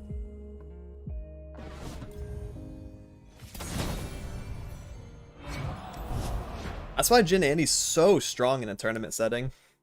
Ow. One like God Hand, you just win with it. Overwhelm? This cringe. Interesting. I could probably deal with Overwhelm. We have to ban the control probably, yeah? No, it was not Draven's fault, that's for sure. Draven did a good job. Draven did a fantastic job, actually. He almost had me there. Homie almost got me.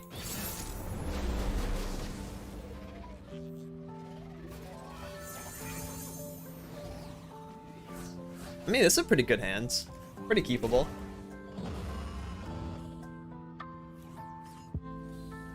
Bum, bum, bum, bum.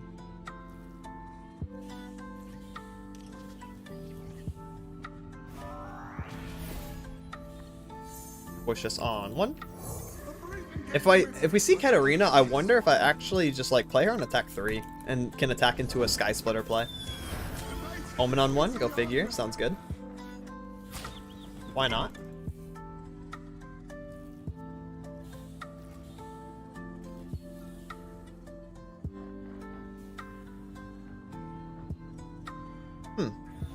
It'd actually be really cool, right? If they pass turn 2, so they have Sky Splitter or Pokestick mana for later, I play Redeem Prodigy and then open 3. They're already pretty wise to my plans. Because a lot of times Overwhelm wants to pass 2. That way it can play like Ballista 3, Gnar 4, and then they have, you know, all kinds of stuff in their hand. Sky Splitter, Poke mana. They can very easily get up to the stun card that gives their allies +2 attack. Decisive, I think it's called. Yeah. I wish I saw the cat. It's alright though, it's probably fine. Yo, thank you for that, Pet Ray. Welcome in. Hope you had a fantastic celebration week. Let me hit you with a shout out. Hope you're having a fantastic Monday, homie. Much love.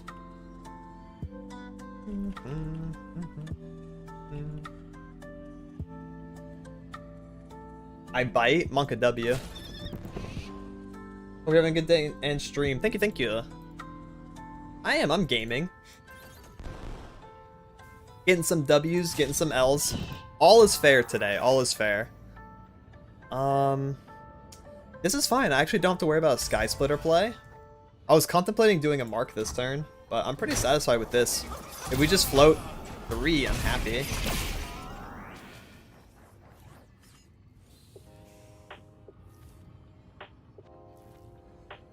And then we can set up Gwendolyn on defense 4, and then do Cat on 5.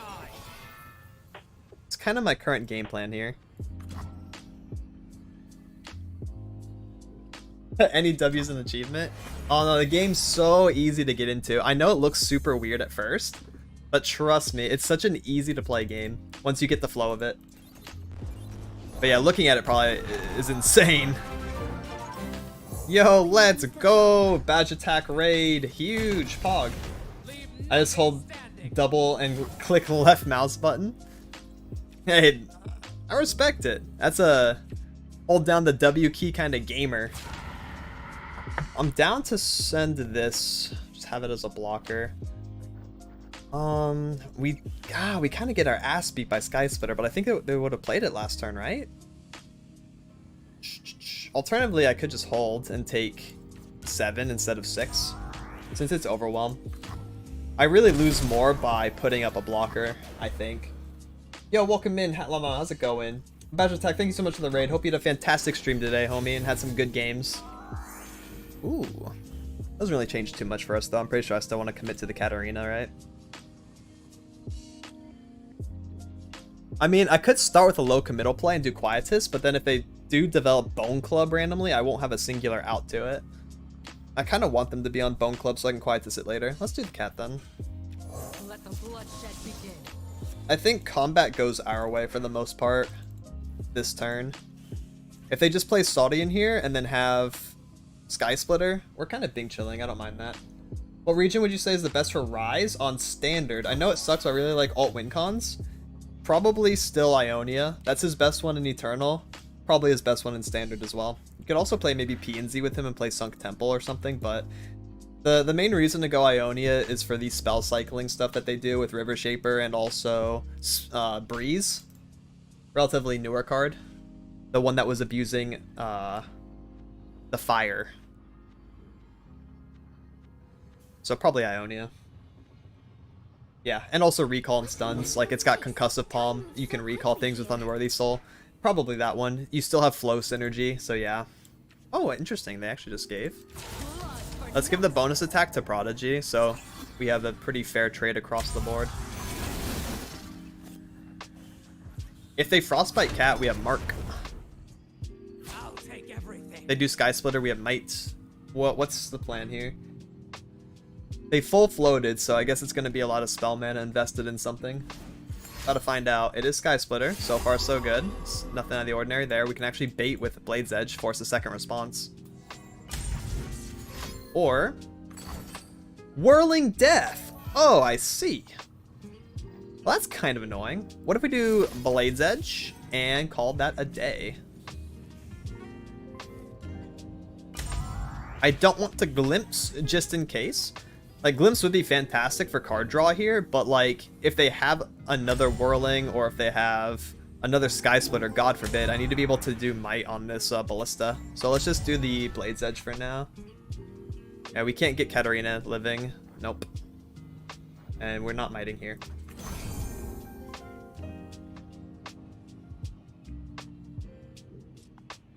Alright, Bet Louise. Best of luck, homie. That is the Exodia of the game. I hope you can enjoy him. He's a little tricky to play in Standard because he lost a lot of tools, but I believe in you. Helps against P&Z since you can recall the monuments. True, yeah, you can protect them from Aftershock and other stuff like that. And also Explorers going around. Okay, cool. We get to keep the Gwen.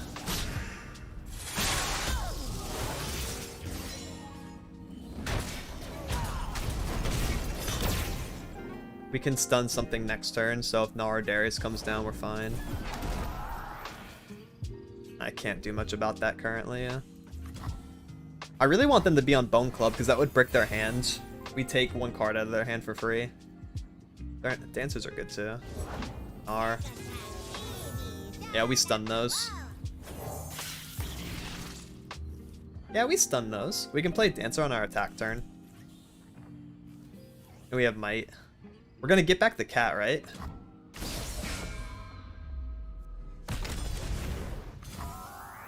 Funnily enough, we could do a defensive mark to deny Gnar level, but I don't know how much Gnar level really matters at this point. Might want to use mark for a lethal attempt. That's a lot of damage, you know, along with Gwen Drain. We'll be pumping.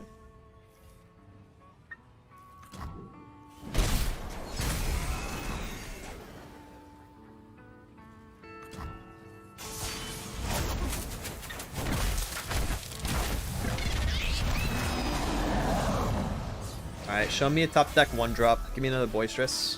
Butler. Nope. We're gonna play Dancer then. Is everyone partnering up?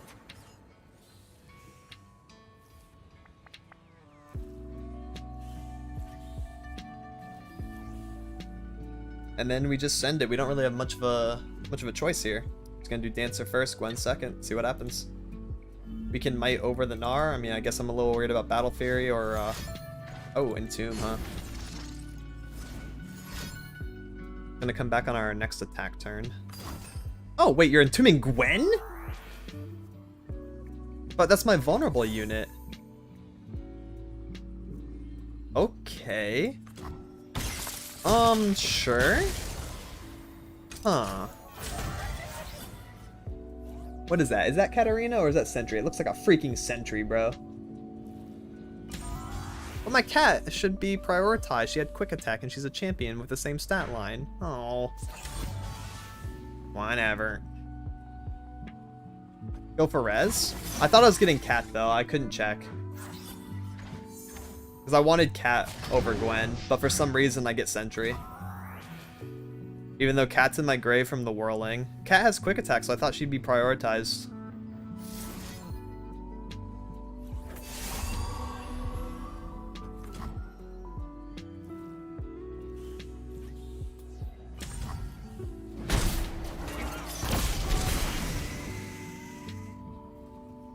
Is Nardair still deck? Oh yeah. They haven't lost anything, so of course they're still very strong. They utilize Omen Hawk and Sky Splitter, some of the best cards in the game.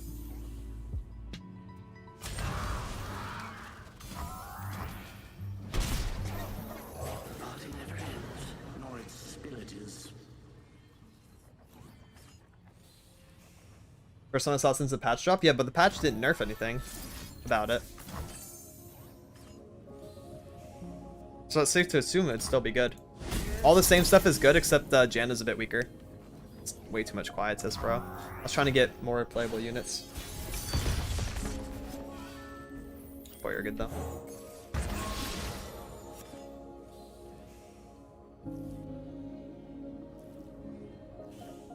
I doth not believe that. Dancer didn't res my cat.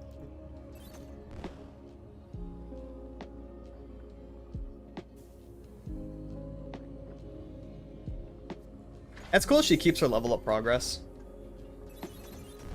How clever. A dance partner wherever you go. Hey, there's the Bone Club, guys. That's crazy, bro. I'll do this just for BM. Yeah, goodbye.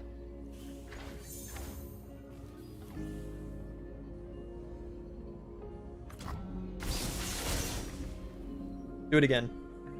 Play a second Bone Club. It'd be so funny if you ran more than one and also open both. Oh. Nothing to fear. I think we split the damage. There's no way they run Ice Shard. If they do, Mark of the Owls protects that. We're still getting our Sentry back, which is so sad. But I should win a couple different ways here. I'm actually just bad. Yo, don't worry, you're gonna get good. The longer you watch, the better you're gonna get. Love your content, gonna go nap. Hey, appreciate it, homie. Have a good nap. Pubis, you're Longle? Thank you for the follow. Really appreciate it, homie. Welcome, welcome. Much love. Thank you for being here, and hope you enjoy your stay in the underworld. That's a lot of funny words. Flash freeze, that's fine. That's still lethal from Snip. What else you got? Random whirling, or what?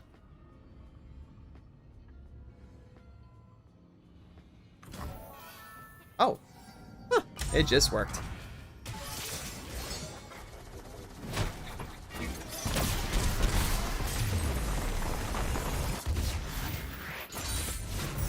Every moment of this has been a joy. We are gaming. Alright. So now we have to have discard beat one of these at least once. I think it's doable. Hopefully we don't get high rolled by Jin Annie again.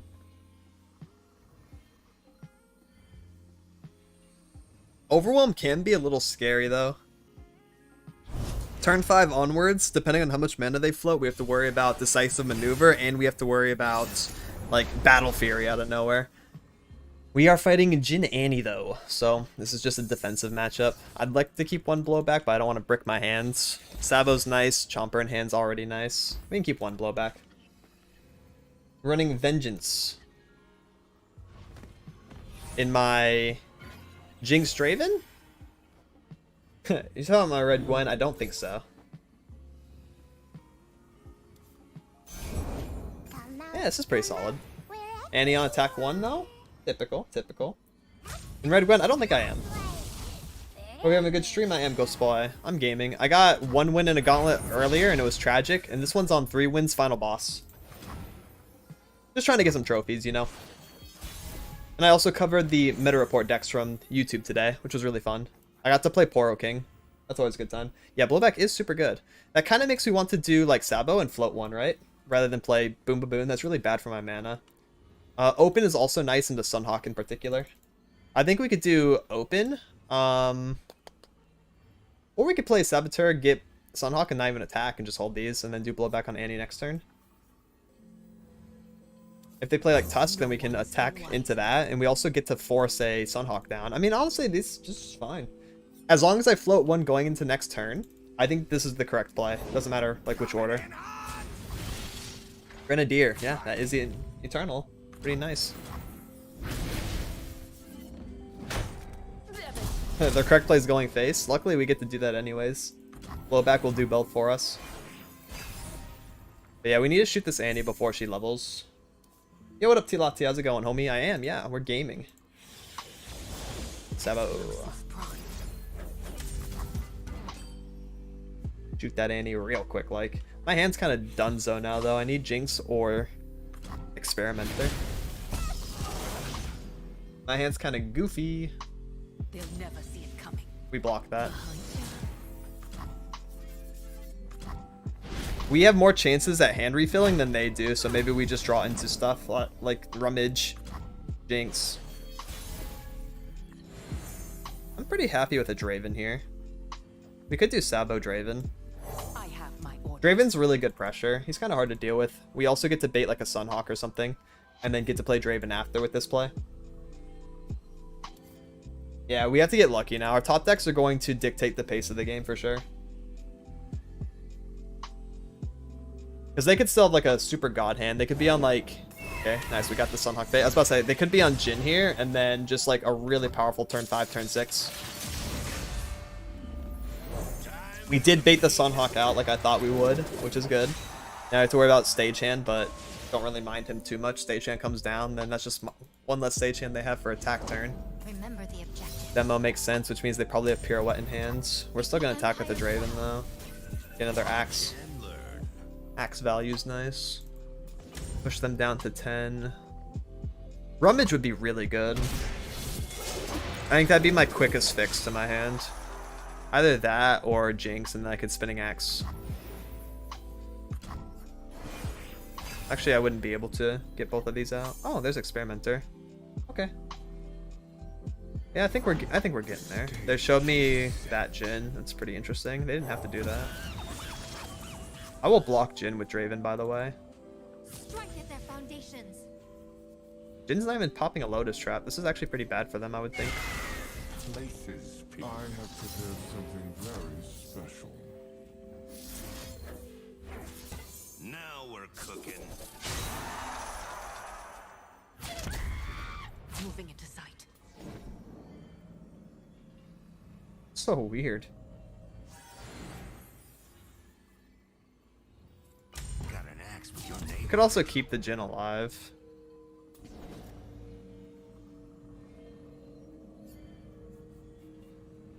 And then kill him with Experimenter.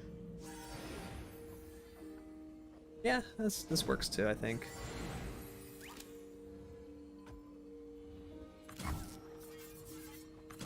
We haven't even finished the first act.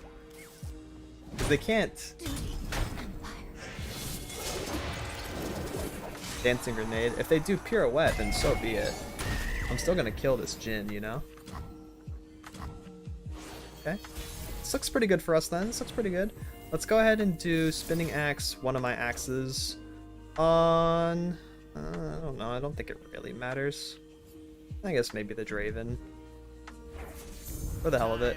Oh, and then Experimenter, because we're gonna lose the axes anyways. At least we get one on the board. Let's do that.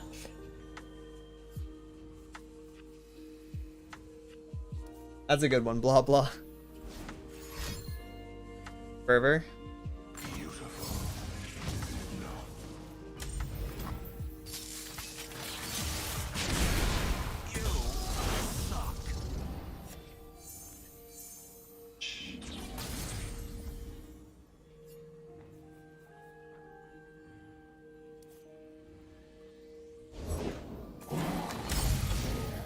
Doom Beast. Work to do. Many questions. We might be able to win these. Another Doom Beast. Yeah, Jin's not leveling yet. I am an eensy bit worried about Curtain Call. If they do top deck another skill that they can play with Jin here. Oh my god, that's a lot of experimenting. A bit awkward, I would say. Open attack is good. Fine by me. Jin? Okay, if Jin, what I probably want to do is go ahead and do Get Excited and Experimenter, because I'm going to end up playing my other Experimenter this turn anyways, right? And then finish him off with my Experimenter, yes?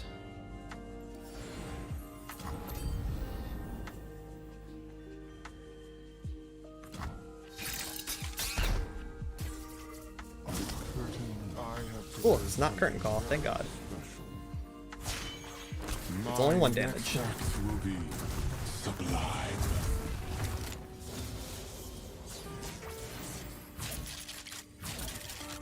Only taking 1 is really good here. I knew you'd find And we're killing their second Jin. And I don't really need these cards anyways. What's the worst that could happen? Triple Experimenter is really weird. But maybe we'll get the Jinx here soon. Okay, or we're on double rear guards. It's not the worst. Not really the best either though. The sun rock got me good. Alright, not seeing Jinx. I'm kind of hoping for Jinx in my top half. They got 3 champions. It'd be nice. It would be really cool.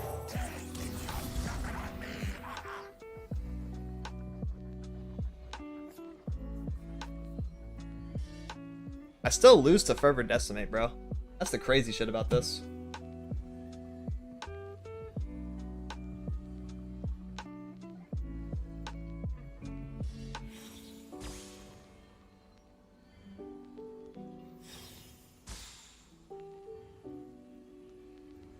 Unlucky draws? Yeah, my top decks are not good. My units were stacked. It was rearguard, grenadier, grenadier. You know?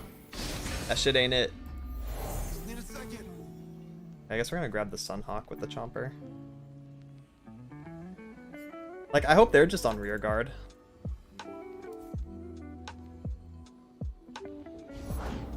Boom Crew, alright.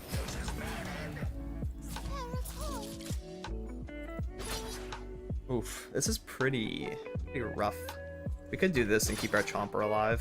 They get a value trade here, though. They get a value trade anyways, and I get to keep my Chomper this way.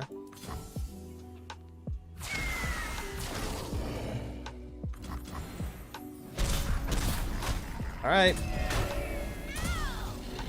Need my Jinx. No Jinx in top half. I need her, bruh. Right here at the halfway point, I believe in her. Wow, it's on our Urchin. Cool.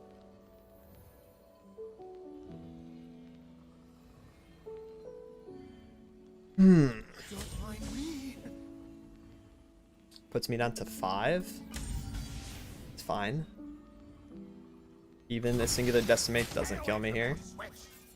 I have to wait 1 more draw to get Urchin. Value.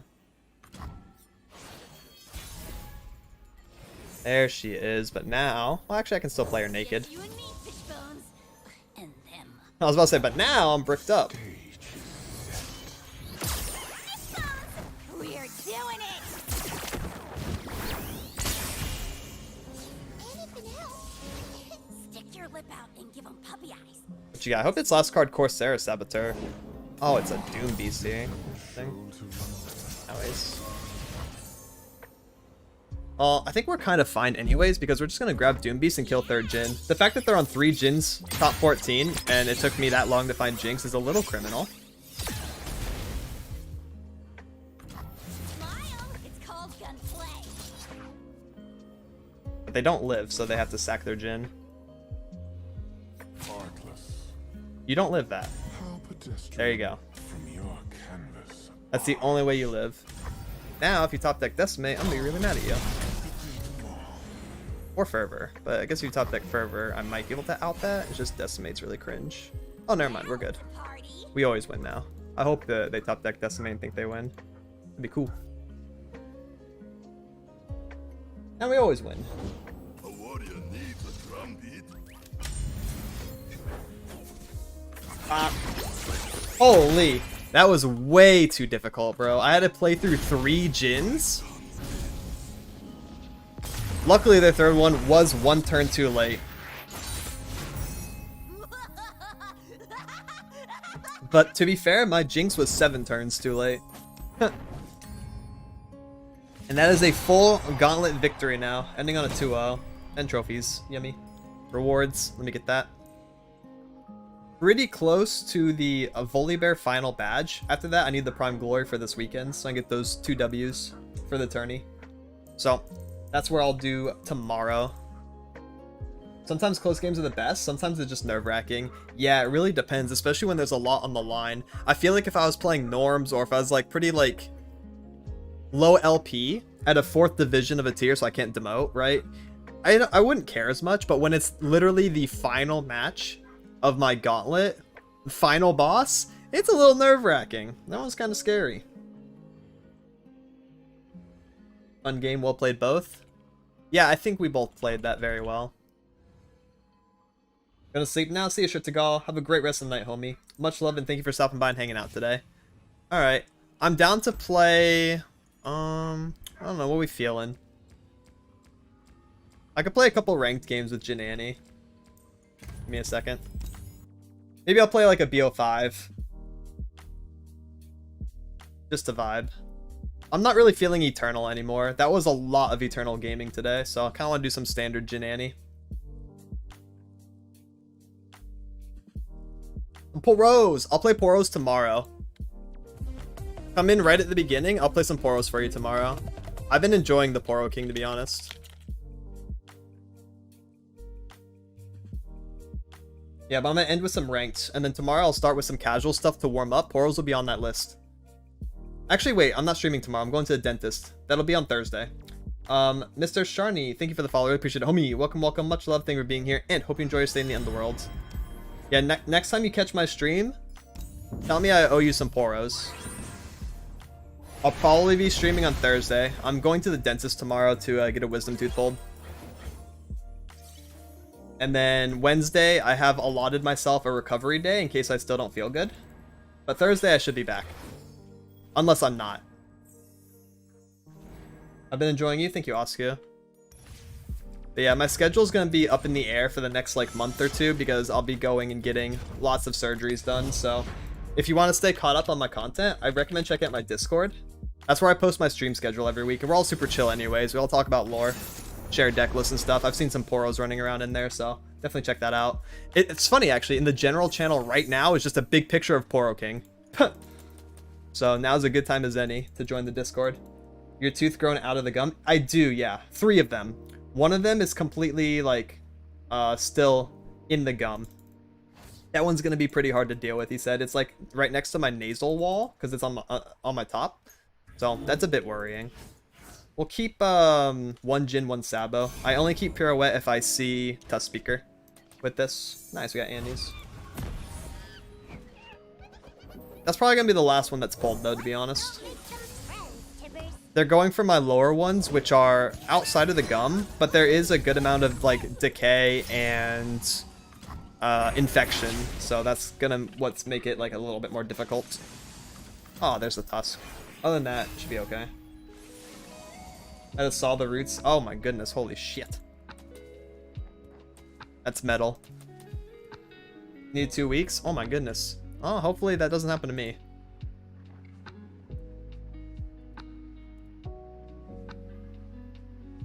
I've done some pretty crazy tooth stuff before, so hopefully I'll be alright. A speaker. No one's the wiser. Next turn. We could top deck that Pirouette. Ooh. Oh, never mind. And then we'd be Bing chilling. I break music and war. And slam Tusk here, though. We have Disintegrate as well in case something gets a little too crazy in front of the Annie. They could literally be on Porosneck or Maybe like Poro plus Sky Splitter would be really annoying. Sky Splitter in general would be able to defeat Annie in combat, but I'll use Disintegrate. Just instantly kill. Ingvar is gonna block my Sebo. We are gonna full send it though. He had big wings that went whoosh. Disintegrate helps us a lot this turn. Because it will also level the Annie. Okay. Oh really? No buffs? They also chose to manifest rather than buff the daring. I thought they're gonna do like buff plus Poro snack and kill Annie. Okay. This is satisfactory. We can level Annie like whenever. They're also in Freljord, not Targon. You know what that means? We don't have to worry about Sunburst on our Jhin. So he should be a lot safer to play on 4 than usual. That's a lot of Annie. Lifesteal Porobot is very cute. I really don't think that's going to be enough. We're just going to give them the 2 HP now and stun it next turn. Not a big deal. That's also fine. I could block it with Jhin. I can't imagine what outplays that for, yeah, see, they're not even doing anything. I'd say. Elsie here. Oh, hey! Hello, Telsi. I think that's actually beautiful.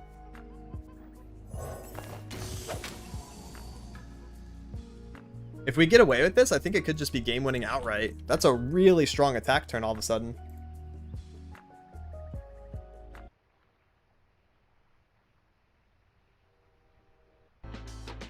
Go.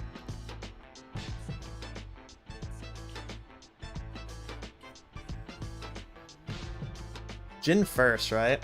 Oh, this is about to be schnasty, bro. Oh yeah, it's over. So we'll do Jhin first, then Annie, because she's going to level, and then double cast her stun. Elsie.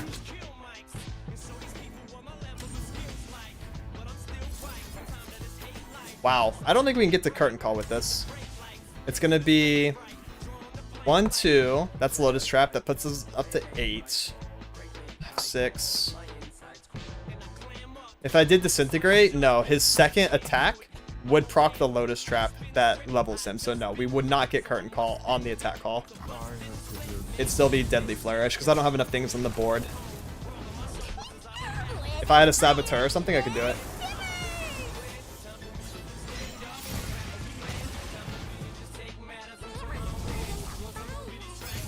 This is good ordering, because we're going to level Annie first, and then she gets double Molten Shield. Kind of broken. Yeah.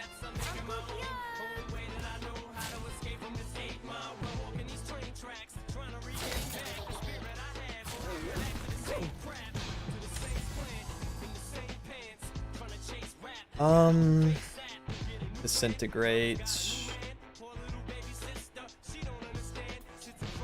How much more damage do we pump with Disintegrate? I'm gonna take a look, because it will make a Lotus Trap change timing somewhere. Oh, Harsh Winds, hello.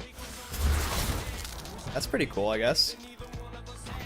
So that makes them take 1 additional damage. This makes them take 1 additional damage, and what, 1 additional damage? Okay. Yeah, we don't really get to do much then. If we do this, then Jhin stays at full HP. That's relatively good. Yeah, I think that's pretty worth. I want to keep Jhin at full HP. That way, it's harder to kill him with an affectionate Poro or something that's in hand, you know? So it doesn't really matter what we target either with the Disintegrate. It's all going to end up being the same stuff. Yeah, because the newest Lotus Trap is just going to hit Ingvar. You shall transcend.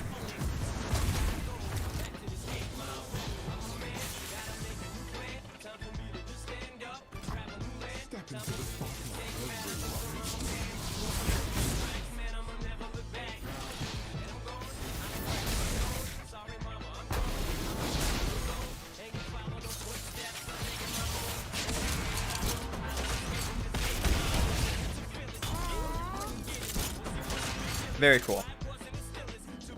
And then they heal 3.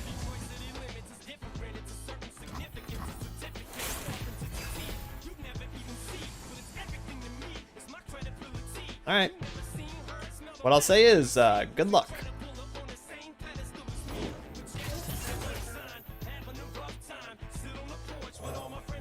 I am frightened.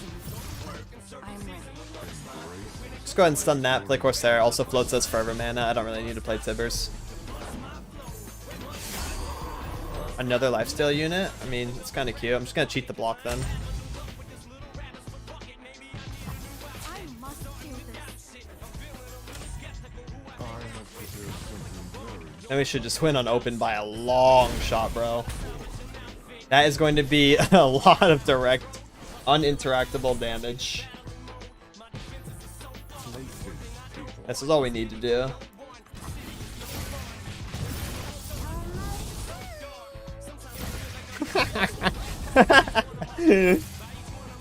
Holy!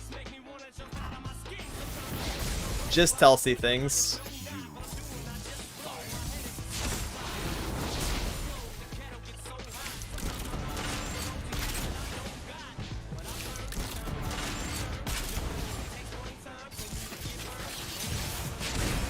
Hello? It's still going. Dude, the fireworks, bro. Is this 4th of July or what?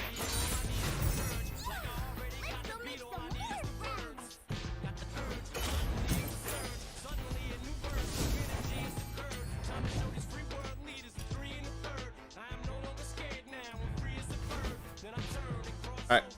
I'll be back real quick. Grab a snack, grab a drink, grab some popcorn. Just gonna take a quick pee break. Dear beat.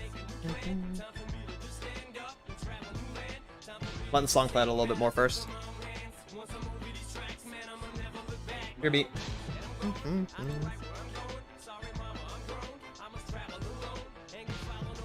Kinda hype. Eminem goes hard. Bum, bum, bum. There you go. Beer beat. For real this time.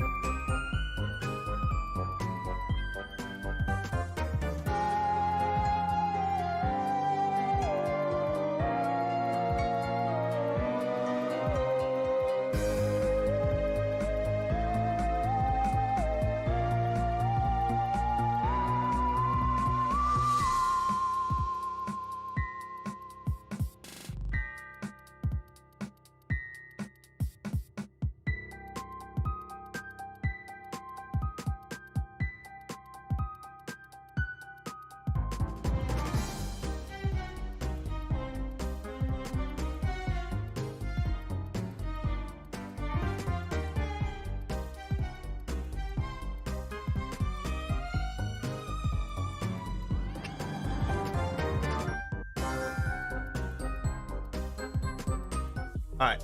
Probably down to slam, like one more.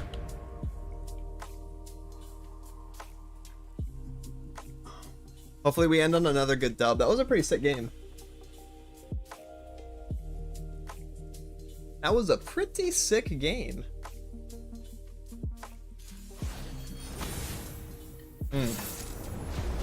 Azir really beats ass? I would imagine so. Oh goodness, not Heimer, Nora, bro.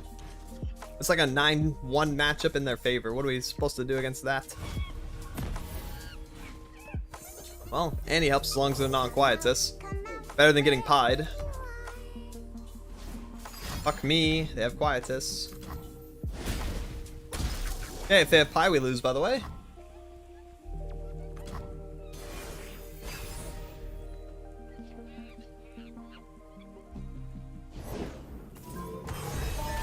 I have my orders. Explosives primed. Second Quietus, nice. What up, Dark Nikki? Yeah, it's a lot of fun. I love the interactive gameplay.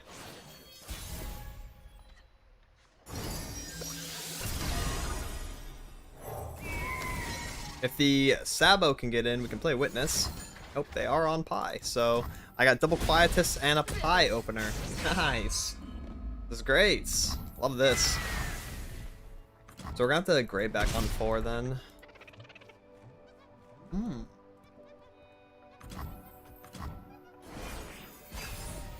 Sure.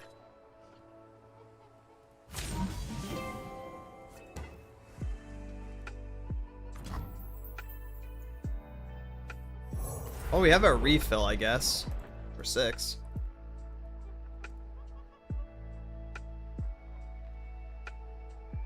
Be cool we just top deck Kelsey though, because I don't really want to use these anyways. Unless I top deck another Sunhawk or another Stage Hand, then we can combo the stuns.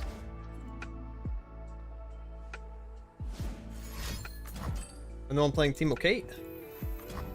I don't know, yeah, Teemo Kate's pretty good.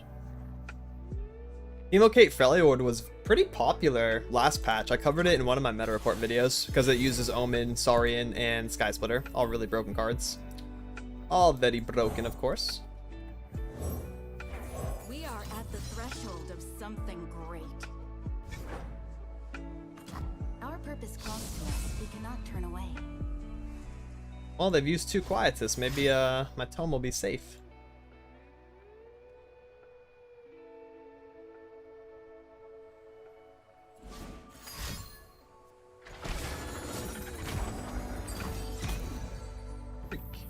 Guess it won't be. Tome for 1 damage, I guess. Using that attack stat. Look at me go. I love that for you, Sunhawk. Better than it getting discarded, though. Sure. The answer's here somewhere. Let's try this again. New hand, please. These ones suck.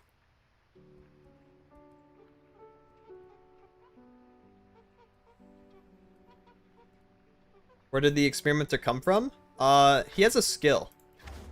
So you can run him in Jin Annie. He's part of Jin region, technically. Alright, we have Test Speaker Pirouette next turn. That's actually not that bad. More portals, though. Just gonna start spamming. That's a pretty good one. Although, now I just killed it.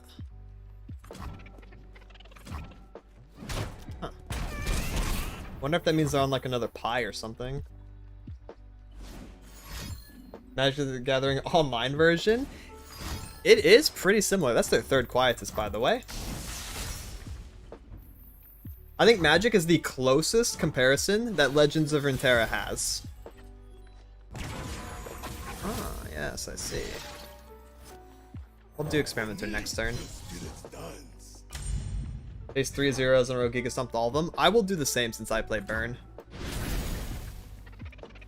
Yeah, it's really fun. It's also very free-to-play friendly. And it has all of your favorite League of Legends champions. By all, I mean a good amount of them.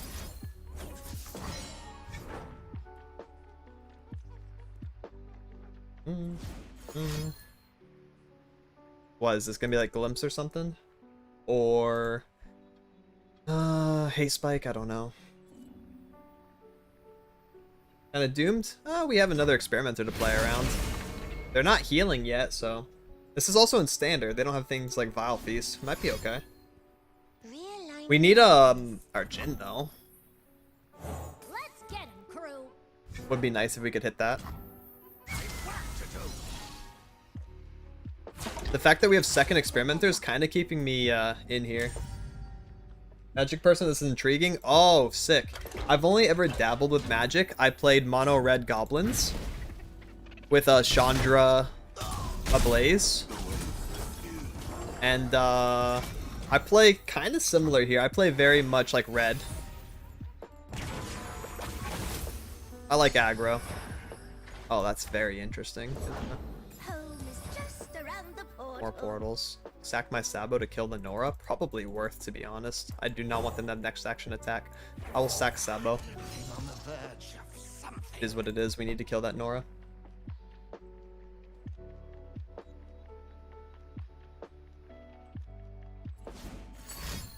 Eclectic. Ooh, I can hardly say it. Portal, Chime. That's really annoying. I'm gonna draw flash bombs then.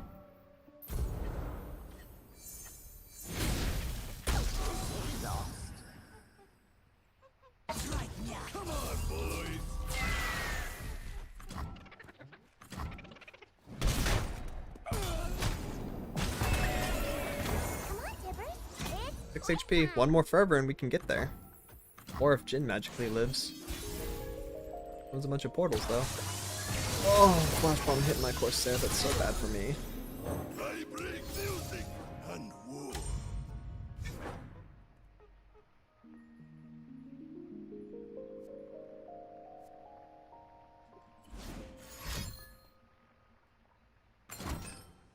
Spike.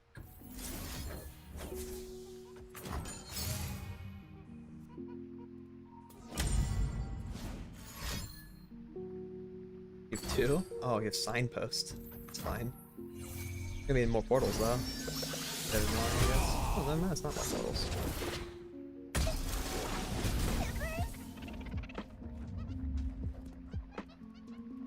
Okay. See, I have no idea what any of that means, but hey, it sounds hype. I would definitely recommend giving this game a try. It's on PC and mobile, free to play. Solid tutorial will teach you what's going on. It's very similar to Magic in the way that you determine block targets.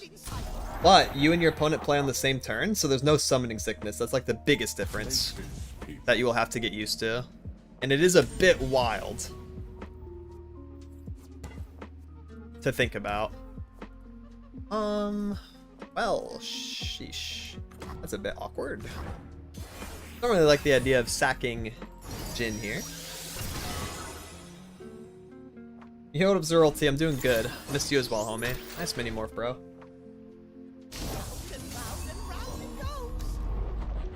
Oh god. I remember the fight. Do you feel her? I wish he was on curtain, bro. If he was on curtain, we'd be Bing chilling here, but we are not. We are not Bing chilling at all. It's very bad indeed. Bad.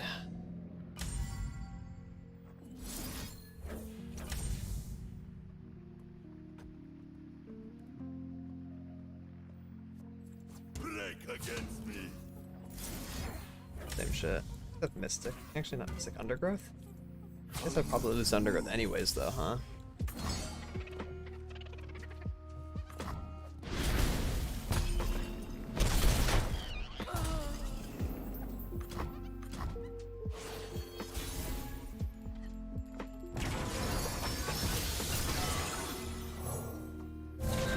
If we seek forgiveness, we must commit all.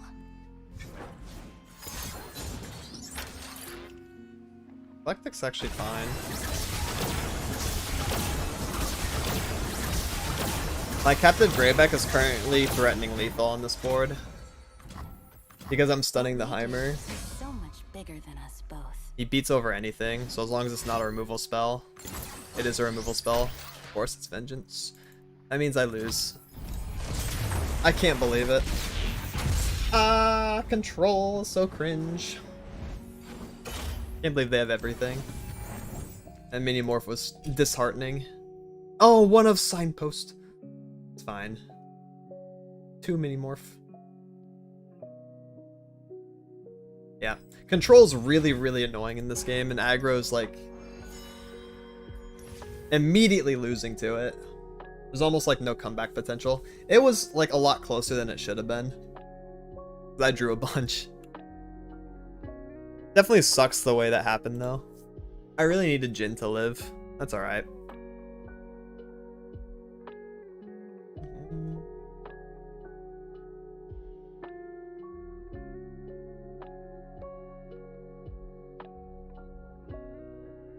That is going to be my last one for today as well. Let me go do this. Come up here. So I will not be streaming tomorrow as I'm going to the dentist to get a wisdom tooth pulled or multiple wisdom teeth. Not really sure what he wants to do. Wednesday, I will also probably not be streaming in case I need to recover. I might be back on Thursday, so keep up to date on that. Definitely recommend, again, joining my Discord if you want to be notified when I go live. Shu, thank you for the follow. Really appreciate it, homie. Welcome, welcome. Much love. Thank you for being here, and I hope you enjoy your stay in the underworld.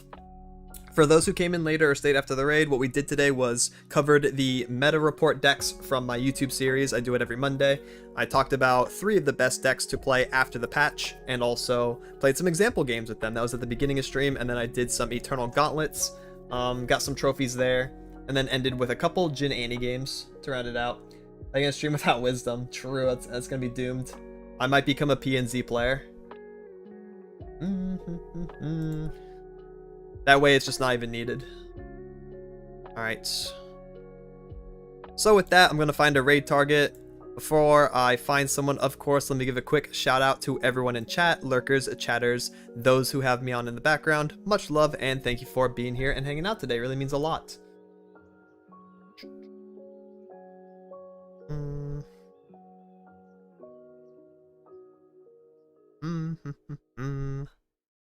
Okay, who's gaming?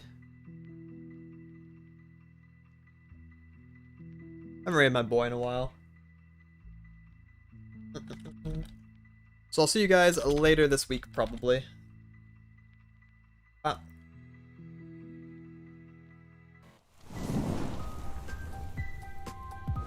And with that, thank you for stopping by and watching. Appreciate all the followers today. Subs, resubs, gifted subs. If you're looking for more content, check out my YouTube channel. I make deck profiles, beginner-friendly videos, gameplay highlights, patch notes rundowns, reveal content, meta reports, all kinds of Legends of Runeterra related stuff. I also multi-stream over there, so definitely check it out. Here is my Discord. Join the Discord if you want to be notified when I go live right away or when I post a YouTube video. We talk about League, lore, Yu-Gi-Oh, TFT, Marvel Snap, Lorcana, all kinds of stuff. We're all super chill.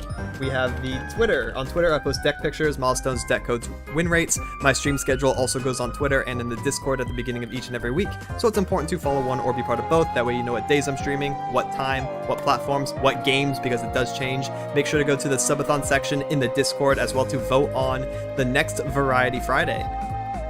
Then we have the Patreon for additional benefits like deck reviews, having your name in my YouTube videos, coaching as well. Definitely check that out if you want to support.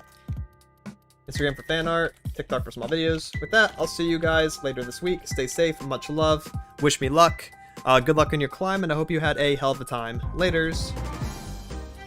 The dentist, no. They're gonna take my teeth away. Bye-byes.